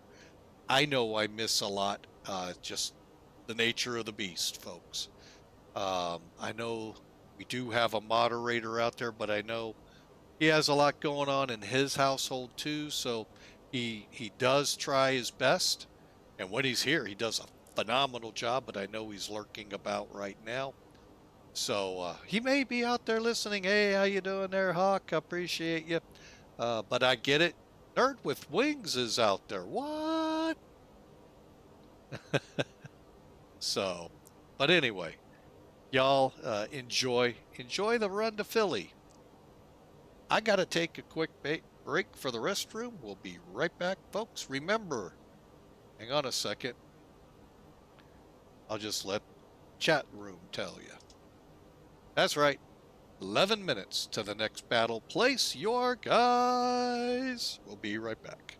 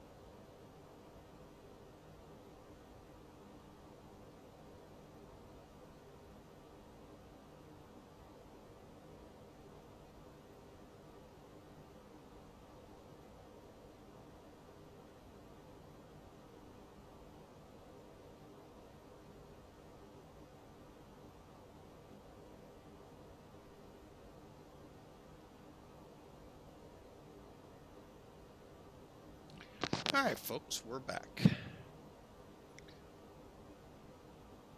Okay. Some touch-up work here. Let's see. Good deal.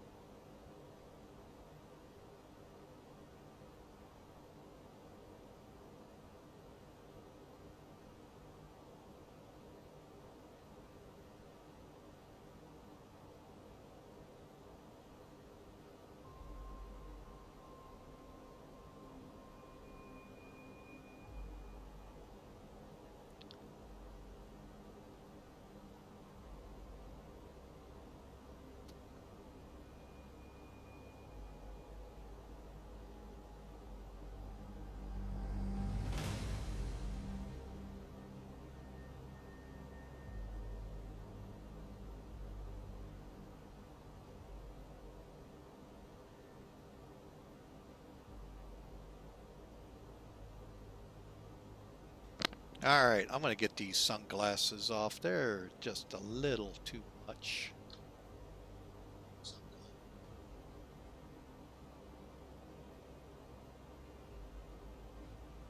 All right, so here we go. All right, folks, again, 6 minutes to battle time. Put your guys in. If you need the link, click it, or click it here in just a second. Coming up in the chat room. Would sure need some help. So please place your units. You got 5 minutes. 5 minutes. That was a great song, by the way.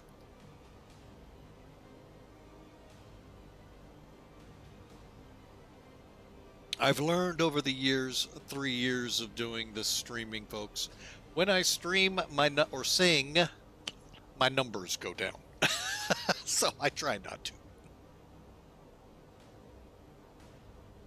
But folks, thanks for being a part of Flying with Mike. Thanks for stopping by, being a part. Hey, like I say, the link is up there, 5 minutes to join us in this little in-flight game we do. And again, give me your feedback.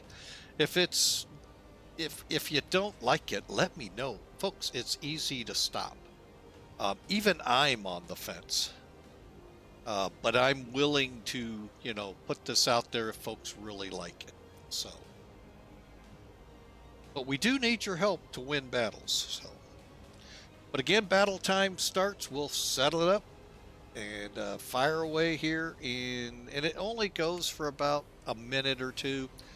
And you can do this on your cell phone, I've heard. So, for those of you lurking about out there, so we'd love to have you aboard. 5 minutes, actually 4.5 to go now. So I'm going to take a look ahead here on VATSPY. Wrong one. All right, so we got another Southwest coming at us, 1572. What? Going to St. Louis of all places. How about that? Hey, we just came from there. It's not too bad. All right, over in Philadelphia, we are, let's see what the ATIS reads. They are Zulu 240 and currently landing on, what are you guys landing? Oh, he's got it written this way. Departing 27 left. Okay, that's the far outer one. And yeah, I'm going to have to read this a different way. Okay, no big deal. Oh, I hate when I do that. I think that's why I got rid of VATSPY or VATAware.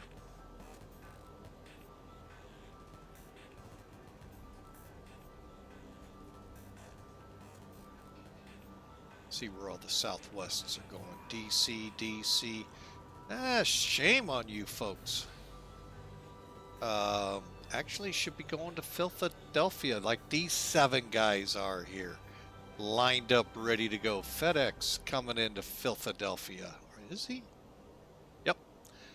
So, what's Super 72? Ooh, Cessna 500. So, anyway, folks, Philadelphia, the birthplace of the U.S., so to speak, because of the Declaration of Independence. That's where we're headed. While we got some time here, it'll help me get this moved along a lot quicker and try not to get down rabbit holes too much. Let's look at the arrival chart-wise at least. Okay. Okay, you got the J-Heart. We flew out of here. All right, so we are headed to the Boygid arrival off of Johnstown. Okay, real quick, pull that up here. Okay, up in the top here, 133.4 is the ATIS. We'll get that in a second. I'll pull that up over here. Airfield's 36 feet above sea level, and there's our 18,000, folks. If you don't know that by now, almost everywhere in North America is 18,000 feet. We kept it simple here. We're not like, and I do like, who were we talking with yesterday? But yesterday's flight kind of put a little perspective to it. 50 different little countries vying for whatever is why transition levels are so wacky over in Europe. And it's not wacky, it's wacky to us. Just like our use of inches of mercury and feet and so forth. So that's kind of wacky to them. So, you know, hey, the world isn't the same for everyone. Okay, we're coming in on the 27, so we're going to fly to Bunce, come down to School, Bidjod, Haifa, Erie, Ferris. Probably before Ferris, folks, we will be turning in for the ILS. Okay? ILS real quick. Frequencies automatically set in the bus, but it's same frequencies across the top. 108.95. 265 Jalto. 6 miles out, 2,100 feet. Precision altitude 200. And there's our route, folks. Martin, Jalto, Hayden, right in. Landing 3,000 at Martin. And again, 200.5 mile. Hey, we did it in 2 minutes, folks. The ATIS information we're looking for. Up, battle time!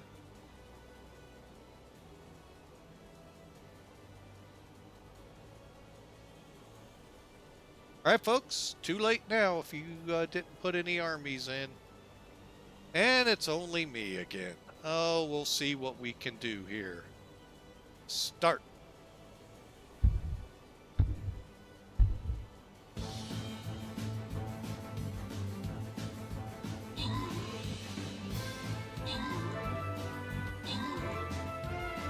How do I get out of this?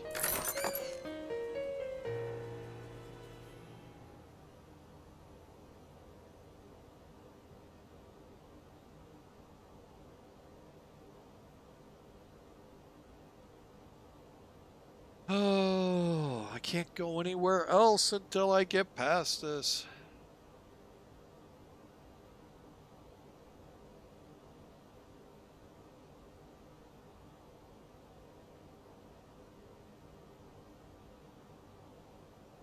All right, folks, need your help.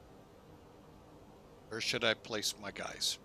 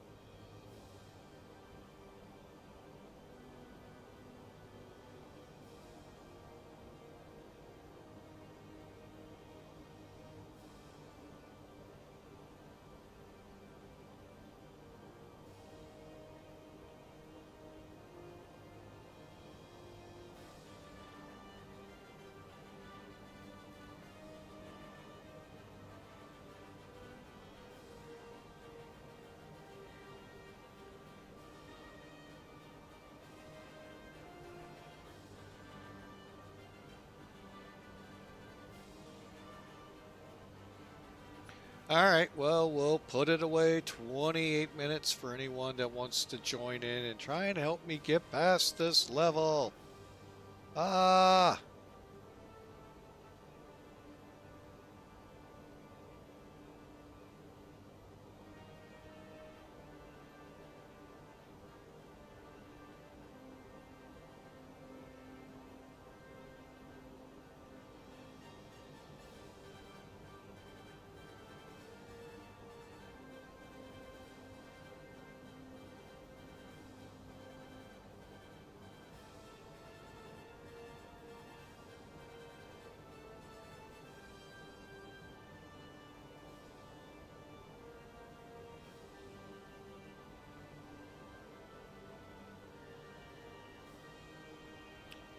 All right, folks. Let's kind of enjoy the ride. Let's go through that a little better since we got a little bit more time now. So Bejoid basically is Johnstown, Myroy, Colfax, Laman to Harrisburg, down to Lancaster, TRAKK, Bunce, School, Rigid, Haifa, Erie, Ferris. Pretty simple, just like it said. 8,000 at Bunce. That's the only altitude restriction we have on the whole run. For those of you that are in instrument training that I have seen pop in and out from time to time on flights, here you go. The briefing strip at the top tells the tale. So here's your frequencies to expect. We do have approach.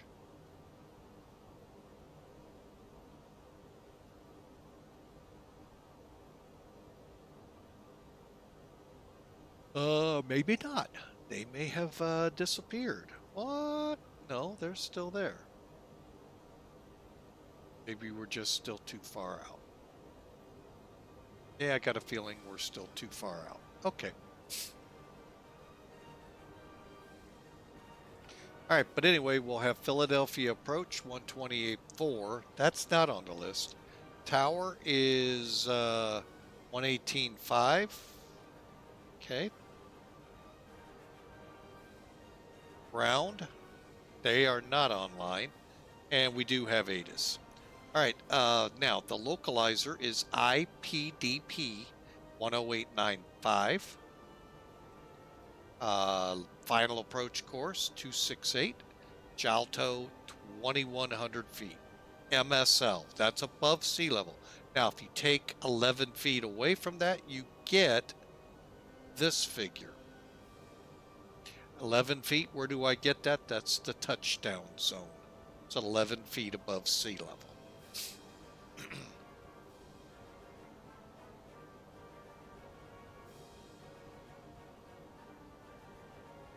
All right, so then we look at the ILS decision altitude, decision height. Bold is MSL. So they're measuring it from sea level to that point. It's 211 feet, which just happens to be 200 feet above ground level, which is what's in the parentheses. Okay, there's our missed approach out to Medina. Some special information we need to know, like the glide paths won't necessarily line up. So when you're coming in on the instruments, if you're looking just at your ILS, and then you look up, the two may not look the same. The PAPIs may be different alignment than what you would expect from what you saw on your ILS. Okay. Of course, when you go visual, you're watching the PAPIs then. Okay. So we're aiming for Martin, but we may end up out here at Enzu. Either way, we'll grab the localizer and truck right on in. Oh, excuse me, folks.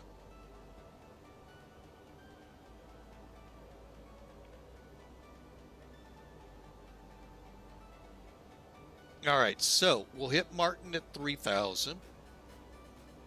Jalto, again, is 2,100 feet on our altimeter. And then we start the descent in. We should be on the glide path, by the way, before then. Now, this interesting chart down here, we didn't get to talk much about it because they had it in St. Louis too. We're probably, and I say this loosely, looking at about a 130 approach. So that puts us right on this line. So we got to kind of guesstimate. I hate that in flying, guesstimating, especially when you're potentially socked into 200 feet and a half mile. I hate guessing.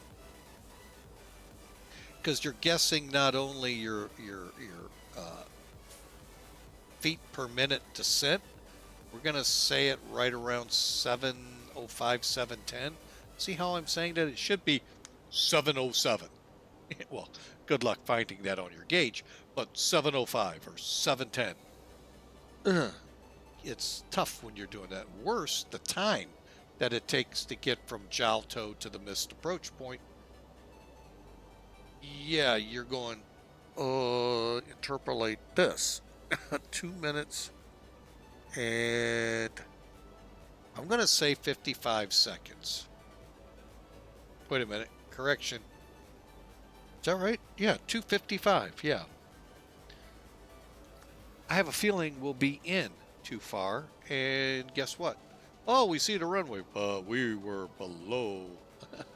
Well, good thing is we do have Cat 2 capability here. So, but still, the point, I just don't like the guess. The Mauser and the Pappy on this approach. And again, we're looking for 211 feet if we go decision altitude, which is our minimum descent altitude. Explain that in a second. And 200 feet AGL. Now, the interesting thing about this, folks, you can see it in the METARs. What do I mean? So, when I say, here's our METAR, by the way, 17 minutes old, winds, visibility, that's a crucial number on our approach we haven't gotten to yet. Well, actually, we can. That would be right here. RVR would show up down here in the remarks, or quite possibly right here with your visibility. And we got to have 24 unless you have a flight director, autopilot, or HUD. Then you can come down to 18. But it's right now 200 and a half. We're legally allowed RVR of 18. Folks, it's 10 miles visibility. Way above a half mile. But just pointing that out. Okay. Then you get these clouds. You see how it says 060? It's never going to say 065. Let me rephrase. I'm not going to use the word never. Because as soon as I do, there'll be one. Usually they round up to the round up to the 1,000, or is it round down? Anyway, they keep it on the thousands, except when you get below 1,000. So now it would be 00. In this case, we'll just say 600 feet, 006. That's this number, folks. 002. You're not going to see 0025. You're only going to see 002, 003, 001. I've actually seen that one. Not at my airport, on here on a METAR.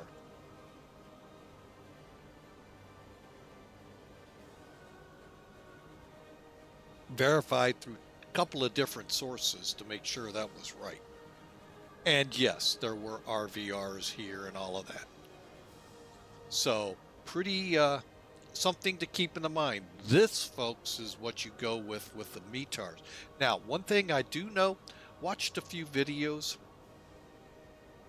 of pilots describing, teaching ILS, and the question comes up when you're in like an Airbus or you're in a Boeing, do you use Baro or a radio in a Boeing, MDA or DA in an Airbus? Interesting what came back. he said many pilots on a normal ILS approach, like we're going to be doing, will put in the baro, regardless of altitude. So if you're going into El Alto, it's 13,200, 300 something. Yeah, it's that high up in the air, folks. 13, it's the highest international airport in the world. Highest international. There are a lot of airports higher than it. Well, it's a couple. But it's an extreme example. So if you were to put scattered at 200, thinking it's baro, how the heck are you measuring 13,000 feet below? It's where the baro comes in. However, when they do go to Cat 2, Cat 3, then they'll use the parentheses above ground. All right.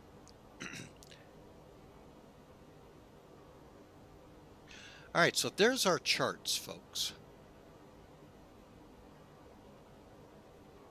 And we're out here by Bliss.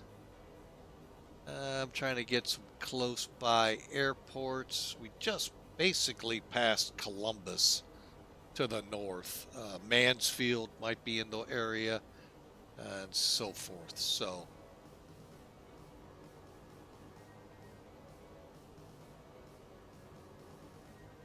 all right, so now let's transition over to here. Actually, bear with me.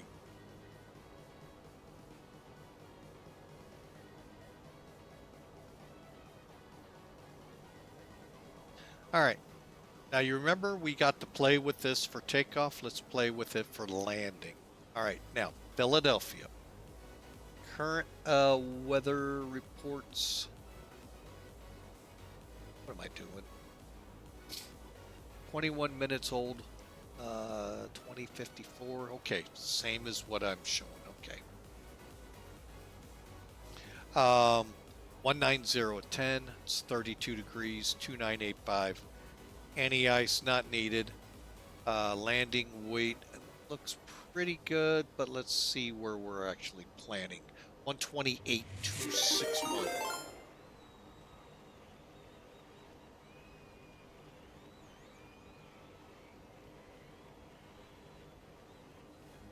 Boeing Sky Pilot, welcome in, Raiders, with 15 of you coming over. Welcome aboard. Let me tell you a little bit about me. You've walked into Flying with Mike. We're currently flying from St. Louis to Philadelphia, A319, getting the arrival brief going. I've been out here streaming as a streamer for better part of 3 years. This is, by the way, our Viewer Appreciation Month, 3 years this year. I've been a flight simmer, however, since 1999, 2000 time frame, flown all the sims, and then in the long break between when FSX released and the new sim for the other group, I switched to X-Plane and not going back. So welcome, Raiders. Appreciate y'all, one and all. Hope you all have a great time here. Feel free to look around and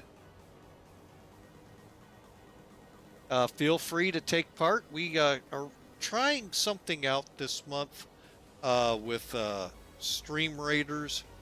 Let me know what you think, and welcome in. Thank you so much, Boeing Sky Pilot, for the raid. It was much appreciated.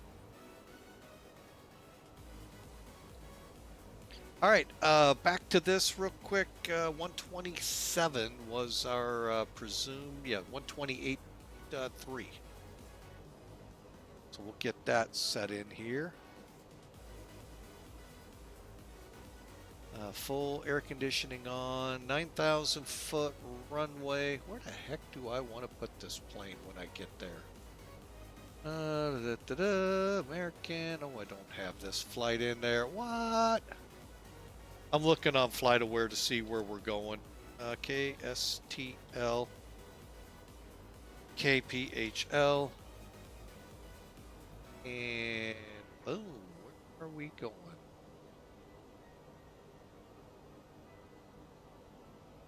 That's fine. Where are they planning to put this one? Charlotte 20. That'll work. I don't know where Charlie 20 is yet, but I know kind of where to go. But thank you, folks, for coming in. I sure appreciate the raid. All right, let's see. Charlie Gates over here. Charlie 20.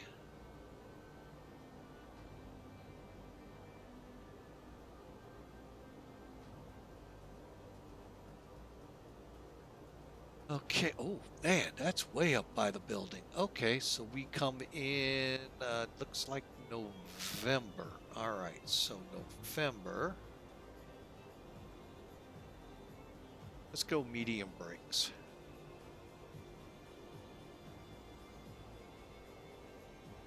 Okay, so what we're doing here is just getting a quick snapshot here.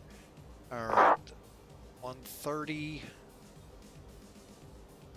4,000 feet of runway, 9,000. Yeah, it's about, we'll be a little past that, but that's cool. Status okay. So, what we would now be able to do, we're still a good 185 miles out. We'll wait about 100 miles, set our McDo up then. But we're just getting a ballpark feel for what we're going to land on. So I hope y'all enjoy. We're going into Philadelphia. Planning 27 right. Looks like there's... I must have missed it, but I should have been thinking there was an event today there. In my thinking, hey, it's Independence Day. Let's fly to Philadelphia. Should have been thinking everyone else would want to. That's cool, though. So hopefully we'll get some good ATC. We had some great ATC. Dang it. That's why I hated Fat Spy. I know in the past. All right. We had some great ATC out of LaGuardia Tuesday night with the Nathan's hot dog eating. Nathan's hot dog eating event they had coming out of there. Even though they touted the Nathan 5 departure, we ended up on the Goldman 8. It was still a blast. So, still had a great time. Great controllers the whole way until we lost Indy right before going in, which, hey, 10 o'clock at night, I get it, folks. I get it. So, but thank you, folks, very much for being a part of the stream today. This is our last flight of the day. We're going to go celebrate with with our family after we get on the ground. So, by the way, Stream Raiders, as you see on the screen, they're just doing something in between. Takes about a minute or so, but place your armies if you're into it, and we'd love to have you because we are having a struggle getting past this level. So we'd love all the help we could get. So, but anyway, enjoy the music, enjoy the flight. Thank you again for the raid there, Boeing Sky Pilot, and hope you all have a great 4th of July.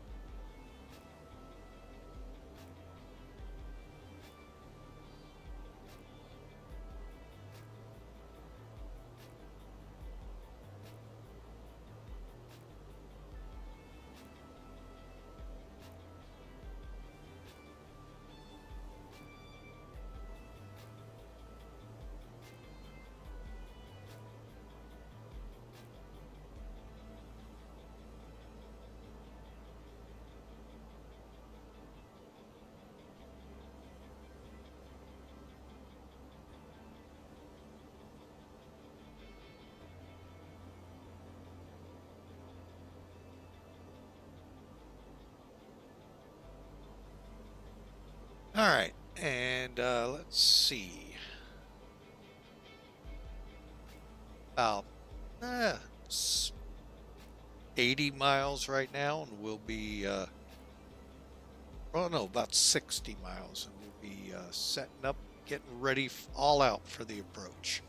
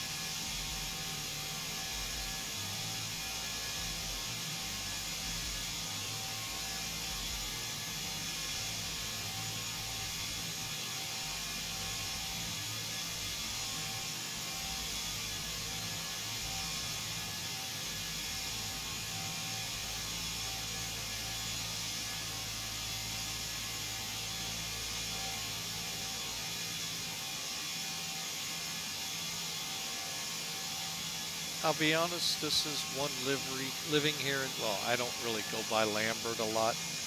I don't really see many of these through here. There's, oh, I noticed I forgot something.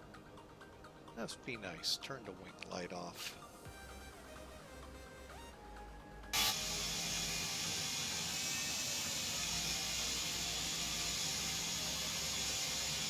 Didn't really see this livery or have ever seen this or any of the others. Now I have seen when they first,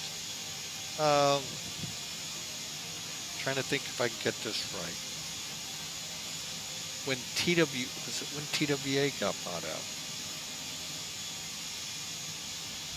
That I saw the TWA 737 come through under, of course, American with TWA colors.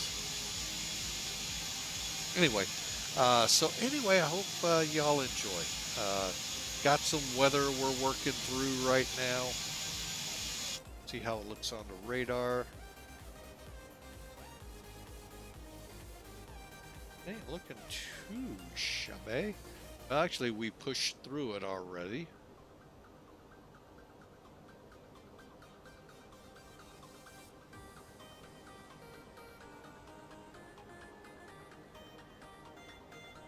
So, I hope y'all enjoy the ride into Philadelphia.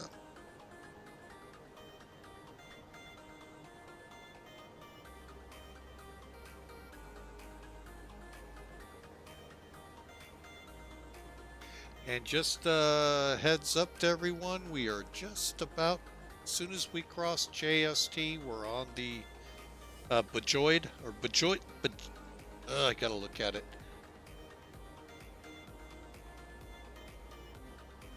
Bojid for arrival. For some reason, I always want to call it Bajoid. I don't know why.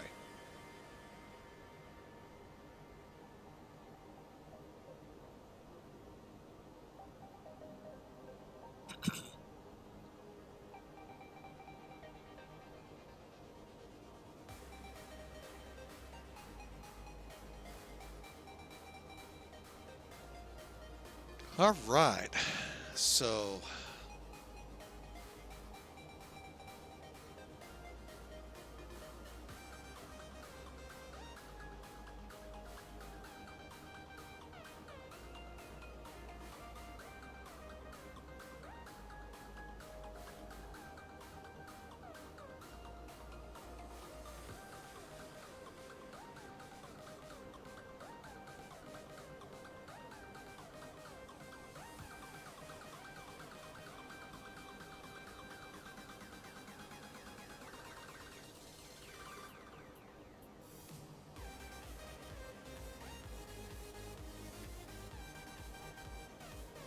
All right, folks, if you're into stream raiders, minute and a half to click in, add your army, find a spot out there, and we'll see how we do this go around.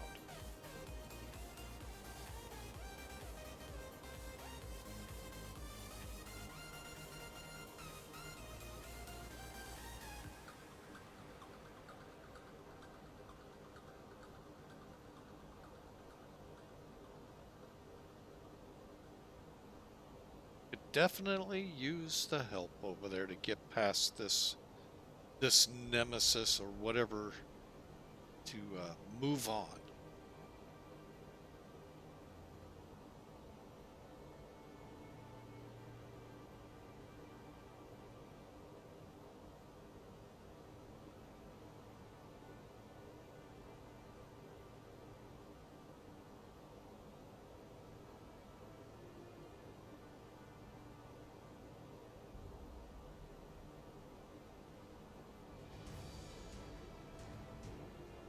All right, folks, closing seconds here.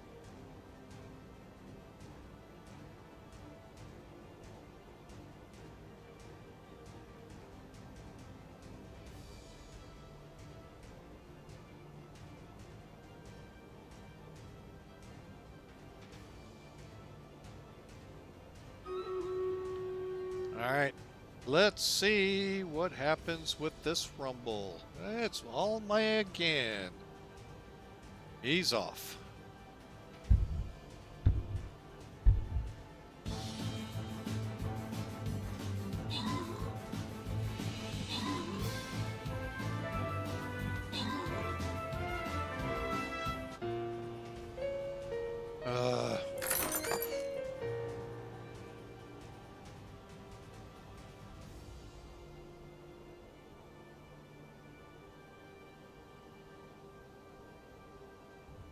Just can't seem to get past this guy, and I don't know if there's a way to get away from this.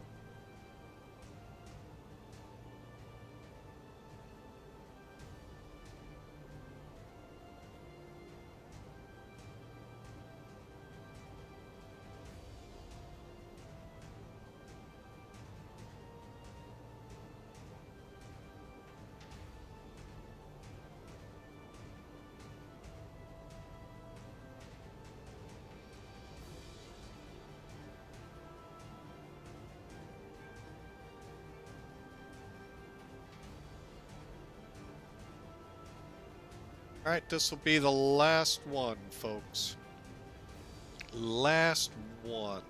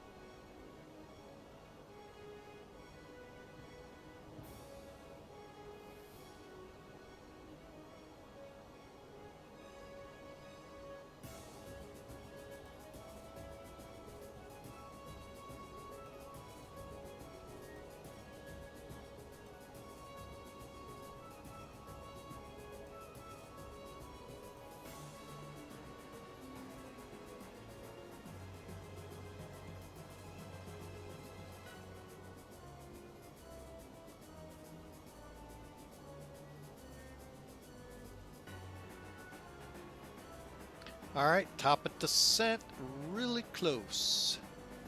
43 miles. Wonder why I didn't get a Soch. Next. All right, so let's go over here. QNH 2985. We'll double check that. 9.85.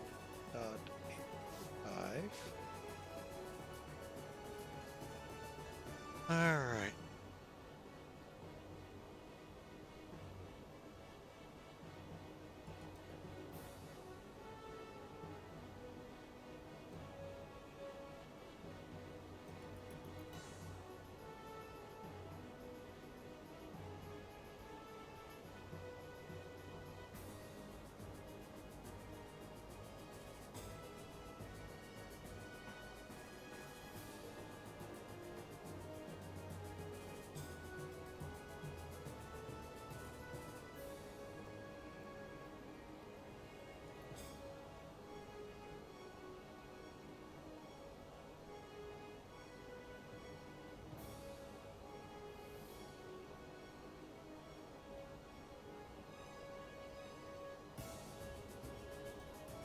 Got a couple little thunderstorm cells right over that way. All right, so we're planned goal 8,000. Okay.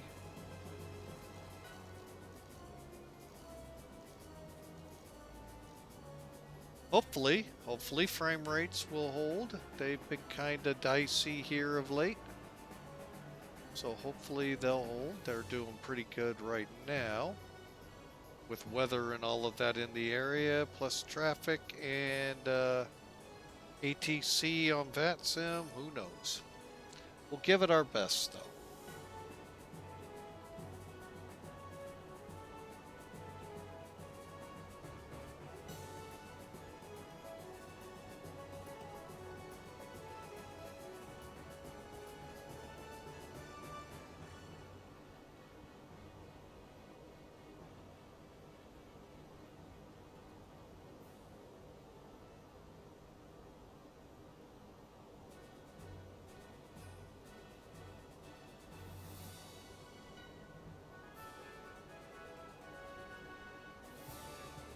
Okay, we're going to go ahead, start our way down.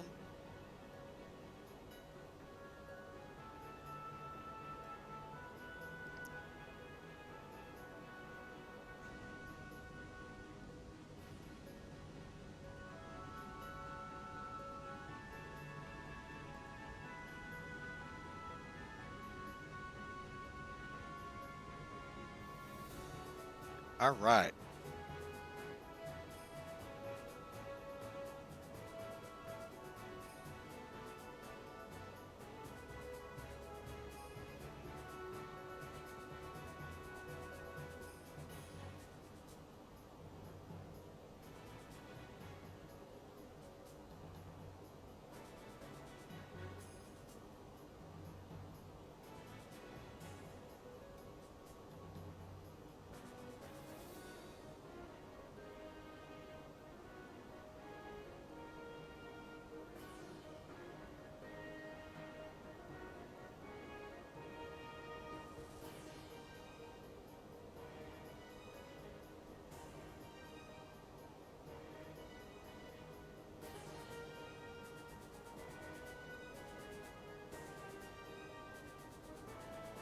All right, so we're coming over Harrisburg here in a few. That little river right here, folks, Susquehanna River. My folks live right in that area, so awesome. However, it's flyover country right now.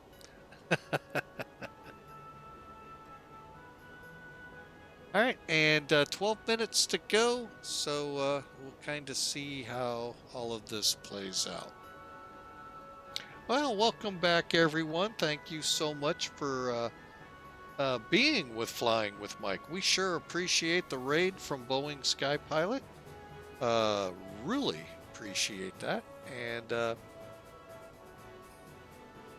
Well, we'll be in Philadelphia, like I said, 12 minutes. And for those of you, while you were in the break, we're about to fly over Harrisburg. That's the Susquehanna River. And my folks live south of Harrisburg, right along nearby it. So kind of cool. And I don't think 3 Mile Island is modeled in X-Plane. Don't quote me on that, but I don't think I've seen it.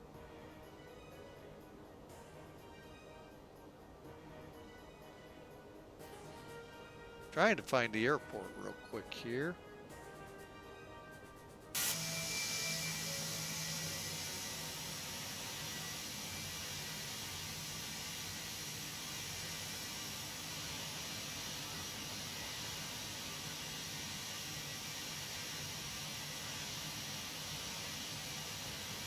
There's Capital right there. There's Middletown. 3 Mile Island would be somewhere down in here. So yeah, there's Capital, and then Middletown, which is Harrisburg Airport, where you would fly into most likely.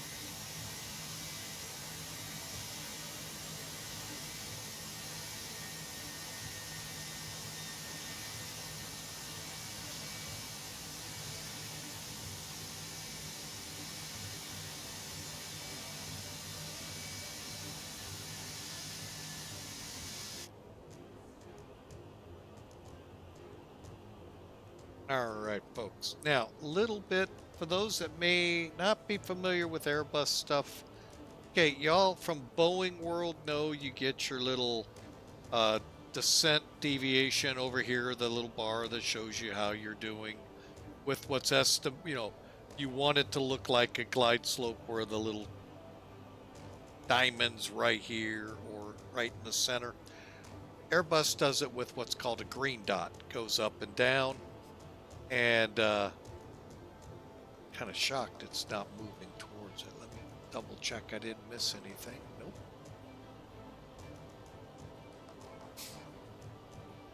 All right, I am going to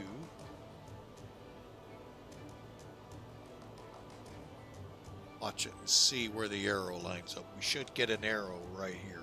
A little nervous. We're at 30,000 and closing in on it.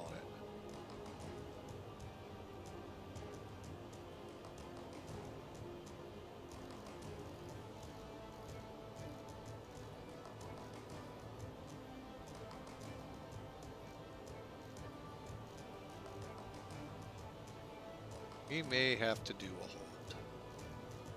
We are. Okay, Lancaster is where I'm going to do it. So, hang on.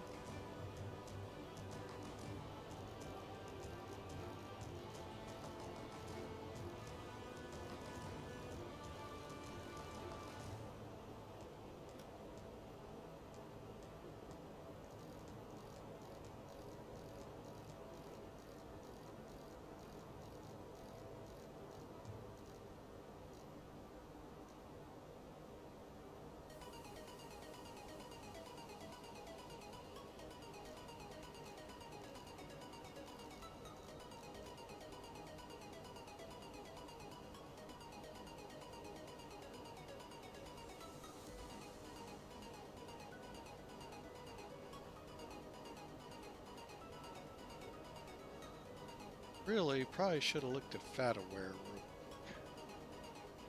Okay, we're clear. Good. Oh, an approach came down. What? Uh-oh. Why is Ada still up?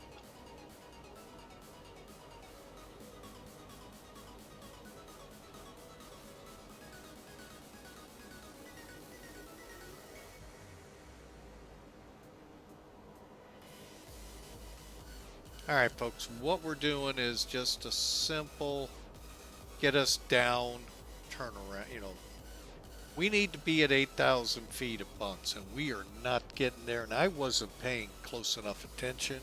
Yeah, I was more worried about that game.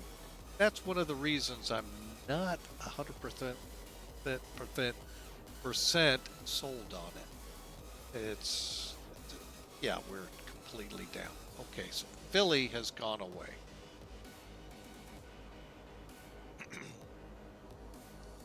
Hopefully when we come back around here, we'll be down more in a position to get to that 8,000 foot. Not nosediving the aircraft down is the idea. And what I did, folks, is just put the selector to nav up here so I could see the full scope around us.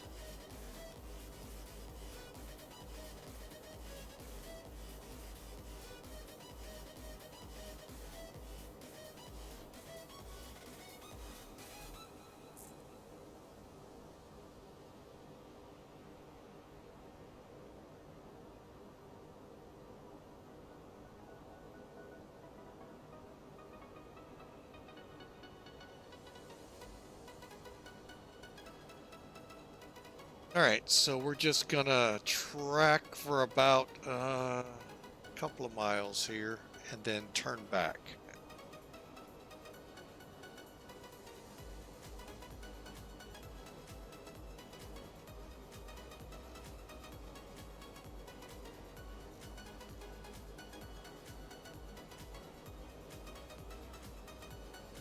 Just go out to 80 real quick. See if we have any major weather to worry about. We got that little cell still up here.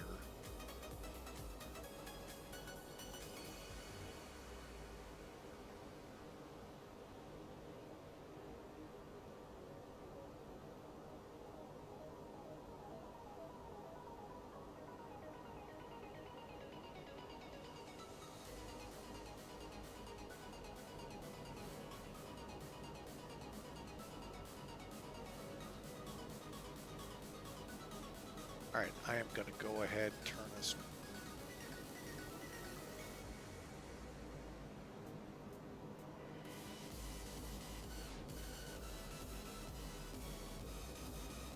Alright, we're going to begin that turn back in now.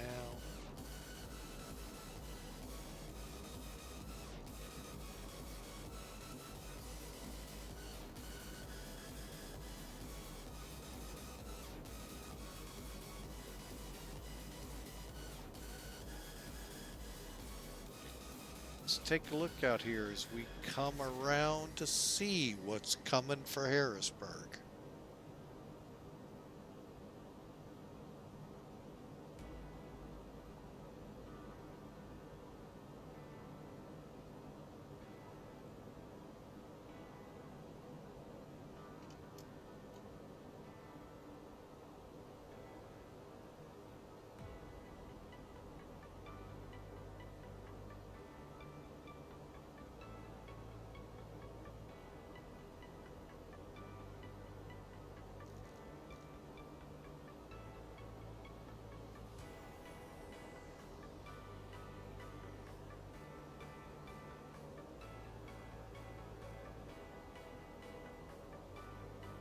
All right, folks, let's get our descent checks done as we get ready to go direct. All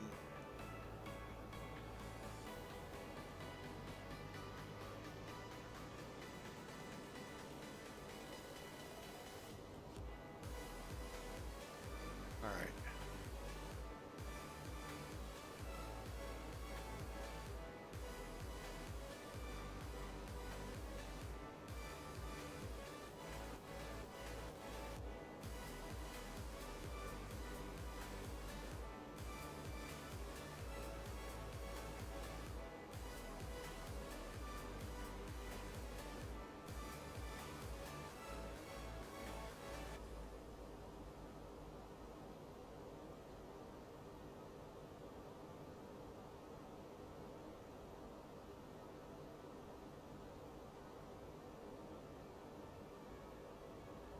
All right, so now we're direct Lancaster.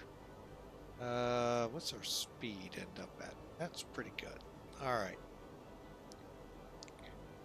Kind of watching where 8,000 will be. I think we're good. We're 6,000 off now. So that'll work out if we have to travel at 8,000 for any distance. All right, folks, we're inbound Lancaster.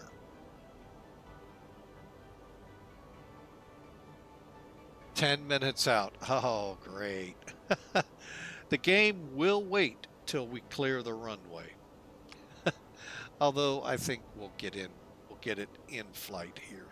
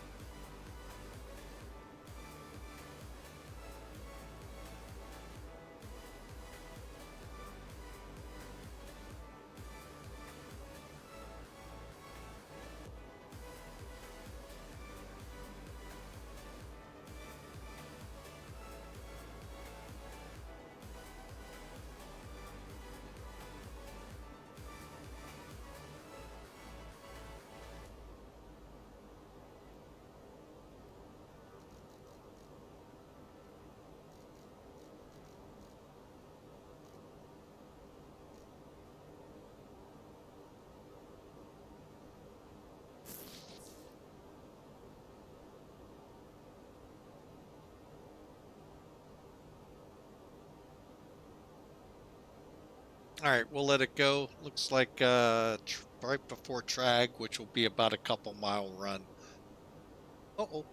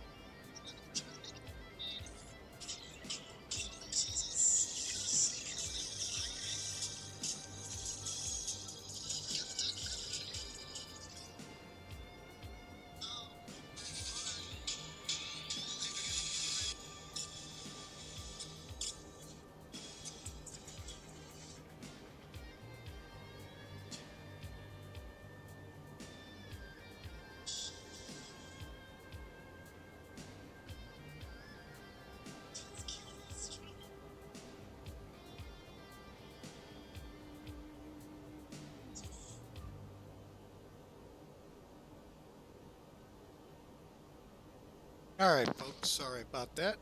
Just remembered I needed to follow a channel. And, wow, whoa, what a day he's having, which is awesome. He did a great job controlling St. Louis. RKD, Prod. And, great to see the followers, folks. Thanks from Boeing Sky Pilot also for the raid.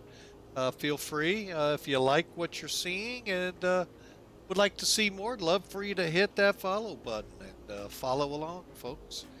And again, just a little quick recap here before we continue this descent down to... Uh-oh, I forgot what we go next to. Oh, we don't have a number. Gotta love a departure or an arrival like this. Let's see, let's bring it down. ILS would be 3,000. Let's bring it down to 5,000 after here. So we're going to go ahead and extend to 5,000, see if it takes it. If not, we will continue. But anyway, welcome aboard. I've been streaming on Twitch here for a better part of 3 years. This is Viewer Appreciation Month, so we thank you so much for coming aboard. And look forward. Planning tomorrow down in the Caribbean, San Juan, St. Croix, over to St. Martin. Hope you enjoy and can come and stop by for that. Saturday, I've been kind of hyping this up a little. We'll be participating in the Cross the Land Americas, Cancun to Winnipeg. And takeoff or departure time is 1726 Zulu, which is, for me, 12:30 Central Time. And that's when we'll begin our pushback. Brentwood 000. Want to try VATSIM, but too scared. Come on in. What I recommend, get something like VATSPY SimAware. Find like a ground controller, St. Louis ground, or even if it's heavy, just sit and listen. And listen to the lingo, to the talk, and pick it up as you go, and then just jump in. Try a short flight on VATSIM or long, but give it a try. It's not as scary as you think. Stream Raiders is scarier than... No, just kidding. Seriously, though, VATSIM, I've been on VATSIM, and I humbly want to say this because... Yeah, just pop into an airport there at Brentwood. Pick an airport. Now, we're not any controllers here, but find one with a controller. Sit and just, sit at the ramp. They don't know if you're not prepping a plane or what, but just sit, listen, get on their channel and see what's going on. See how we talk. It's pretty much the same way in the real world. So, how we talk, so... But like I said, I've been on for about 3 years streaming here on Twitch. So, but yeah, and I can come up if you need help one day. And I got to help out a guy by the name of Duluth Fly when he pops in here one day and get him up to speed on the 727. I'd be glad to help you out with VATSIM. So, but I'm not a controller, though. I am just a pilot, and humbly, again, with I think the last time I checked, somewhere in 13,000 hours worth of VATSIM time. Where can you say I can listen? Well, let's see. If you're in a virtual plane right now, I'll tell you one of the best places to sit, Boston. So if you just go over to Boston and sit on the ramp, also Toronto. Both those ATCs are available, and of course Atlanta, like Boston, is usually up too. So just sit there. You can sit and listen to the center talking as he clears people through the airspace and into Boston for landings.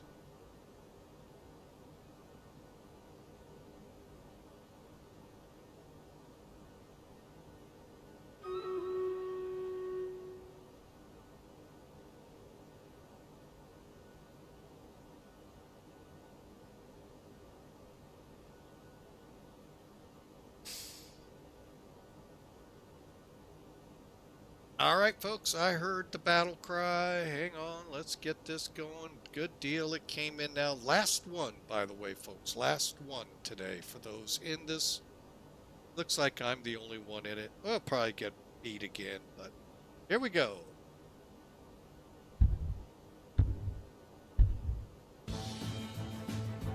They're going to kill me.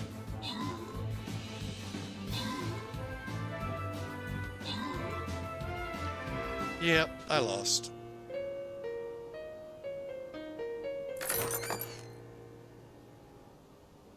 That stinks.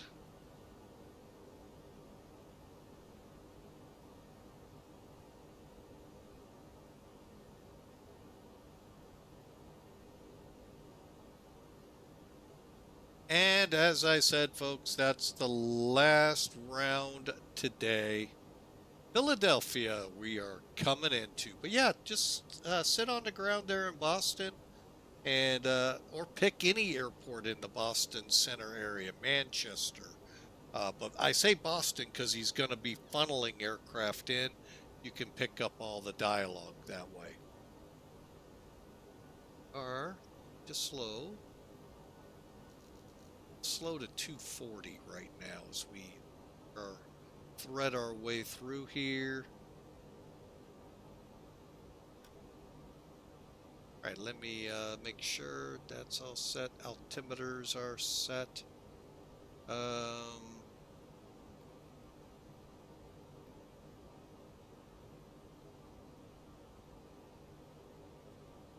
And by the way, now that I totally forgot, hang on. Oh, let me go ahead and pull that down. Bear with me a second here, folks. I got to get CTAF for Philly. And you're more than welcome to listen to me, and I'll try to do my best threading my way into here. 118.5. I think we got that dialed in. We certainly do. Hallelujah. All right, well, we'll first be on Unicom. All right, let me see here. Do this. First off, make sure nobody's online. That's wild. I scared them away, I guess. I don't know.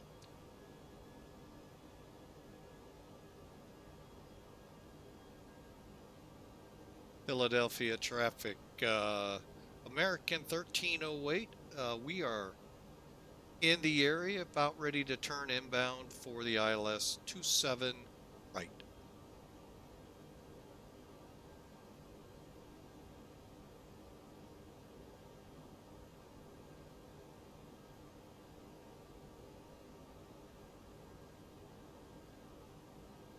All right, there's Martin.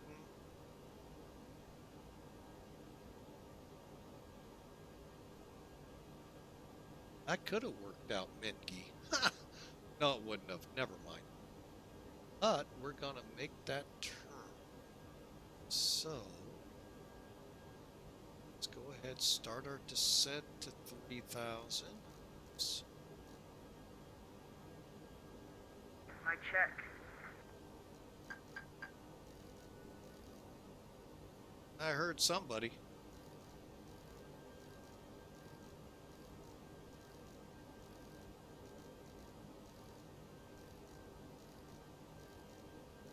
Thank you. All right, we're making our turn 200. Is that correct? Yes. For the 270 as we descend.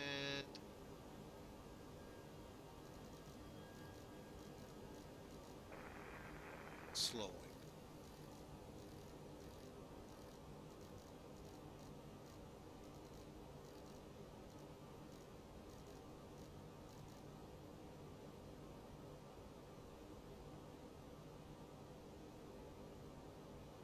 Okay, localizer. Live.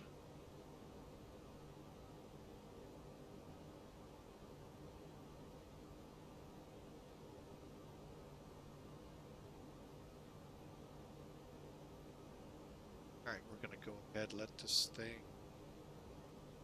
first notch of flaps.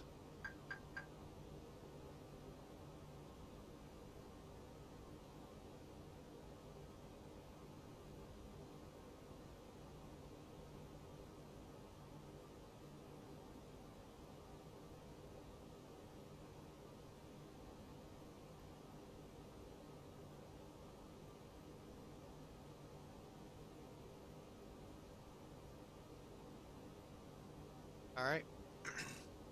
And Philadelphia traffic, American 1308, crossing Martin on the glide slope, fully established 27 right.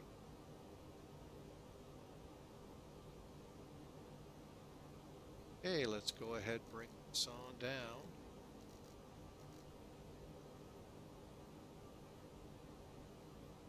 Got the speeds.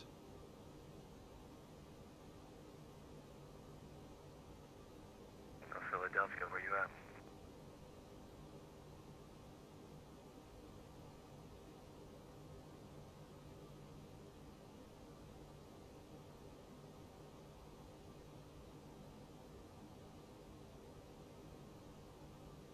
Okay. Speed brakes again.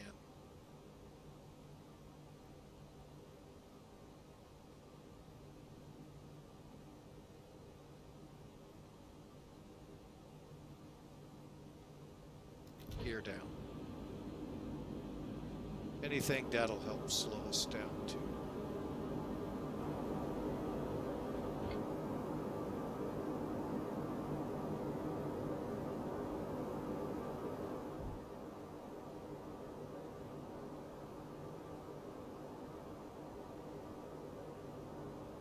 All right.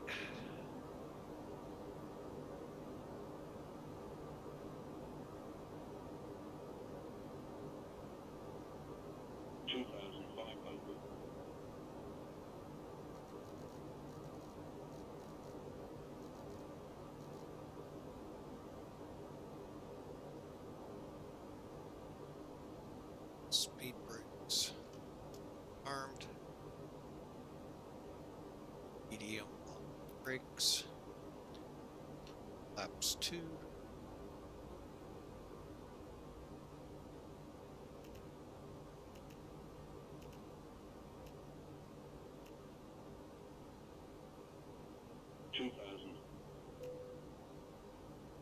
All right, and I kind of got the run site. And Philadelphia traffic, we are final approach fix 27 right, American 1308.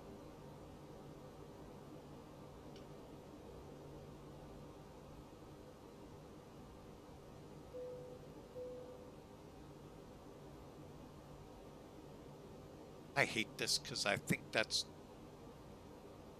right there, I think is it. Let's try the sunglasses. Sometimes they help. And they are. Good deal. All right, folks, here we go. Laps full. And I'm taking the airplane.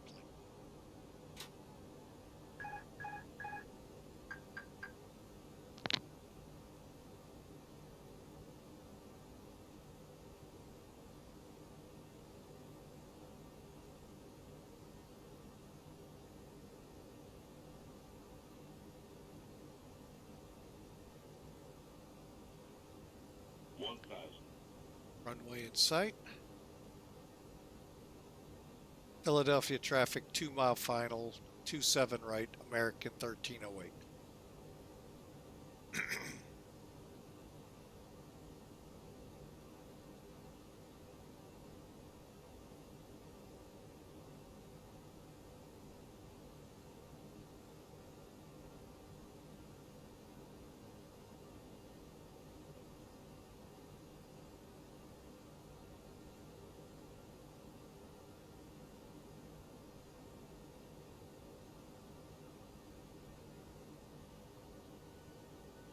500.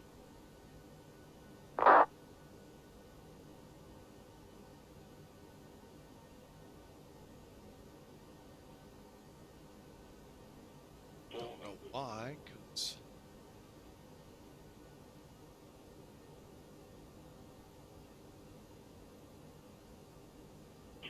stable landing.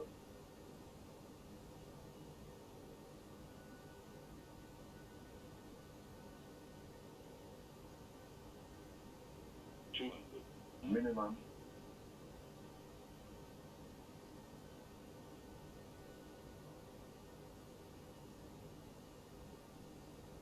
$100.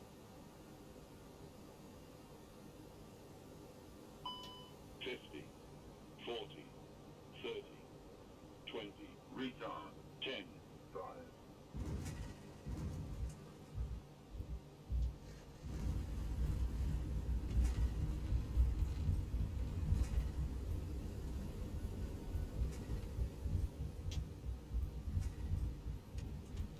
Oh, I hate this stick sometimes. Rudder pedals would be worse.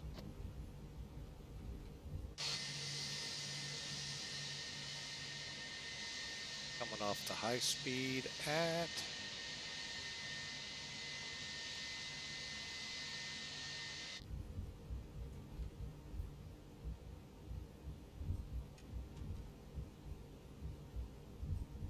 I think I was supposed to.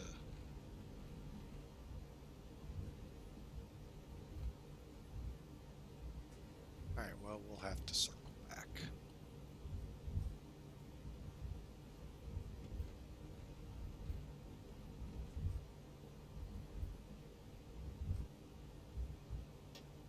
All right, flaps up. Spoilers stowed. Welcome to Philadelphia. By the way, folks, in case you didn't know, this is the StarSim scenery. Really like it. So, wish it worked in St. Louis for X-Plane 11. It did. But today, for some reason, it just, well, not just today, several, it just doesn't want to work. I tried replacing SAM with the new version out there. That didn't work unless it's the library that I don't have, and I don't know where to get that. All right, real quick. Lights off.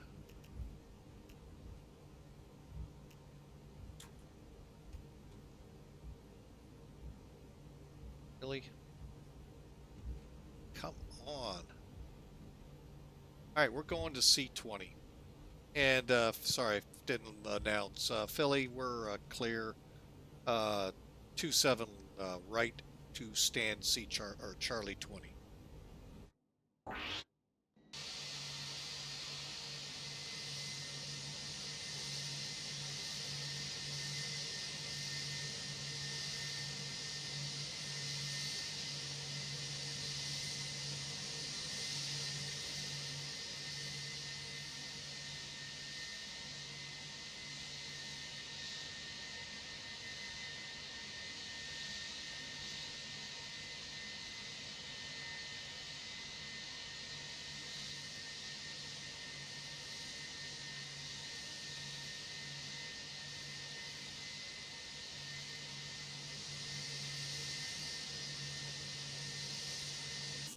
I forgot about him here.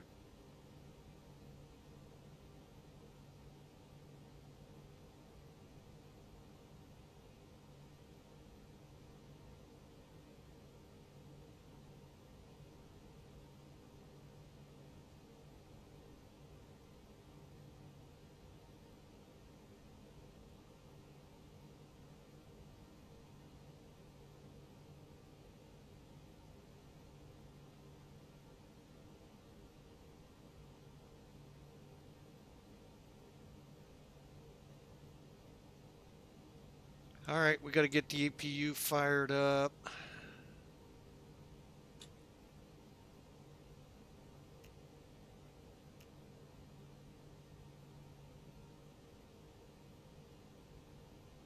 Wow, we really get in tight here. I somehow don't remember that here.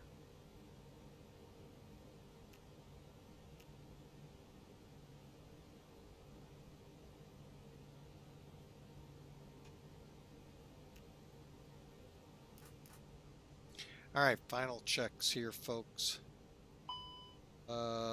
Brakes. How's our brake fan? Okay.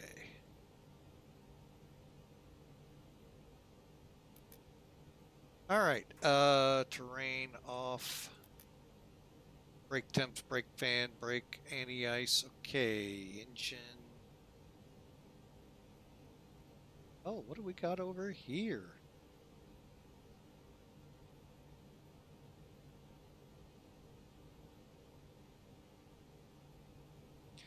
All right, leads on.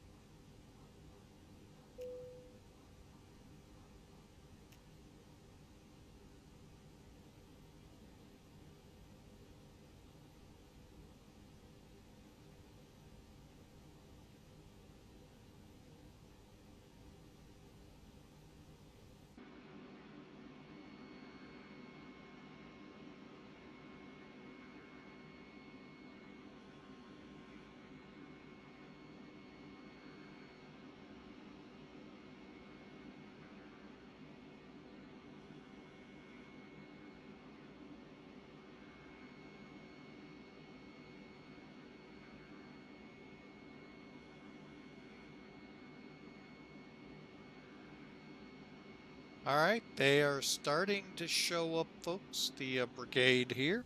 So let's finish this off here real quick. Elapsed time off. Okay, 2 hours, 6 minutes. All right, let's see. Think we have everything. File. And perfect.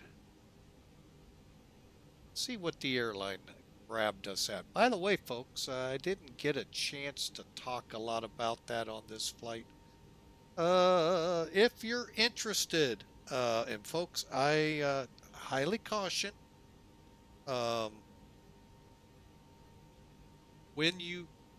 before you sign here and say, I want to be a pilot flying with Virtual American, read through, understand they are pushing. It'll be flown pretty tight ship. Got to fly the right airplanes, the right engine styles, right paint schemes, and so forth. Right tail numbers, landings within this amount of performance and stuff. Now, there's a lot of them starting to pop up this way, which is cool, but a lot of pilots out there, it kind of scares them away. So be careful, read through before you say join. And then they have a few other sister airlines you can look at when you get there. Again, that's at www.virtual-aal.com. So check them out, folks. I like flying for them. I like that they keep me on my toes, like this flight. And we're going to find out how well we actually did here in a second. All right, so looks like we did pretty good. Got 210 points for coming in here, mainly because of the length of flight helping us out, plus the safe landing, which they got us at 403 feet a minute. But again, I'm striving to get that number down. I've averages like 200 something here. So, you know, you're bound to have one that just got away from you. It happens, folks. You know, don't beat yourself up. Okay, I'm beating myself up. But anyway, all right, let's take a look at this on Sim Toolkit, shall we? First off, I want to get rid of, well, actually it'll cover it up. All right. All right, so there's Sim Toolkit, folks. You can see that little makeshift hold we did out there to get us down in altitude. Now, Sim Toolkit, on the other hand, was nice to us. 167, looking to be about a 15-mile final, 7 knots. Now we'll hang tight here. Let's see. Who's on final? Who's on first? So anyway, let me finish this up real quick. Okay. And let's go over here. So again, you can see the run. You know, that little, that gets me when I have to do that. Anyway, flight time 21. Oh, that's because it didn't know when I took off. Okay. Like, what?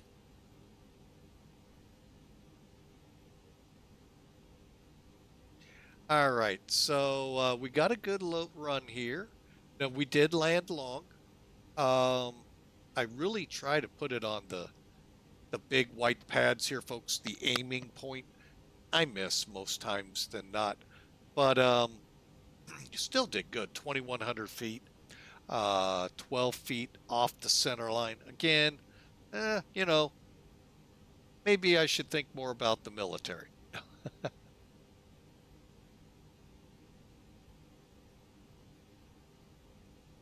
Am I on 122.8? I didn't think so. I sure as heck am. Dang it. Anyway. So here's our metrics. And doesn't look too bad, folks. Looks pretty good to me. All right, yeah, as you can see in the list, we have flown the arrows. For 27 left. Now let's see, we got an arrow flying in here. Oh, and by the way, folks, this is some cool scenery. Although this wing is kind of boring.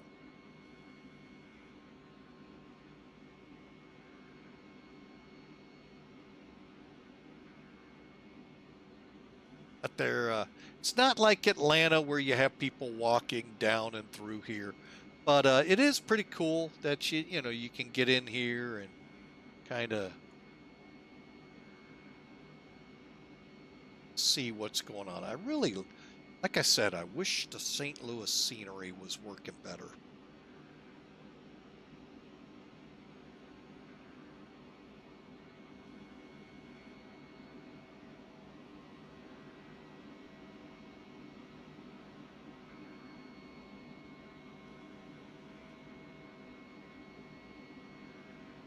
So, but there you have it, folks. 838 is in the blocks. All right, so I'm going to disconnect. Oh, yeah, we were wanting to see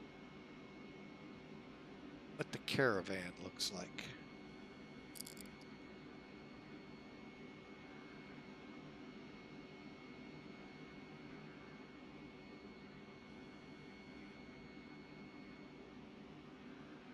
Nope, don't see it.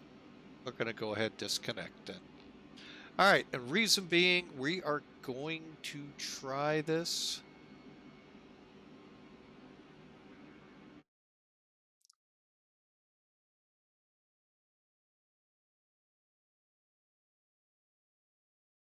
I think we're gonna reset.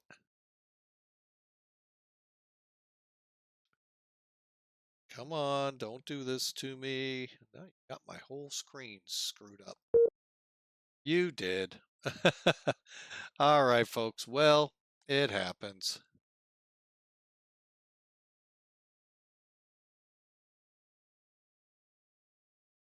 All right, we started the day off in the 727, flying from Wichita to St. Louis. We had to go in under default scenery, well, because it is what it is. And, well, geez, we ended up crashed the desktop trying to do a replay here. Didn't work out. All right, and this fly will die eventually today. All right, folks. Well, I hope you've enjoyed. I want to thank Boeing Sky Pilot out there for the raid. Thank you all for coming aboard. Those of you who did choose to follow, didn't see much. Well, hopefully you liked it, and I hope you enjoyed. Um, Also want to thank RKD Robo Prod for the follow earlier as we were in St. Louis on ground. And anyone that came along and tried to help us out in Stream Raiders. I'm not sold on putting this on the stream, but folks, if you would please, I would sure appreciate feedback, especially over at our Discord channel, to let me know what you think. I'm just not sold on it, not because I'm losing, but I'm just not sure how I like that. So, but anyway, y'all have a great night. I hope you enjoy the 4th, those of you from the U.S. And we will be back in the air tomorrow. Why are we getting that? Oh, there we go. It's like, why am I getting unstable on my network connection? So, folks, I hope you have a great 4th of July. I hope you're able to see fireworks. St. Louis, God may put on a great display of fireworks of his own with thunderstorms rolling through. But hopefully you all get out and get to able to see them. So, we're going to kind of roll off out of here, and hope you all enjoy. So let me see if there's someone out there we can pay it forward to.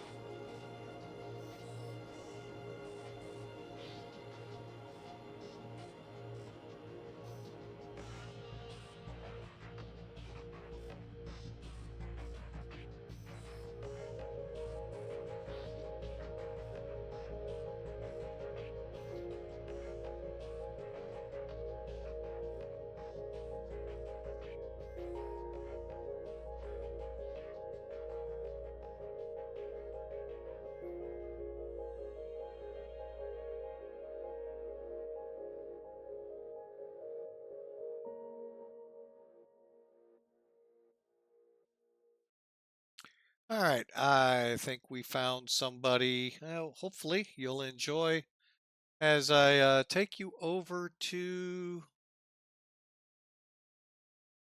Captain Whip TV. Hope you have a great night, folks. God bless you all.